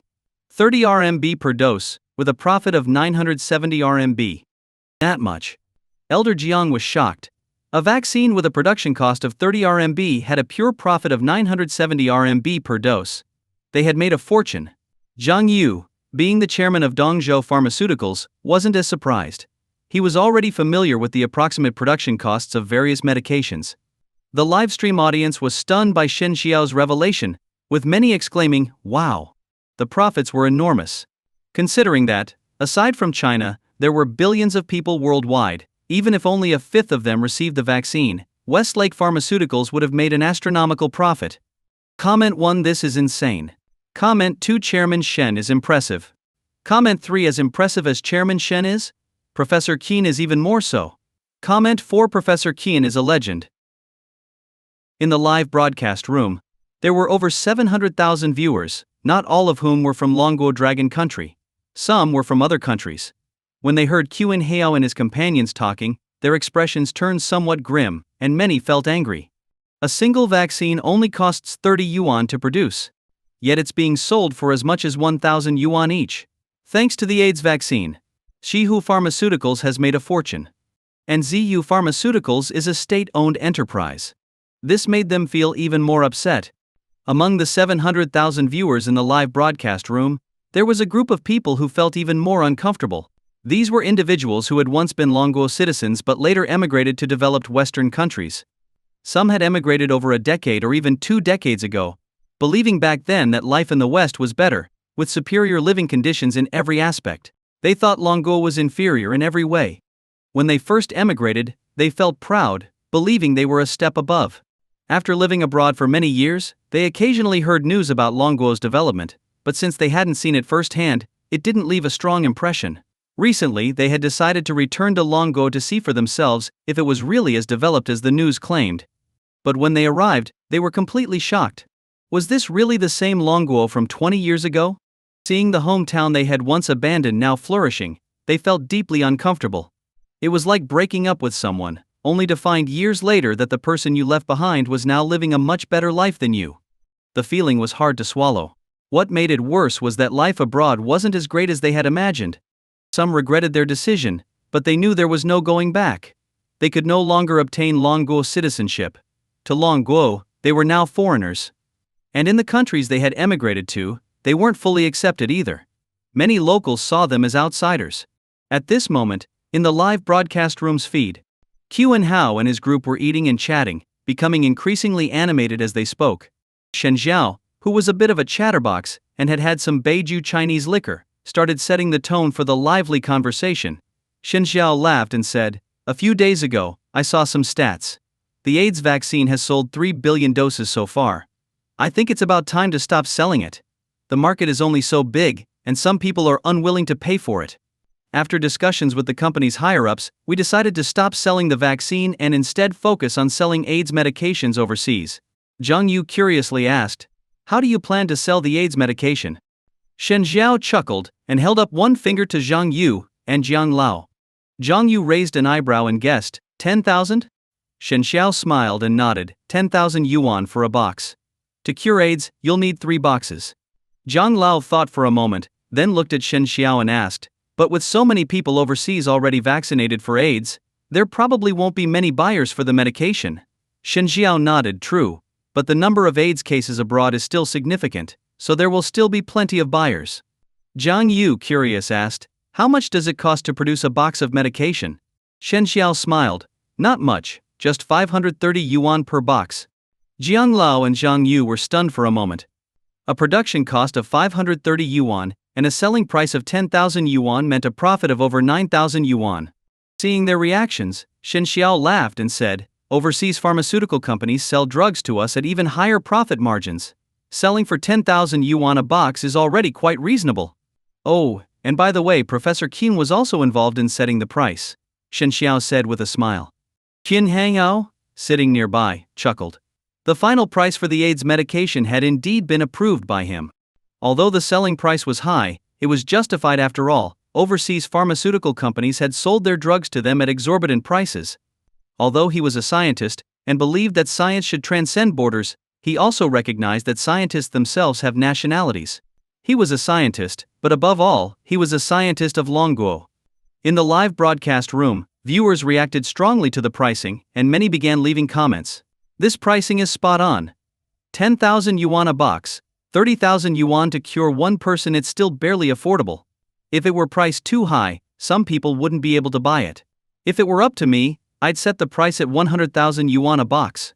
I remember an incident a few years ago when an overseas pharmaceutical company sold us a drug with a production cost of just 200 yuan, but charged us over 70,000 yuan for it. They monopolized the market and exploited us.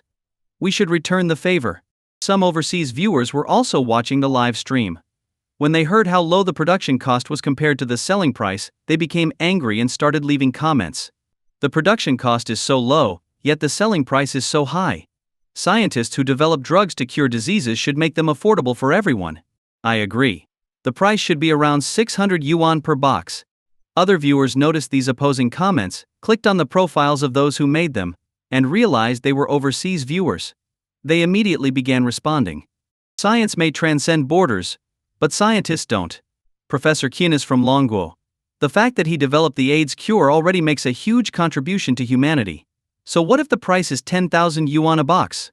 Why don't you think about how your pharmaceutical companies sell their overpriced drugs to us?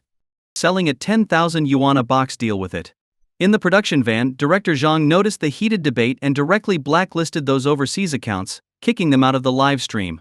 He then said, I've already blacklisted and removed them from the stream. The live audience wasn't happy about this. Why kick them out? We should have roasted them first, made them furious, and then kicked them out. I wasn't done arguing yet. Director, that's not fair. At least let us vent before you kick them out.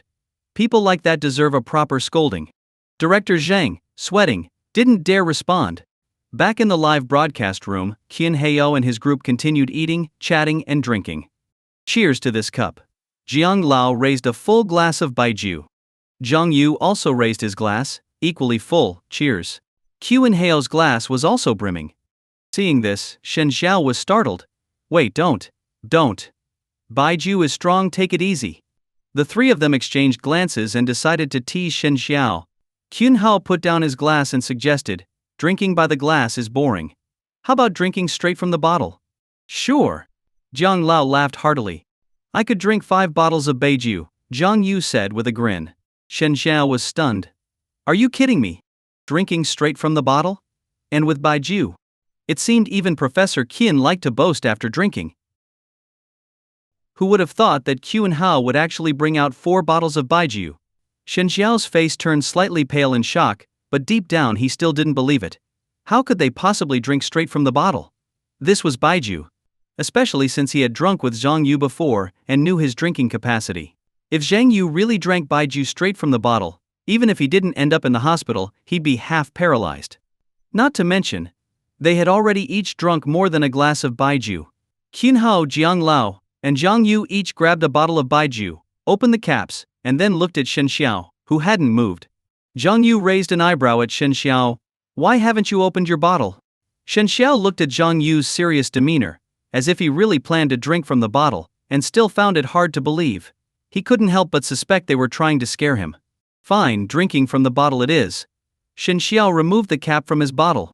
Cheers, Qin Heo said with a smile. Cheers, Jiang Lao and Zhang Yu echoed, laughing as they started drinking straight from their bottles. This scene left Shen Xiao completely stunned. They were actually drinking from the bottle. This was crazy. It was baijiu. Drinking too much of it could cause serious problems. The live broadcast audience, seeing Shen Xiao's shocked expression, couldn't help but laugh. Dying of laughter. Professor Qian, Jiang Lao, and Director Zhang are all teaming up to scare Director Shen. Aha. Director Shen doesn't know that Professor Qian developed sobering capsules. His scared expression is so cute. Impressive. Turns out Professor Qian also likes to play pranks. I always thought scientists were serious people. In the production van, Lin Sharan smiled and glanced at Luo Qingshu. Your husband's quite amusing. Luo Qingshu chuckled softly, watching the live broadcast where Qin Heo was on screen. Back in the live stream. In less than a minute, Qin Hao and the other two each finished a bottle of baijiu. After putting their bottles down, they all looked at Shen Xiao. Shen Xiao, sweating slightly, stammered, if I drink this bottle of baijiu, especially this quickly, I'll probably end up in the hospital. Zhang Yu chuckled, I'll call 120 emergency services for you. Shen Xiao was dumbfounded. Weren't they supposed to discourage drinking? Seeing Shen Xiao's hesitation, Qin Hao smiled lightly and said, go ahead and drink. This is the perfect chance to try the sobering capsules I developed. Sobering capsules? Shen Xiao was momentarily dumbfounded. Judging by the name, it sounded like a drug that could quickly sober someone up. He glanced at Zhang Lao and Zhang Yu, who looked calm and composed. It was clear they already knew about the sobering capsules and had even used them before. No wonder they were so confident. No wonder they dared to drink straight from the bottle. Shen Xiao felt curious. Sobering capsules? Professor Qin had developed such an impressive drug. He decided he wanted to try them out for himself. Shen Xiao tilted his head back and started drinking straight from the bottle. Seeing this, Qin Hao smiled lightly, then went into a room and brought out 4 sobering capsules, giving one to each person. Take the capsule when you start feeling the alcohol hit you. Experience its effects for yourself, Qin Heo told Shen Xiao. Shen Xiao nodded. 5 minutes later, the alcohol began to hit, and it felt like he couldn't delay taking the capsule any longer. The longer he waited, the worse it would get. All 4 of them immediately took a sobering capsule. 10 minutes later. For the first 5 minutes, the alcohol effects intensified, with no sign of sobering up. But from the 10th minute onward, they could clearly feel the drug taking effect in their bodies. 20 minutes later, Shen Xiao looked at Qin Hao in amazement. Professor Qin, this drug is incredible. Qin Hao smiled lightly. This drug takes about 30 minutes to break down the alcohol in your system. Within 40 minutes, it can completely eliminate the alcohol from your body. Hearing this, Shen Xiao was shocked. Although Professor Qin was young, everything he had accomplished was truly astonishing. He had conquered cancer, tackled AIDS, and now developed sobering capsules. If the sobering capsules were released to the market, they would undoubtedly sell like crazy. Plus, this type of medication would have long-lasting demand. The live stream audience, witnessing the power of the sobering capsules, was amazed and eagerly hoped they would hit the market soon. Who knows when this drug will be available? With it, there's no need to fear drinking anymore. I work in nightlife, and being able to drink more means earning more. If I had this drug, my income would increase significantly. Even if it's released, it'll probably take a year or two. At the Jiangnan City Night Patrol Bureau office, Wang Zhiguo was watching the live stream. A few days ago, his superiors had asked him to visit Qin Hao and appear on the live broadcast to boost Qin Heo's popularity. At the time, he thought the goal was to publicly reveal that Qin Hao had conquered cancer through the program. But after closely following the stream for the past few days, he realized Qin Heo hadn't just conquered cancer but also AIDS, and now he had even developed sobering capsules. Qin Heo's achievements left him deeply shaken. He also understood why his superiors were so quick to react as soon as the program began airing. Because Qin Hao had conquered cancer and AIDS, someone like him would be under constant protection. Wang Zhiguo had no doubt that plainclothes officers were stationed nearby to protect Qin Heo. Even Qin Heo's wife, Luo Qingshu, their child, and his close relatives were likely under constant protection.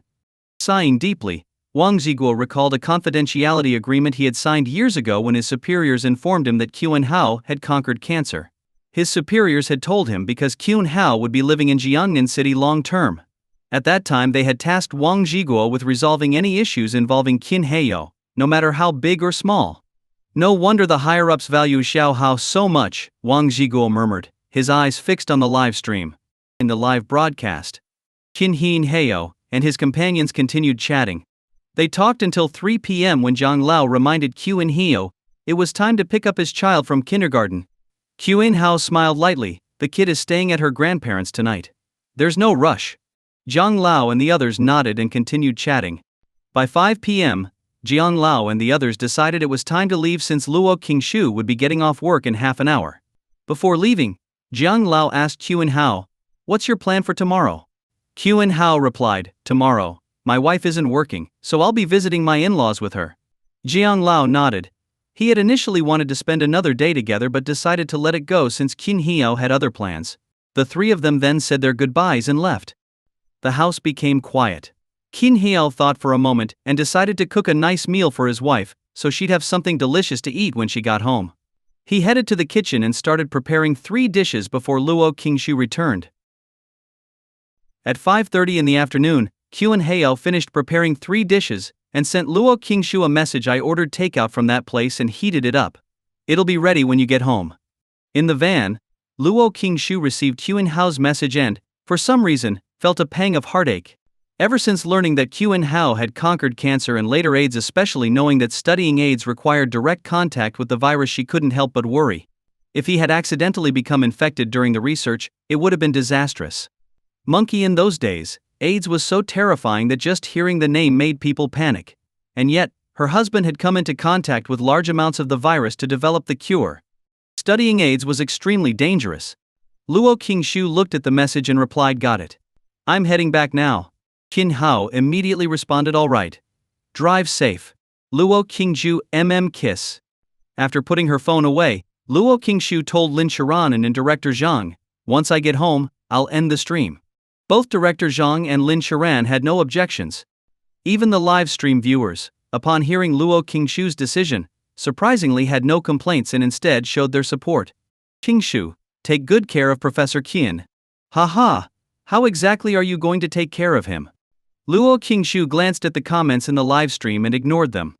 After a moment, feeling it was time to leave, she said goodbye to Lin Shiran and director Zhang and got out of the car. Before long, Luo Qingshu arrived home. The first thing she did was press the jammer to end the live stream. "Hubby." Luo Qingshu walked up to Qin Hao and gently wrapped her arms around his neck. Qin Heo naturally held her by the waist. "Mwah." Luo Qingshu gave him a light kiss on the cheek. Qin Heo was momentarily speechless. Luo Qingshu slowly leaned in closer. Seeing this, Qin Hao cooperated, and the two kissed. After a few minutes, Qin Heo looked at Luo Qingshu and asked softly, "Shall we eat?" Luo Qingshu gazed at him and softly replied, "What about after dinner?" Qin Hao hesitated. He thought back to when they were dating, recalling their first date, how he had been shy even to hold her hand, and how it had made him nervous yet happy. Those days were his first experience of being in love. Luo Qingshu was his first love, and he was hers. At the time he was curious about her, about women in general. His biggest passion back then was scientific research, but he had also enjoyed exploring Luo Qingshu's personality. After marriage, both of them became more comfortable with each other, shedding the initial awkwardness. Thinking about those early days and then looking at Luo Qingshu now, he felt the difference was striking. "After dinner, whatever you want," Qin Hao said softly. His physical fitness was excellent, so handling his 28-year-old wife wasn't a problem. Luo Qingshu smiled gently in response. The two of them went to the kitchen, one carrying the dishes, the other setting the table. As they sat down, Luo Qingshu picked up a piece of stir-fried meat and held it up to Qin Hao's mouth. Qin Hao was stunned for a moment. While it wasn't unusual for her to kiss him or serve him food, feeding him directly was something she hadn't done in a long time. He ate the meat. Then Luo Qingshu picked up another piece of stir-fried meat and held it up to his mouth again. Qin Hao, slightly sweaty, looked at her and asked, "Do you think I'm a child or something?" Luo Qingshu laughed and said, "Eat well so you'll have energy." Qin Heo finally understood. So that's what this is about. What's been going on with his wife these past few days? The two ate slowly, spending over half an hour at the table. After the meal, Luo Qingshu said to Qin Hao, "You go take a shower first. I'll clean up and then take one." "All right," Qin Hao replied. heading to the bathroom in the bedroom. After washing the dishes and tidying up, Luo Qingshu went to shower as well. After her shower, she went to the storage room and found her wedding dress. She put it on and walked into the bedroom. Qin Hiuhao, seeing her in the wedding dress, froze for a moment. It's not their wedding anniversary today, is it? But then he quickly understood. The next morning at 9 a.m., the two woke up. As soon as she woke up, Luo Qingshu clung to Qin Hao. Qin Hao chuckled and said, "Get up. We still have to visit your parents later." Luo Qingshu hummed in agreement. The two got up and began their morning routines. After getting ready, they had a quick bite to eat. Qin Hao then brought out a transparent gift box containing a wild ginseng root. "This is for your parents," Qin Hao said. "It'll be good for their health." Yesterday when Shen Xiao visited, he brought 2 wild ginseng roots. Qin Hao planned to give one to his in-laws and keep the other for his own parents. Luo Qingshu smiled and asked, "When did you buy the ginseng?" "Yesterday," Qin Hao replied casually. Luo Qingshu chuckled but didn't say more. Carrying her handbag with one hand and holding Qin Hao's arm with the other, she left the house with him. After getting in the car, Luo Qingshu, sitting in the passenger seat, sent a message to Lin Sharan, "You can start the live stream now." Lin Sharan replied, "Got it." A few seconds later, the live stream began broadcasting again. Viewers noticed the new footage was inside a car, with the camera apparently mounted on Luo Qingshu's collar. "Huh, outdoor live stream today. It's always been home streams before. Now it's outdoors." Lin Sharan, still in the van, smiled and said, "Today Qingshu and Professor Qian are heading to visit their parents, Professor Qian's in-laws. You've all been curious about what Qingshu's mom looks like, right? Well, you'll get to see her today." The audience grew excited upon hearing this. Luo Qingshu was very beautiful, so they figured her mother, if well maintained, would also look great for her age. Some even speculated that she might have a special kind of charm. Previously, Luo Qingshu had mentioned that her mother was elegant and good-looking, which only heightened their anticipation. Sitting in the passenger seat, Luo Qingshu couldn't see the live stream chat and wasn't planning to check it today. The purpose of the stream was to boost Qin Hao's popularity and let more people know about his achievements in curing cancer and AIDS. Thinking about how amazing her husband was, Luo Qingshu felt proud. "Hubby, you're earning over 40,000 yuan a month now. When you start making even more money, will you stray?" Luo Qingshu suddenly asked. Qin Hao glanced at her. "Why do you ask?" "They say men turn bad when they get rich. I was just curious," Luo Qingshu said, watching him closely to see how he'd respond. Qin Hao laughed. "Him stray? Not a chance." It wasn't just that he wouldn't betray Luo Qingshu, he simply couldn't. Even now as he drove, the cars on either side of him, behind him, and even in front were likely arranged by his superiors to protect him. If he ever tried to stray, it would be nearly impossible. "Why are you laughing? Why aren't you saying anything?" Luo Qingshu raised an eyebrow. Qin Hao glanced at her, shook his head gently, and said, "Don't worry, I will never do anything to betray you in this lifetime." "Why not?" Luo Qingshu asked curiously. Qin Hao replied calmly, "When I was in middle school, my homeroom teacher said something very realistic, and I've always remembered it. Over the years I've seen how true his words are." Luo Qingshu became even more curious. "What did your teacher say?" Qin Hao said quietly. "He said if relationships are based on profit, they will dissolve when the profit is gone. If they are based on power, they will collapse when the power fades. If they are based on authority, they will be abandoned when the authority is lost. If they are based on emotion, they will cause hurt when the emotion breaks. Only relationships formed through mutual understanding can last long." Qin Hao recalled his middle school homeroom teacher, who was a bit older and often gave them practical advice to keep them grounded. His teacher's words left a deep impression on him. For example, when making friends, he would always think about how the friendship started. Was it based on profit, power, or something else? When he was 23, he returned to Jiangnan City. His parents, worried that he still didn't have a girlfriend, arranged a few blind dates for him. During those dates, he always felt uneasy. The atmosphere was too deliberate and straight to the point, giving him the impression that as long as he had money and could fulfill the other person's expectations, they could be together without even forming a real emotional connection. At the time, he thought to himself relationships built on money, power, or other material things would likely end once those things were gone. Later, while driving one day, he was rear-ended. That was how he met Luo Qingshu. Getting along with her felt natural and comfortable. They could chat, joke around, and talk about everything without any ulterior motives. Their relationship was sincere. He felt incredibly fortunate to be with her and cherished their relationship deeply. He would never do anything to betray her. Hearing Kyun Hao's explanation, Luo Qingzhu pondered for a while but still didn't quite understand what this had to do with whether or not Kyun Hao would stray. Seeing her puzzled expression, Kyun Hao smiled and said, "I value spiritual connection more than anything. Purely physical attraction is meaningless to me. It's only when the mind and body resonate together that it truly matters." Luo Qingzhu. How did the conversation suddenly turn in this direction? This was being broadcast live. At that moment, the live stream viewers flooded the chat with comments. This conversation just sped up. "I'm with Professor Qin on this. If there's no emotional connection, it's just meaningless." Impressive. Relationships based on profit will dissolve when the profit is gone. That's deep, and makes so much sense. In the production van, director Zhang felt a bit awkward hearing Qin Heo's words.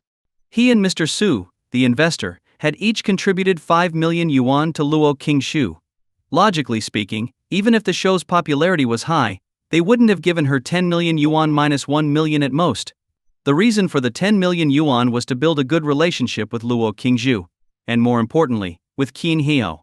But Qin Hao saw through these kinds of transactional relationships too clearly. Their 10 million yuan probably wouldn't have much of an impact. Still, it wasn't entirely useless. It was at least a favor extended to his superiors.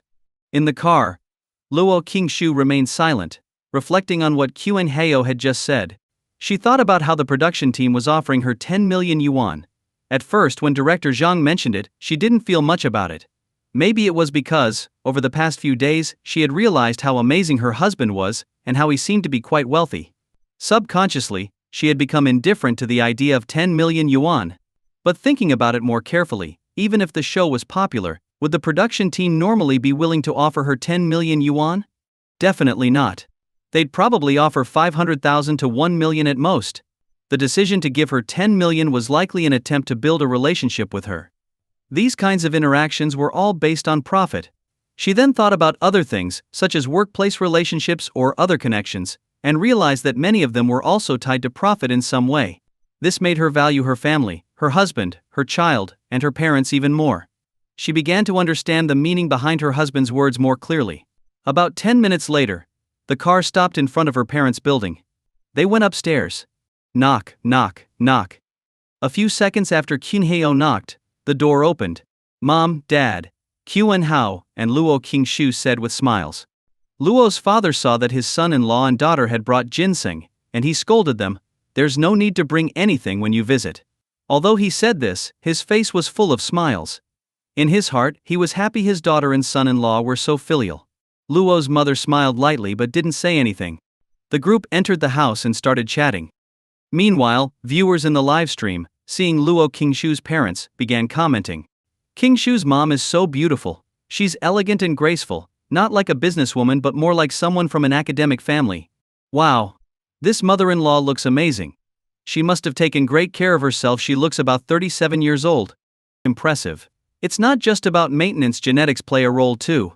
People who are beautiful when young tend to age gracefully if they take care of themselves.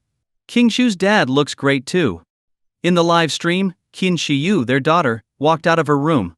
Seeing Qin Hao and Luo Qingzhu, she cheered excitedly, "Daddy. Mommy." Qin Hao smiled and picked up his daughter. "Did you miss Daddy and Mommy?" Hearing this, Qin Shiyu frowned slightly and said angrily, "What's the point of missing you? You never let me sleep with you." Qin Hao. "It's not that I don't want to, it's your mom who doesn't." Qin Shiyu climbed out of Qin Hao's arms and went to Luo's mother to complain, "Grandma, Daddy and Mommy don't let me sleep with them anymore. They always make me sleep alone and say they have important things to discuss at night." Luo's mother felt a bit awkward but also wanted to laugh. If it were just her daughter here, she might have laughed openly, but with her son-in-law present, it would be inappropriate. Luo's father didn't hear the conversation. He was busy in the kitchen. Qin Hao and Luo Qingzhu exchanged glances, both feeling embarrassed that their daughter had revealed such a thing.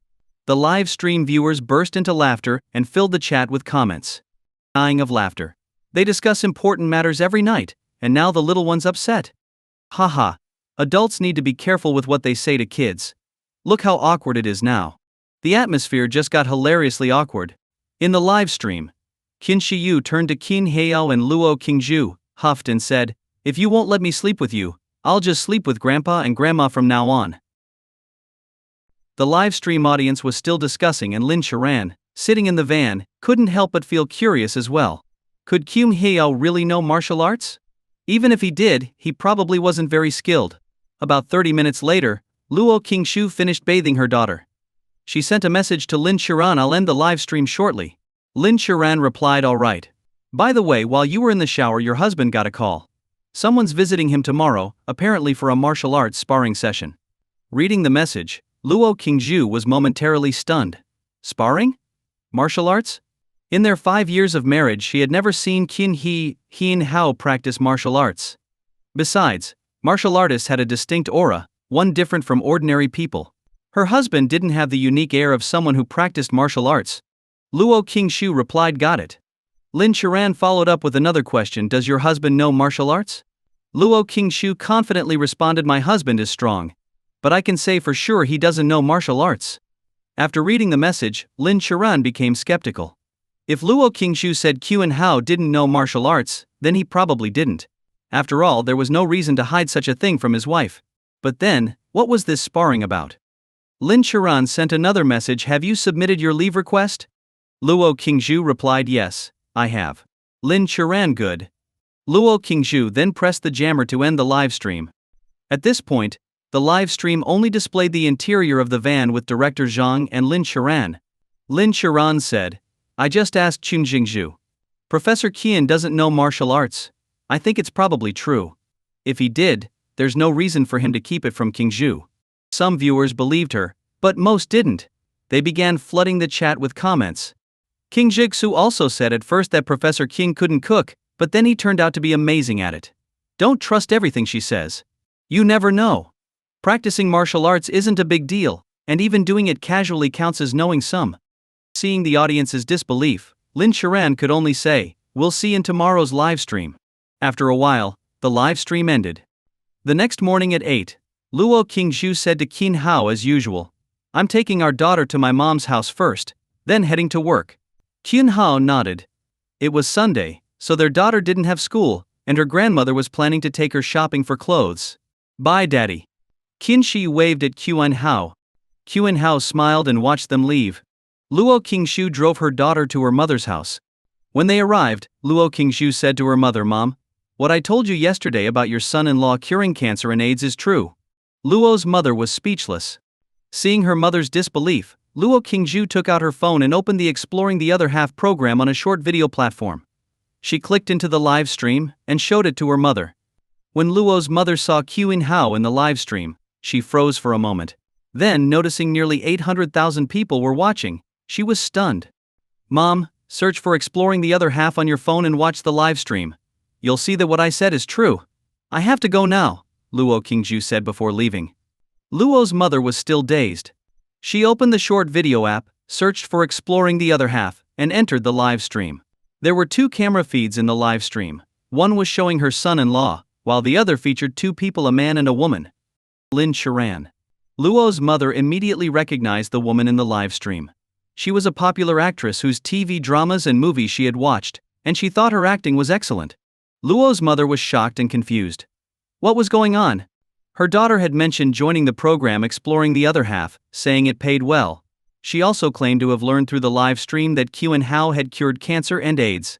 She still found it hard to believe. How could her son-in-law have solved 2 of the world's greatest medical challenges? She looked at the comments in the live stream. Many were talking about Professor Qian.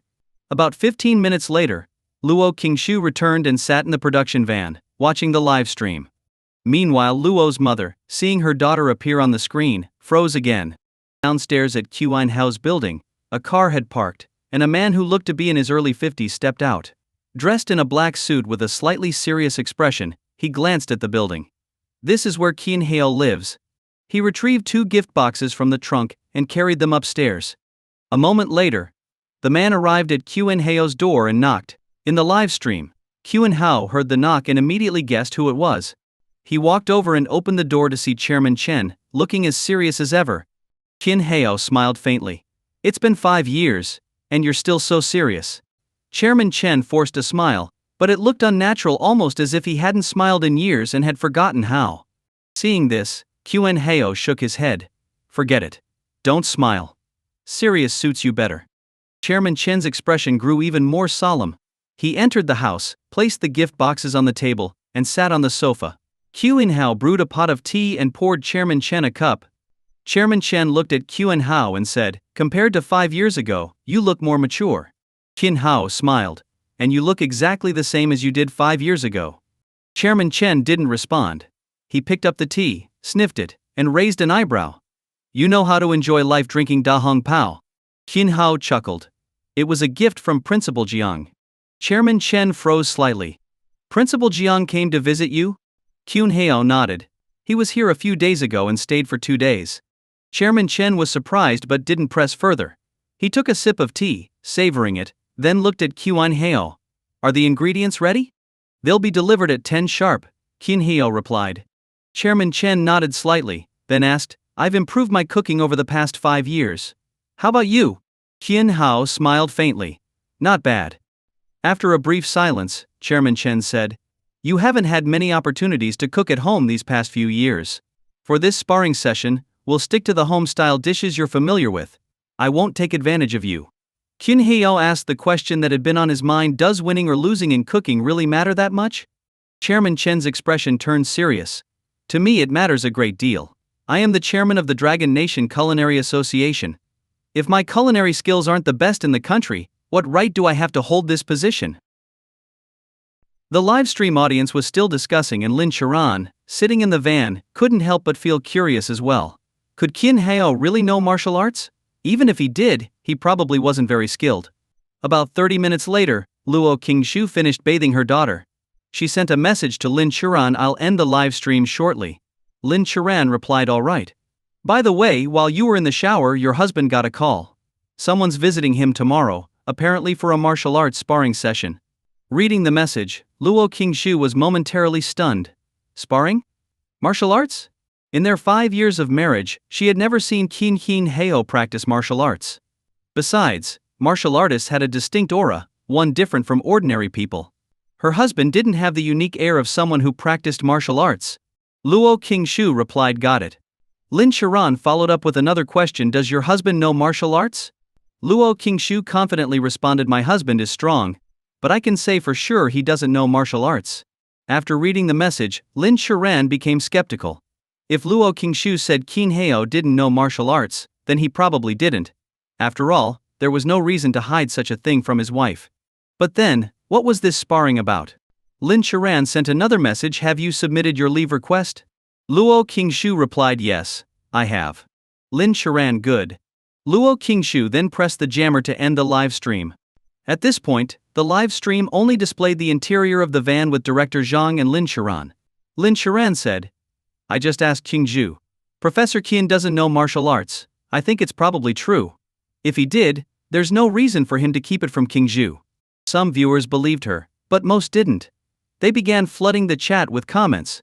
Qingshu also said at first that Professor Qin couldn't cook, but then he turned out to be amazing at it. Don't trust everything she says. You never know. Practicing martial arts isn't a big deal, and even doing it casually counts as knowing some.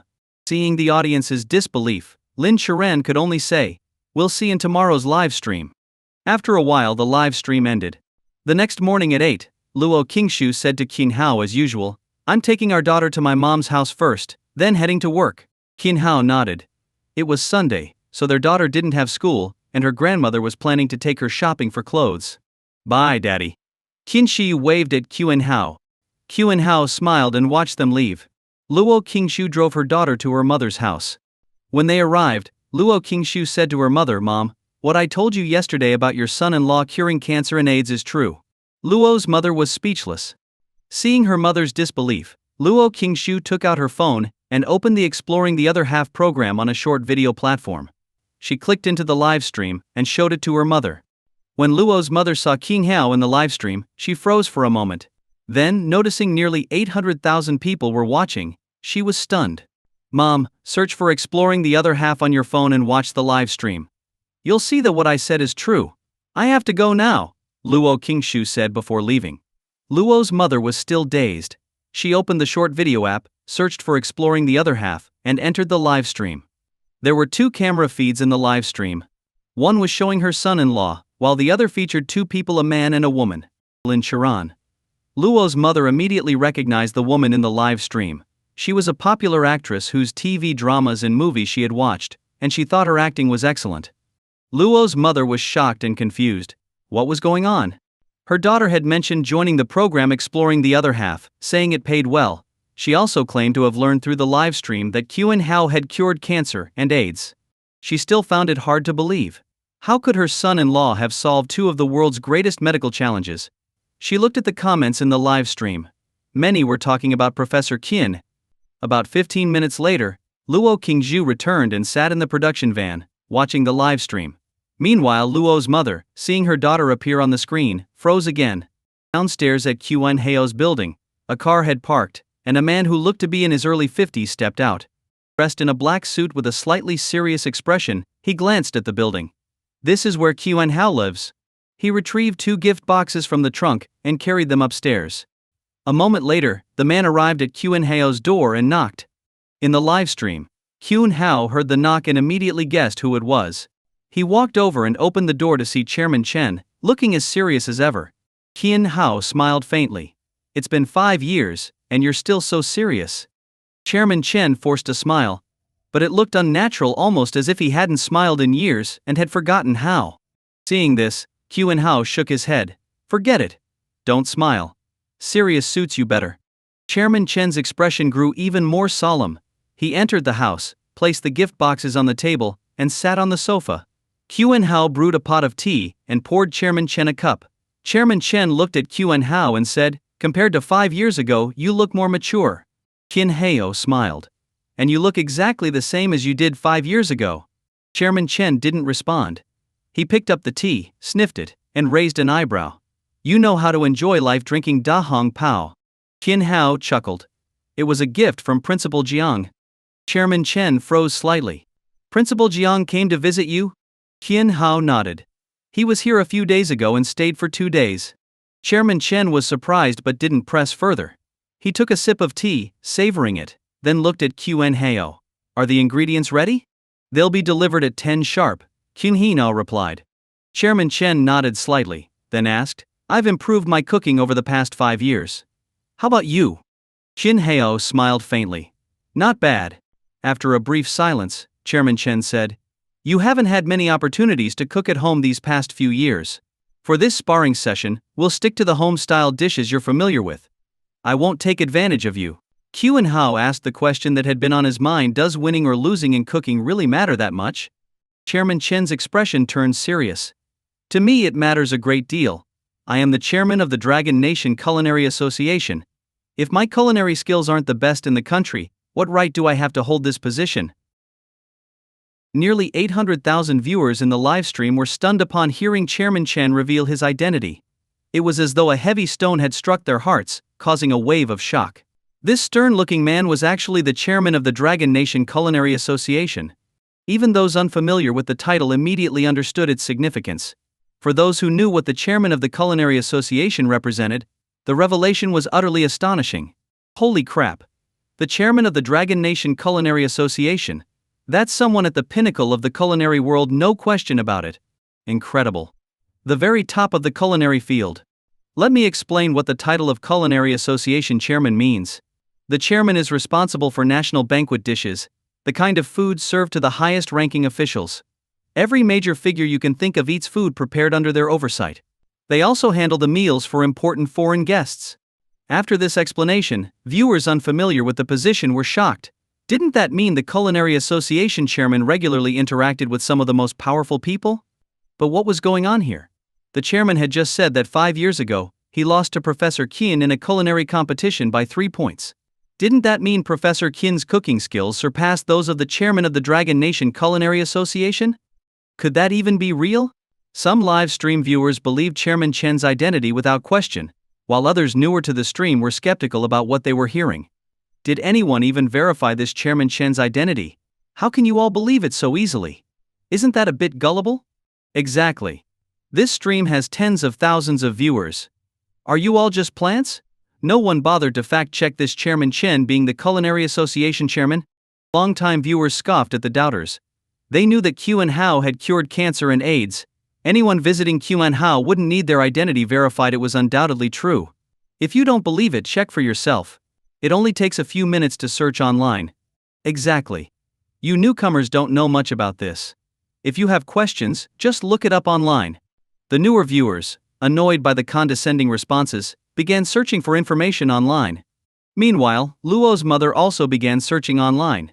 Hearing Chairman Chen claim to be the Culinary Association chairman, she immediately suspected it was a scripted gimmick for the show.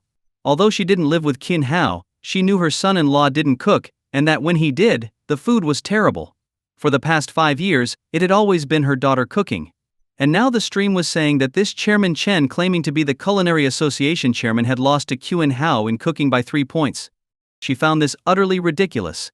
If the chairman of the Culinary Association could lose to her son-in-law, then she herself could handle national banquet dishes and be the Culinary Association chairman. She searched online for Dragon Nation Culinary Association chairman. Soon, detailed information about the chairman appeared. Name Chen Ping. Date of birth. Life achievements and honors. Photographs of Chen Ping. Luo's mother looked at the photos of Chen Ping and then at the man in the live stream. They looked exactly the same. Luo's mother felt as though her worldview had been shaken. If this was true, there was only one possibility: her son-in-law had been hiding his cooking skills. And the most likely reason for hiding his cooking skills was to avoid cooking every day. That's why he had lied to her daughter. Even so, she found it hard to believe. It was too incredible. Even if her son-in-law could cook, how could his skills surpass those of the Culinary Association chairman? By this time, many viewers had also searched online and confirmed that Chen Ping was indeed the Culinary Association chairman. They were stunned. This was real. Some newer viewers started asking in the live stream, "What's going on with this Exploring the Other Half show? Why aren't any of you long-time viewers questioning the identities of these people?" The older viewers responded, "At first we didn't believe it either. But after verifying it multiple times, we found out everything was true. Now we don't even bother questioning, it's easier to just trust it." You newcomers might not know, but Professor Qin has solved 2 of the world's greatest challenges. He cured both cancer and AIDS. The newer viewers, upon seeing comments claiming Qin Hao had cured cancer and AIDS, dismissed them outright. Are you kidding me? The people who cured cancer and AIDS would have to be at least 50 years old. How old is Qin Hao? The skepticism continued, with some resorting to profanity. You're being duped. I suspect this is all scripted. If the people who cured cancer and AIDS were revealed, why haven't we seen it in the news? Why hasn't it been all over other short video platforms? Exactly. If Qin Hao really cured 2 global challenges and it was exposed, it would definitely be in the news. Even the long-time viewers started feeling uncertain upon reading these comments. That's true. If Professor Qin really cured cancer and AIDS, why hasn't it been reported in the news? Why hasn't there been any official confirmation? It's as if no one knows about it.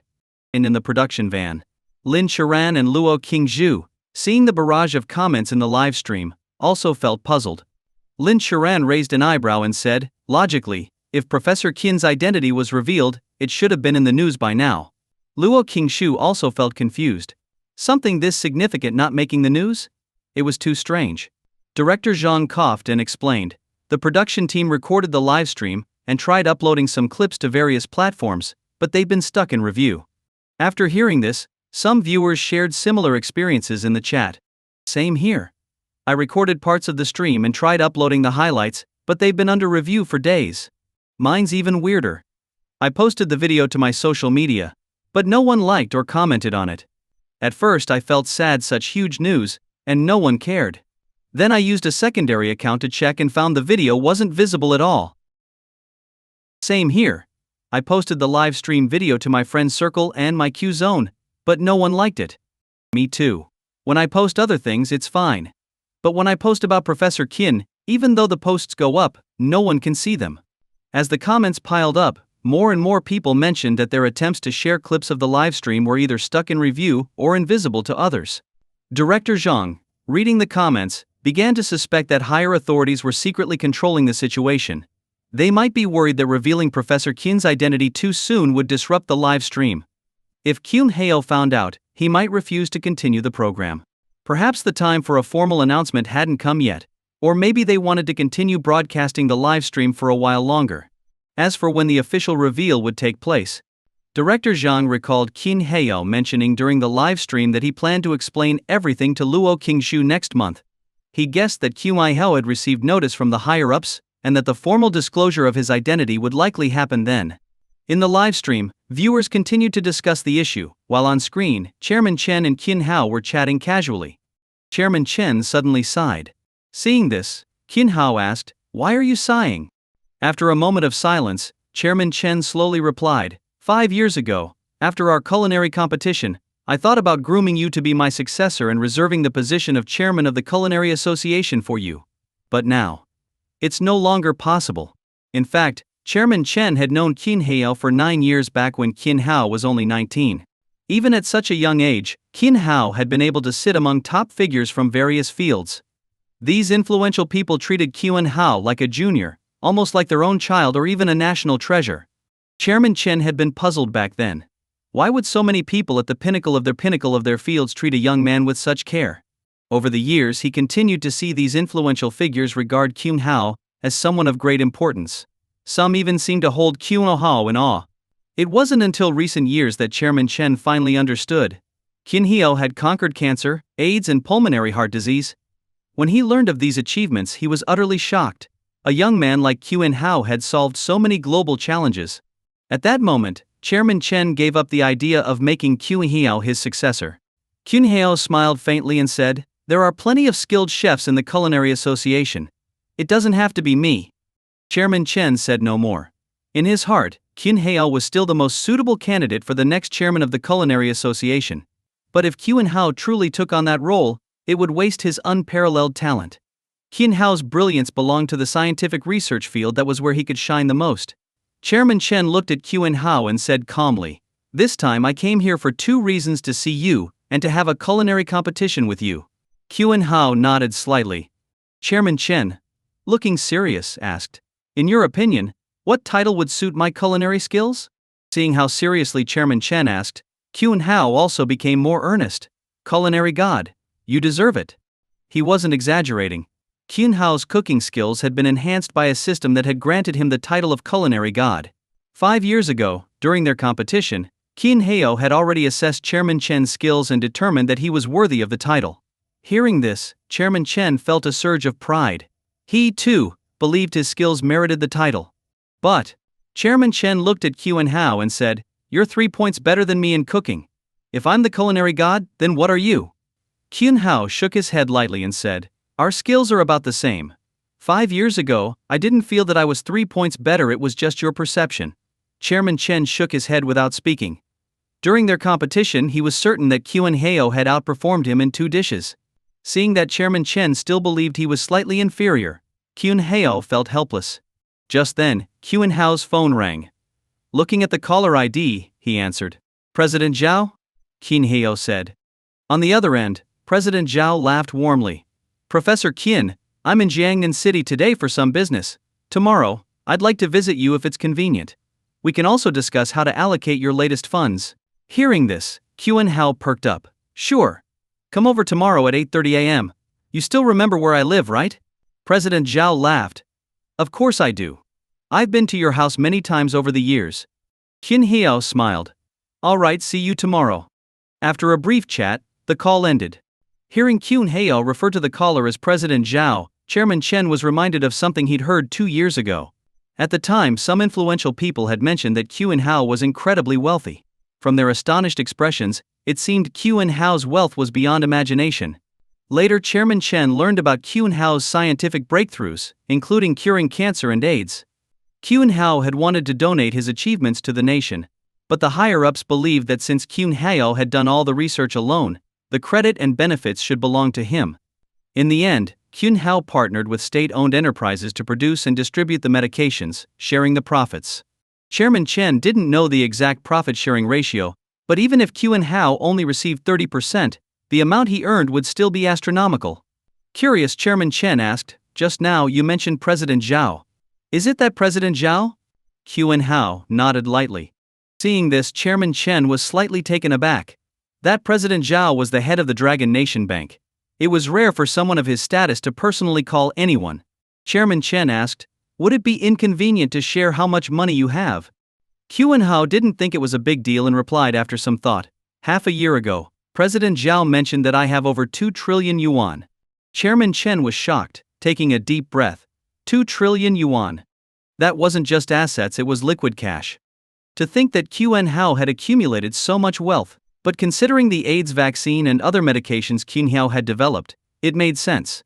Over the years, those medications alone could have easily brought in over 2 trillion yuan. The viewers in the live stream were stunned when they heard Qin Hao claim he had over 2 trillion yuan. Almost no one believed it. Even long-time viewers thought it was too far-fetched, with only a few die-hard fans accepting it. This is way too fake. Over 2 trillion in cash? Who in the world would dare brag like this? Ridiculous. Even saying a few billion would be fine, but several trillion? Do you even understand what 2 trillion in cash means? Even the current richest person in the world has just over 1 trillion yuan equivalent in assets. This is absurd. Such blatant exaggeration. Many new viewers who had recently joined started mocking the claim, saying it was simply impossible. What made it even harder to believe was that Chairman Chen, the head of the Culinary Association, didn't show a shred of doubt and instead appeared shocked. This baffled the viewers, making some feel it was too much to take seriously. Even the older viewers didn't argue back this time. In their hearts, they also thought it was an over-the-top claim. 2 trillion? If that were true, Qin Hao would already be the richest person in the world. Elsewhere, Luo Qingshu's mother was also watching the live stream. When she heard Qin Hao claim he had over 2 trillion yuan, and even paused to recall the amount, as if it were true, she felt utterly speechless. She was also surprised. Her son-in-law actually knew how to boast. In the past 5 years, this was the first time she'd seen this side of him. And in the van, Lin Charan coughed lightly and said to the viewers, "Everyone, calm down. Maybe Professor Qin was just joking, don't take it seriously." Luo Qingshu quickly chimed in, "My husband was joking. How could he possibly have over 2 trillion yuan? If he really did, there's only one explanation, it would have to be in another currency." Seeing some of the new viewers mocking her husband, Luo Qingshu hurried to smooth things over. She felt exasperated. When did her husband start bragging like this? Maybe it was just a joke between him and Chairman Chen. The viewers finally settled down after hearing Luo Qingshu and Lin Charan's explanations. If it's converted to another currency, that makes more sense. In some countries, even a cabbage costs billions. Yeah, that sounds more reasonable. If it's in yuan, it's just too ridiculous. In the live stream, Chairman Chen collected himself and asked curiously, "With that much money, can you even spend it all?" Qin Hao chuckled, "I can't. 2 years ago I donated 1 trillion yuan to national defense. Otherwise I'd have over 3 trillion now. Basically, wherever the country needs money, I donate it. Having too much money is useless to me." Chairman Chen didn't know how to respond.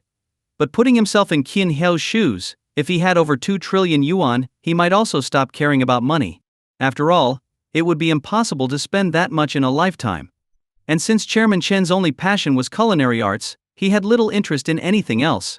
If he had tens of trillions, he'd probably donate it all to the country as well.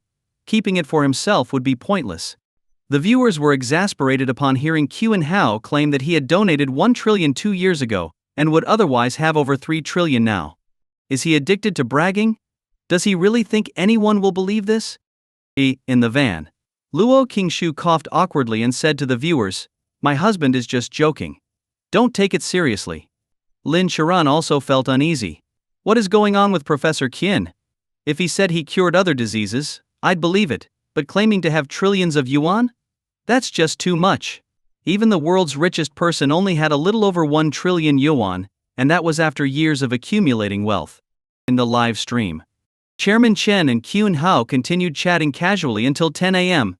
When fresh ingredients were delivered, Chairman Chen inspected the ingredients and immediately became more serious.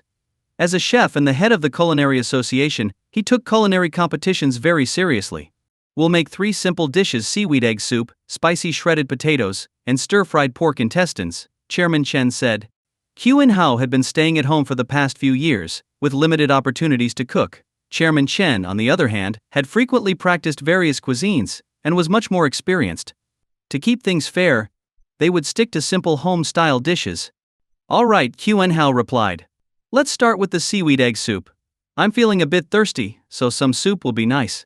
Chairman Chen nodded, and the two moved into the kitchen. The kitchen was spacious, and the two men working together didn't feel cramped. Each of them took out a blowtorch and lightly roasted the seaweed. The viewers were confused. Why roast the seaweed? Won't it burn? Isn't seaweed egg soup just made by boiling seaweed? Why use a blowtorch? A professional chef in the comments explained seaweed has a natural fishy smell. Roasting it with a blowtorch removes the smell and enhances its flavor, making the soup taste better. The viewers were enlightened. Wow! I've been cooking for over 10 years and never knew seaweed needed to be roasted. Feels like I've been wasting my time in the kitchen. Same here. First time hearing about roasting seaweed. Elsewhere, Luo Qingshu's mother was stunned.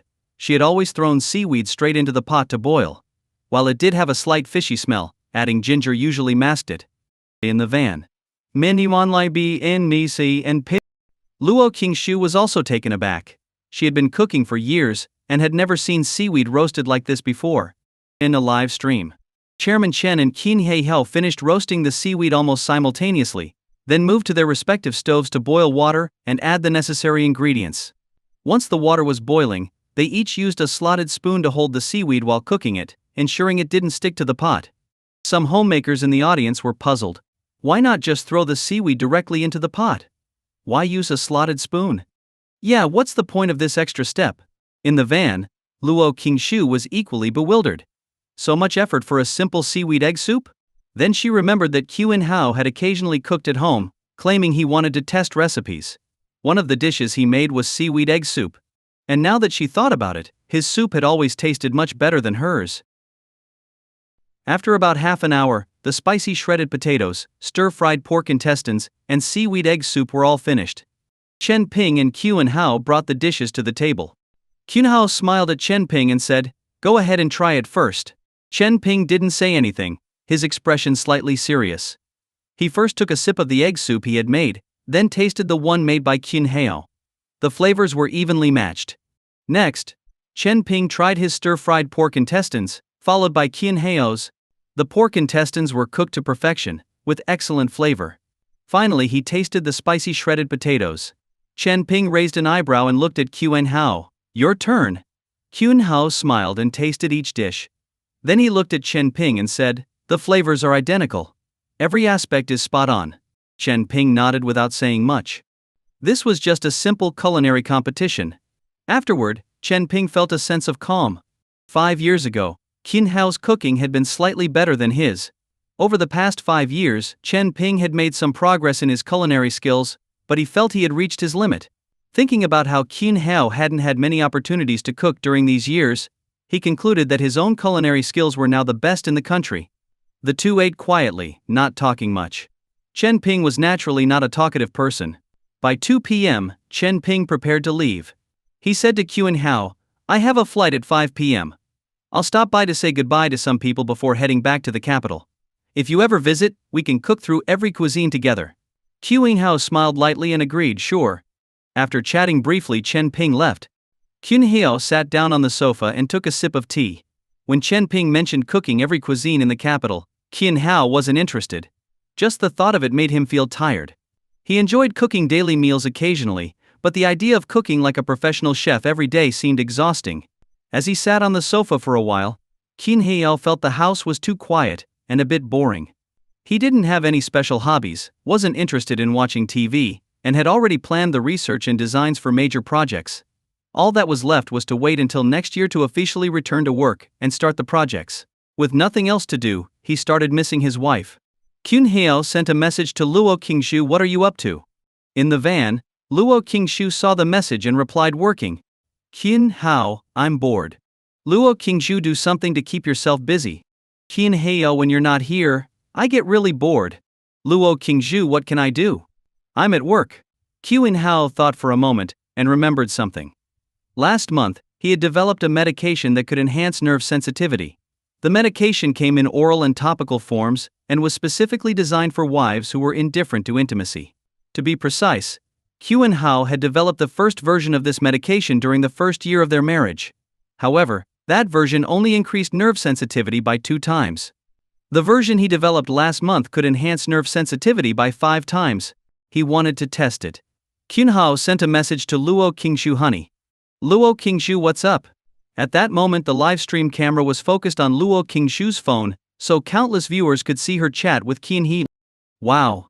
Married for 5 years and still this lovey-dovey. I feel attacked by this display of affection. Stop feeding us dog food. Seeing the live stream comments, Luo Qingshu couldn't help but laugh. It wasn't her intention to show off her relationship, but since the livestream captured everything related to her husband, it was unavoidable. She hadn't expected Kyun-hao to send such messages. Just then, Kyun-hao sent another message. I bought some happy water, the enhanced version. It boosts nerve sensitivity by 5 times. Luo Qingshu's expression instantly turned flustered, and she quickly put her phone away. The viewers, noticing Luo Qingshu's panicked reaction, speculated wildly. What was this happy water? Wasn't happy water supposed to be a type of soda? But Kyun-hao mentioned an enhanced version that boosted nerve sensitivity by 5 times. The viewers put 2 and 2 together and suddenly became very animated, flooding the live stream with comments. Qingshu, that happy water isn't soda, is it? Holy crap. Kyun-hao is amazing. Where can I buy this medication? Buy? I have a feeling this was developed by Kyun-hao himself.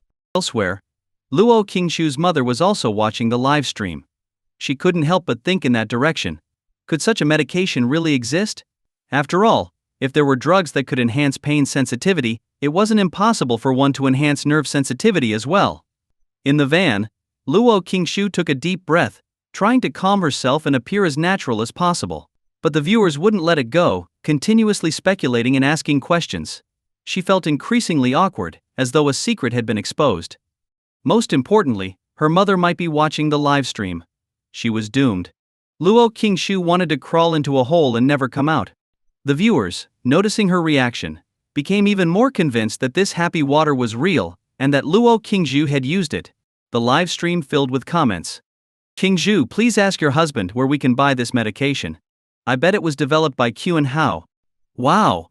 If this is true, it's revolutionary. If Kyun-hao created it, he should get it to market ASAP. Feeling embarrassed?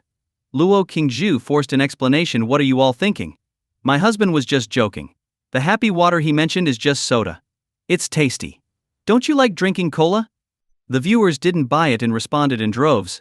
Come on, Qingshu, no need to be shy. You've been married for 5 years, surely you've seen it all by now. Exactly. We're all adults here. Luo Qingshu was on the verge of breaking down. Her mom was probably watching this. After about half a minute, Kyun-hao noticed that his wife still hadn't replied and couldn't help feeling puzzled. He sent another message to Luo Qingshu. Honey, where are you? Why aren't you replying? Hearing the WeChat notification, Luo Qingshu immediately knew it was her husband. But she didn't dare check.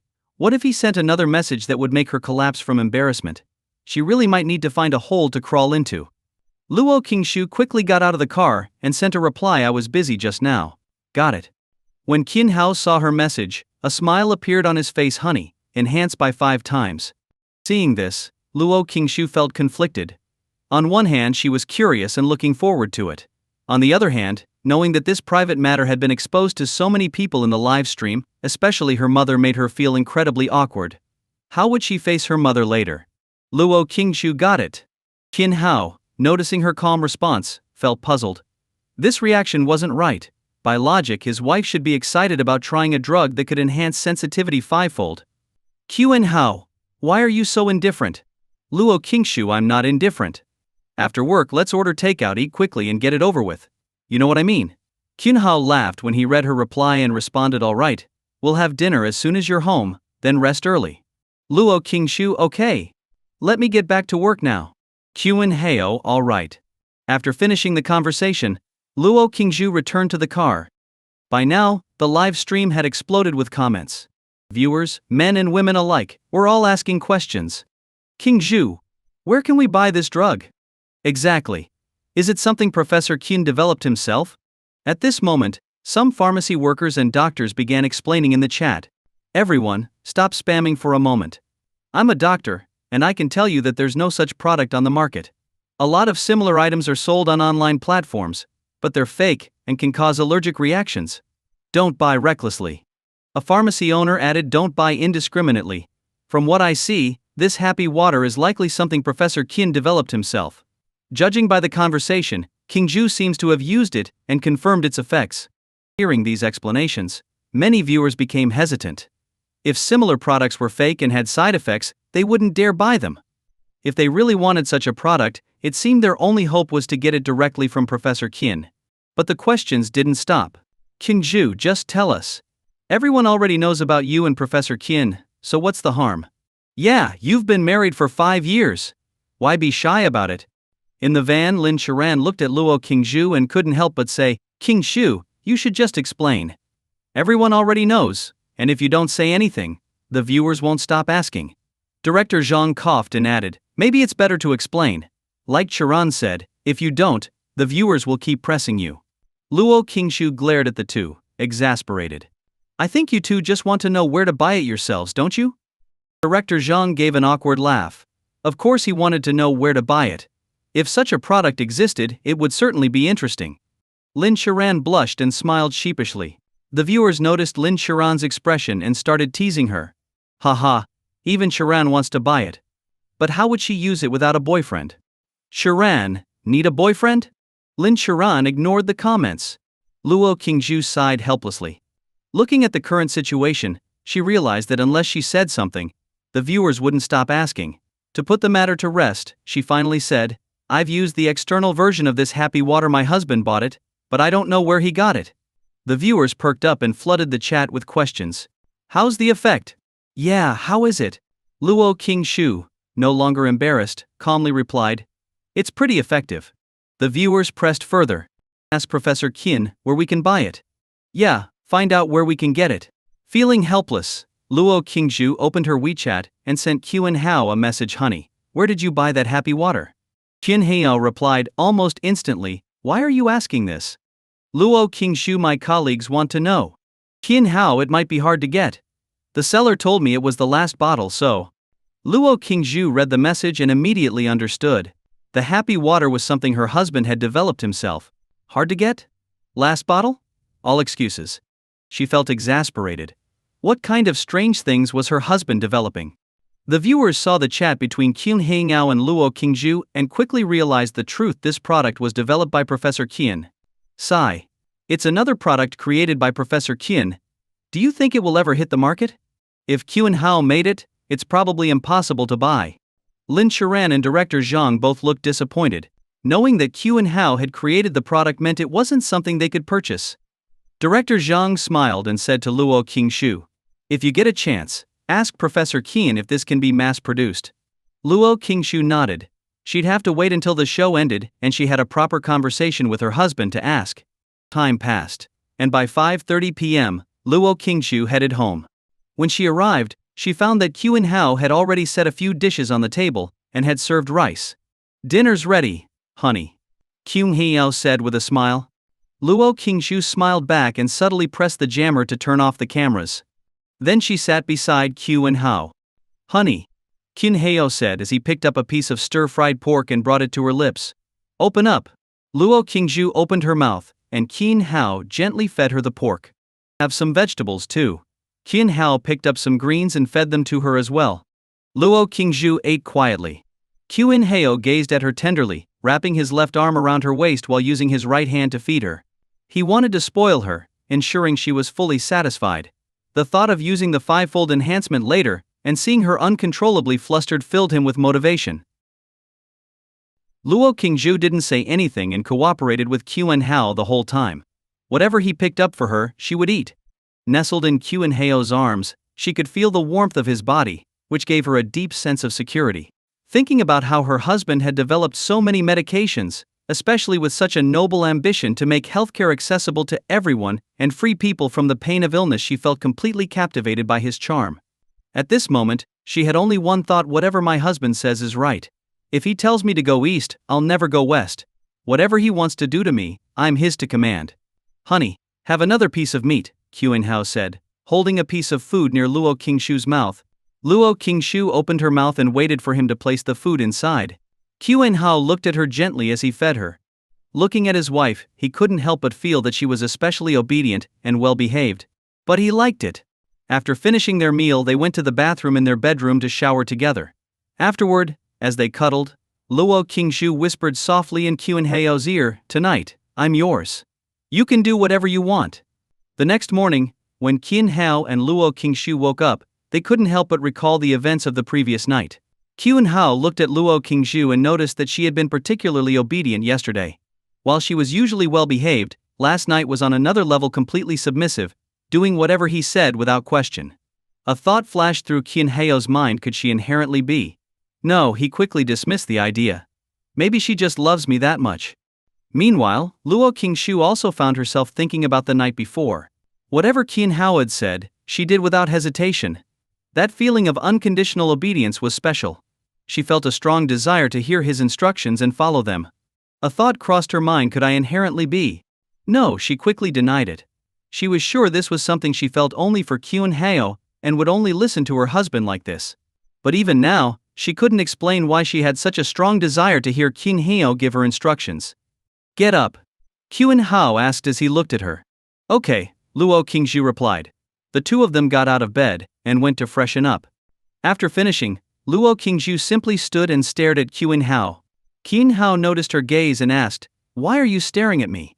"I'm waiting for you to tell me what to do," she said. "Why don't you make breakfast first?" Qin Hao suggested. "Okay," Luo Qingshu replied with a smile. "What would you like to eat?"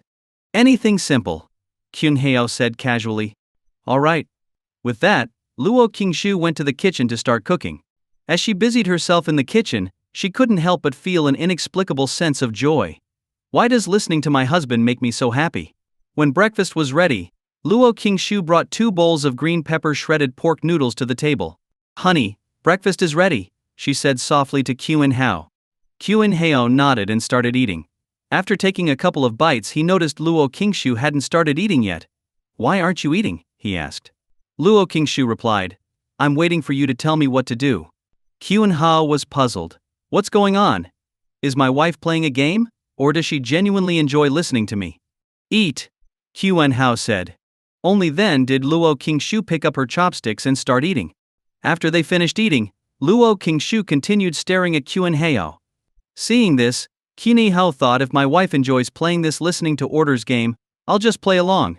To his surprise, he found that he also enjoyed giving her instructions. Qin Hao suddenly thought about something: some people pursue wealth, some pursue fame, and some pursue power. He had never fully understood why people chased power. What's the point of having power? But now, as he realized that whatever he said, his wife would do, he finally understood the appeal. This feeling was quite enjoyable. He wondered if company CEOs felt this same sense of satisfaction when giving orders to their subordinates. "Clean up the dishes," Qin Hao said. "Okay," Luo Qingshu replied with a smile. She stood up, took the dishes to the kitchen, and started washing them.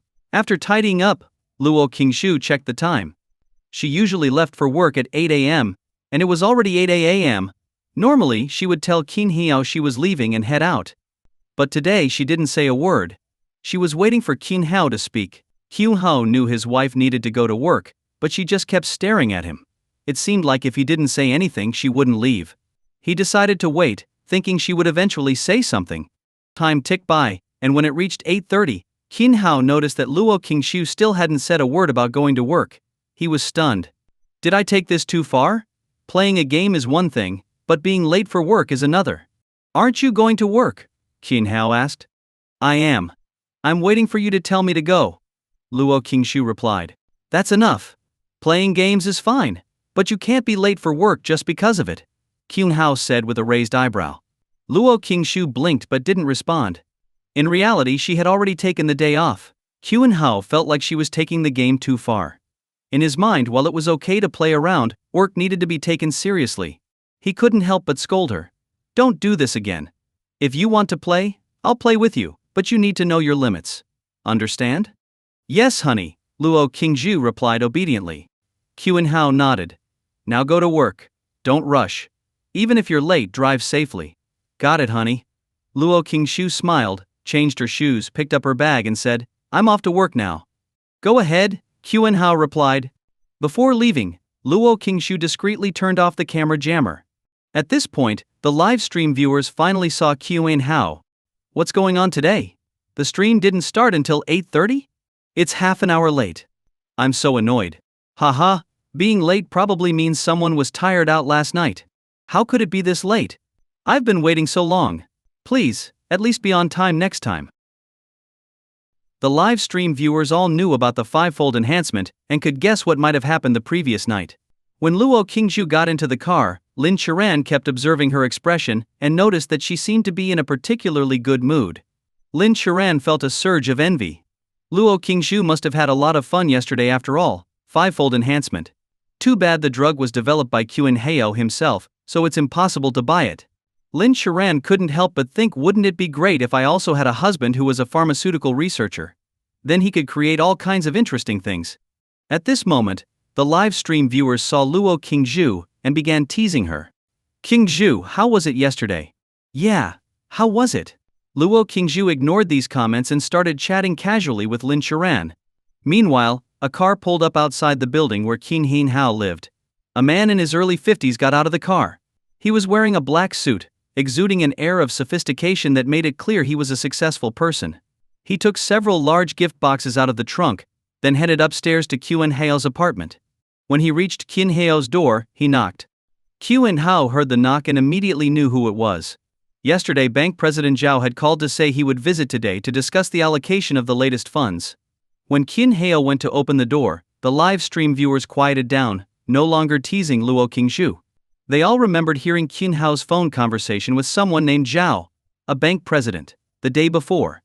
At that time, Qin Hao had mentioned to the head of the National Chefs Association that he had over 2 trillion yuan in cash sitting in his bank account. He even said he had donated 1 trillion yuan to national defense 2 years ago. This claim left both longtime fans and new viewers feeling skeptical. It seemed far too outrageous.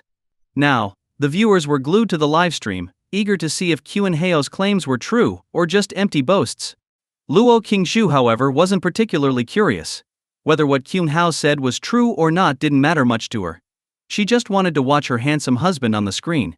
In the live stream. When the door opened, a middle-aged man in a suit carrying several gift boxes appeared. President Zhao saw Qin Hao and greeted him warmly. Professor Qin, we haven't seen each other in half a year, and you've gotten even more handsome. Qin Hao smiled as he took the gift boxes and set them aside. Then he shook President Zhao's hand and said, "It's been half a year, and you seem to have gotten younger." President Zhao laughed heartily and entered the apartment. After sitting on the sofa, Qin Hao prepared a pot of tea. The two chatted casually. The live stream viewers focused on President Zhao, curious about his identity. So far, they only knew he was a bank president, but they didn't know which bank. Can someone figure out who this president is? Higher ranking positions are usually easier to look up online, right? It's hard to tell for now. Let's wait and see. Meanwhile, the show's director, Zhang Dao, was already searching online, starting with the presidents of major banks, in the live stream. After some small talk, Qin Hao smiled and asked, "Yesterday you mentioned on the phone that a new sum of money had been deposited into my account. How much is it this time?" Hearing this, President Zhao's expression became particularly animated. He raised one finger and said, 1.38 trillion yuan. As he said the number, his voice trembled slightly. 1.38 trillion yuan. This single deposit alone would make Qin Hao wealthier than the world's current richest person. And this was just the latest deposit. The live stream viewers were stunned. Many outright refused to believe it. Since President Zhao was from China, the currency mentioned had to be in yuan. 1.38 trillion yuan? And that's just the latest deposit? Who would believe such a thing? Even Qin Hao's longtime fans and die-hard supporters felt it was too absurd. In the live stream. Hearing the number, Qin Hao nodded calmly, his expression unchanged. He had long since become desensitized to money. To him, it was just a series of numbers. Qin Hao then asked, "How much money do I have in the bank overall now?" He genuinely didn't know the exact amount, only that it was more than 2 trillion yuan. He hadn't kept track of the specific figure. This was because the money wasn't directly deposited into his personal account but was held through other arrangements. Years ago, the authorities had chosen not to deposit the money directly into his account, fearing that foreign spies would discover it and attract unwanted attention. To protect Qin Hao's identity and avoid scrutiny, the money was stored in other ways at the bank. The live stream viewers grew even more doubtful. Why would someone not know how much money they have? Don't banks have apps for that? Why ask the bank president? Quick, someone look up the president of the Bank of China. Yeah, look it up. Within seconds, viewers began searching online. Soon, they found the information. Zhao Weiguo, President of the Bank of China. His date of birth, career achievements, honors, and photos were all listed. When viewers compared the photos to the man in the live stream, they were stunned. Holy crap, I checked. This really is the President of the Bank of China. What the? I checked too. It's legit. So Zhao's identity is confirmed, but Kyun Hao having trillions of yuan? Isn't that way too exaggerated? Yeah, it feels too over the top. But judging by their conversation, it seems real. If Kyun Hao really has that much money, where did it all come from? In the car. Lin Sharan and director Zhang were both shocked. They had been following Kyun Hao since the beginning of the program. At first they doubted his claims of curing cancer and AIDS, but those turned out to be true. And now? Does Kyun Hao really have trillions of yuan? If it wasn't true, why would President Zhao say such things? And since neither Kyun Hao nor Zhao knew they were being recorded, it didn't seem like they were lying. Could it be true? If so, it was terrifying. With that kind of wealth, Kyun Hao could easily become the new richest person in the world. Luo Qingshu was also dumbfounded. Trillions of yuan? My husband has trillions of yuan? How is that possible? How could anyone earn that much money? Even though she knew her husband had cured cancer and AIDS, there was no way the government's rewards would amount to so much. Hi guys, your opinion means a lot to me. I'm working on improving the stories to make them more interesting for you. Please leave a comment and let me know what you liked about this story.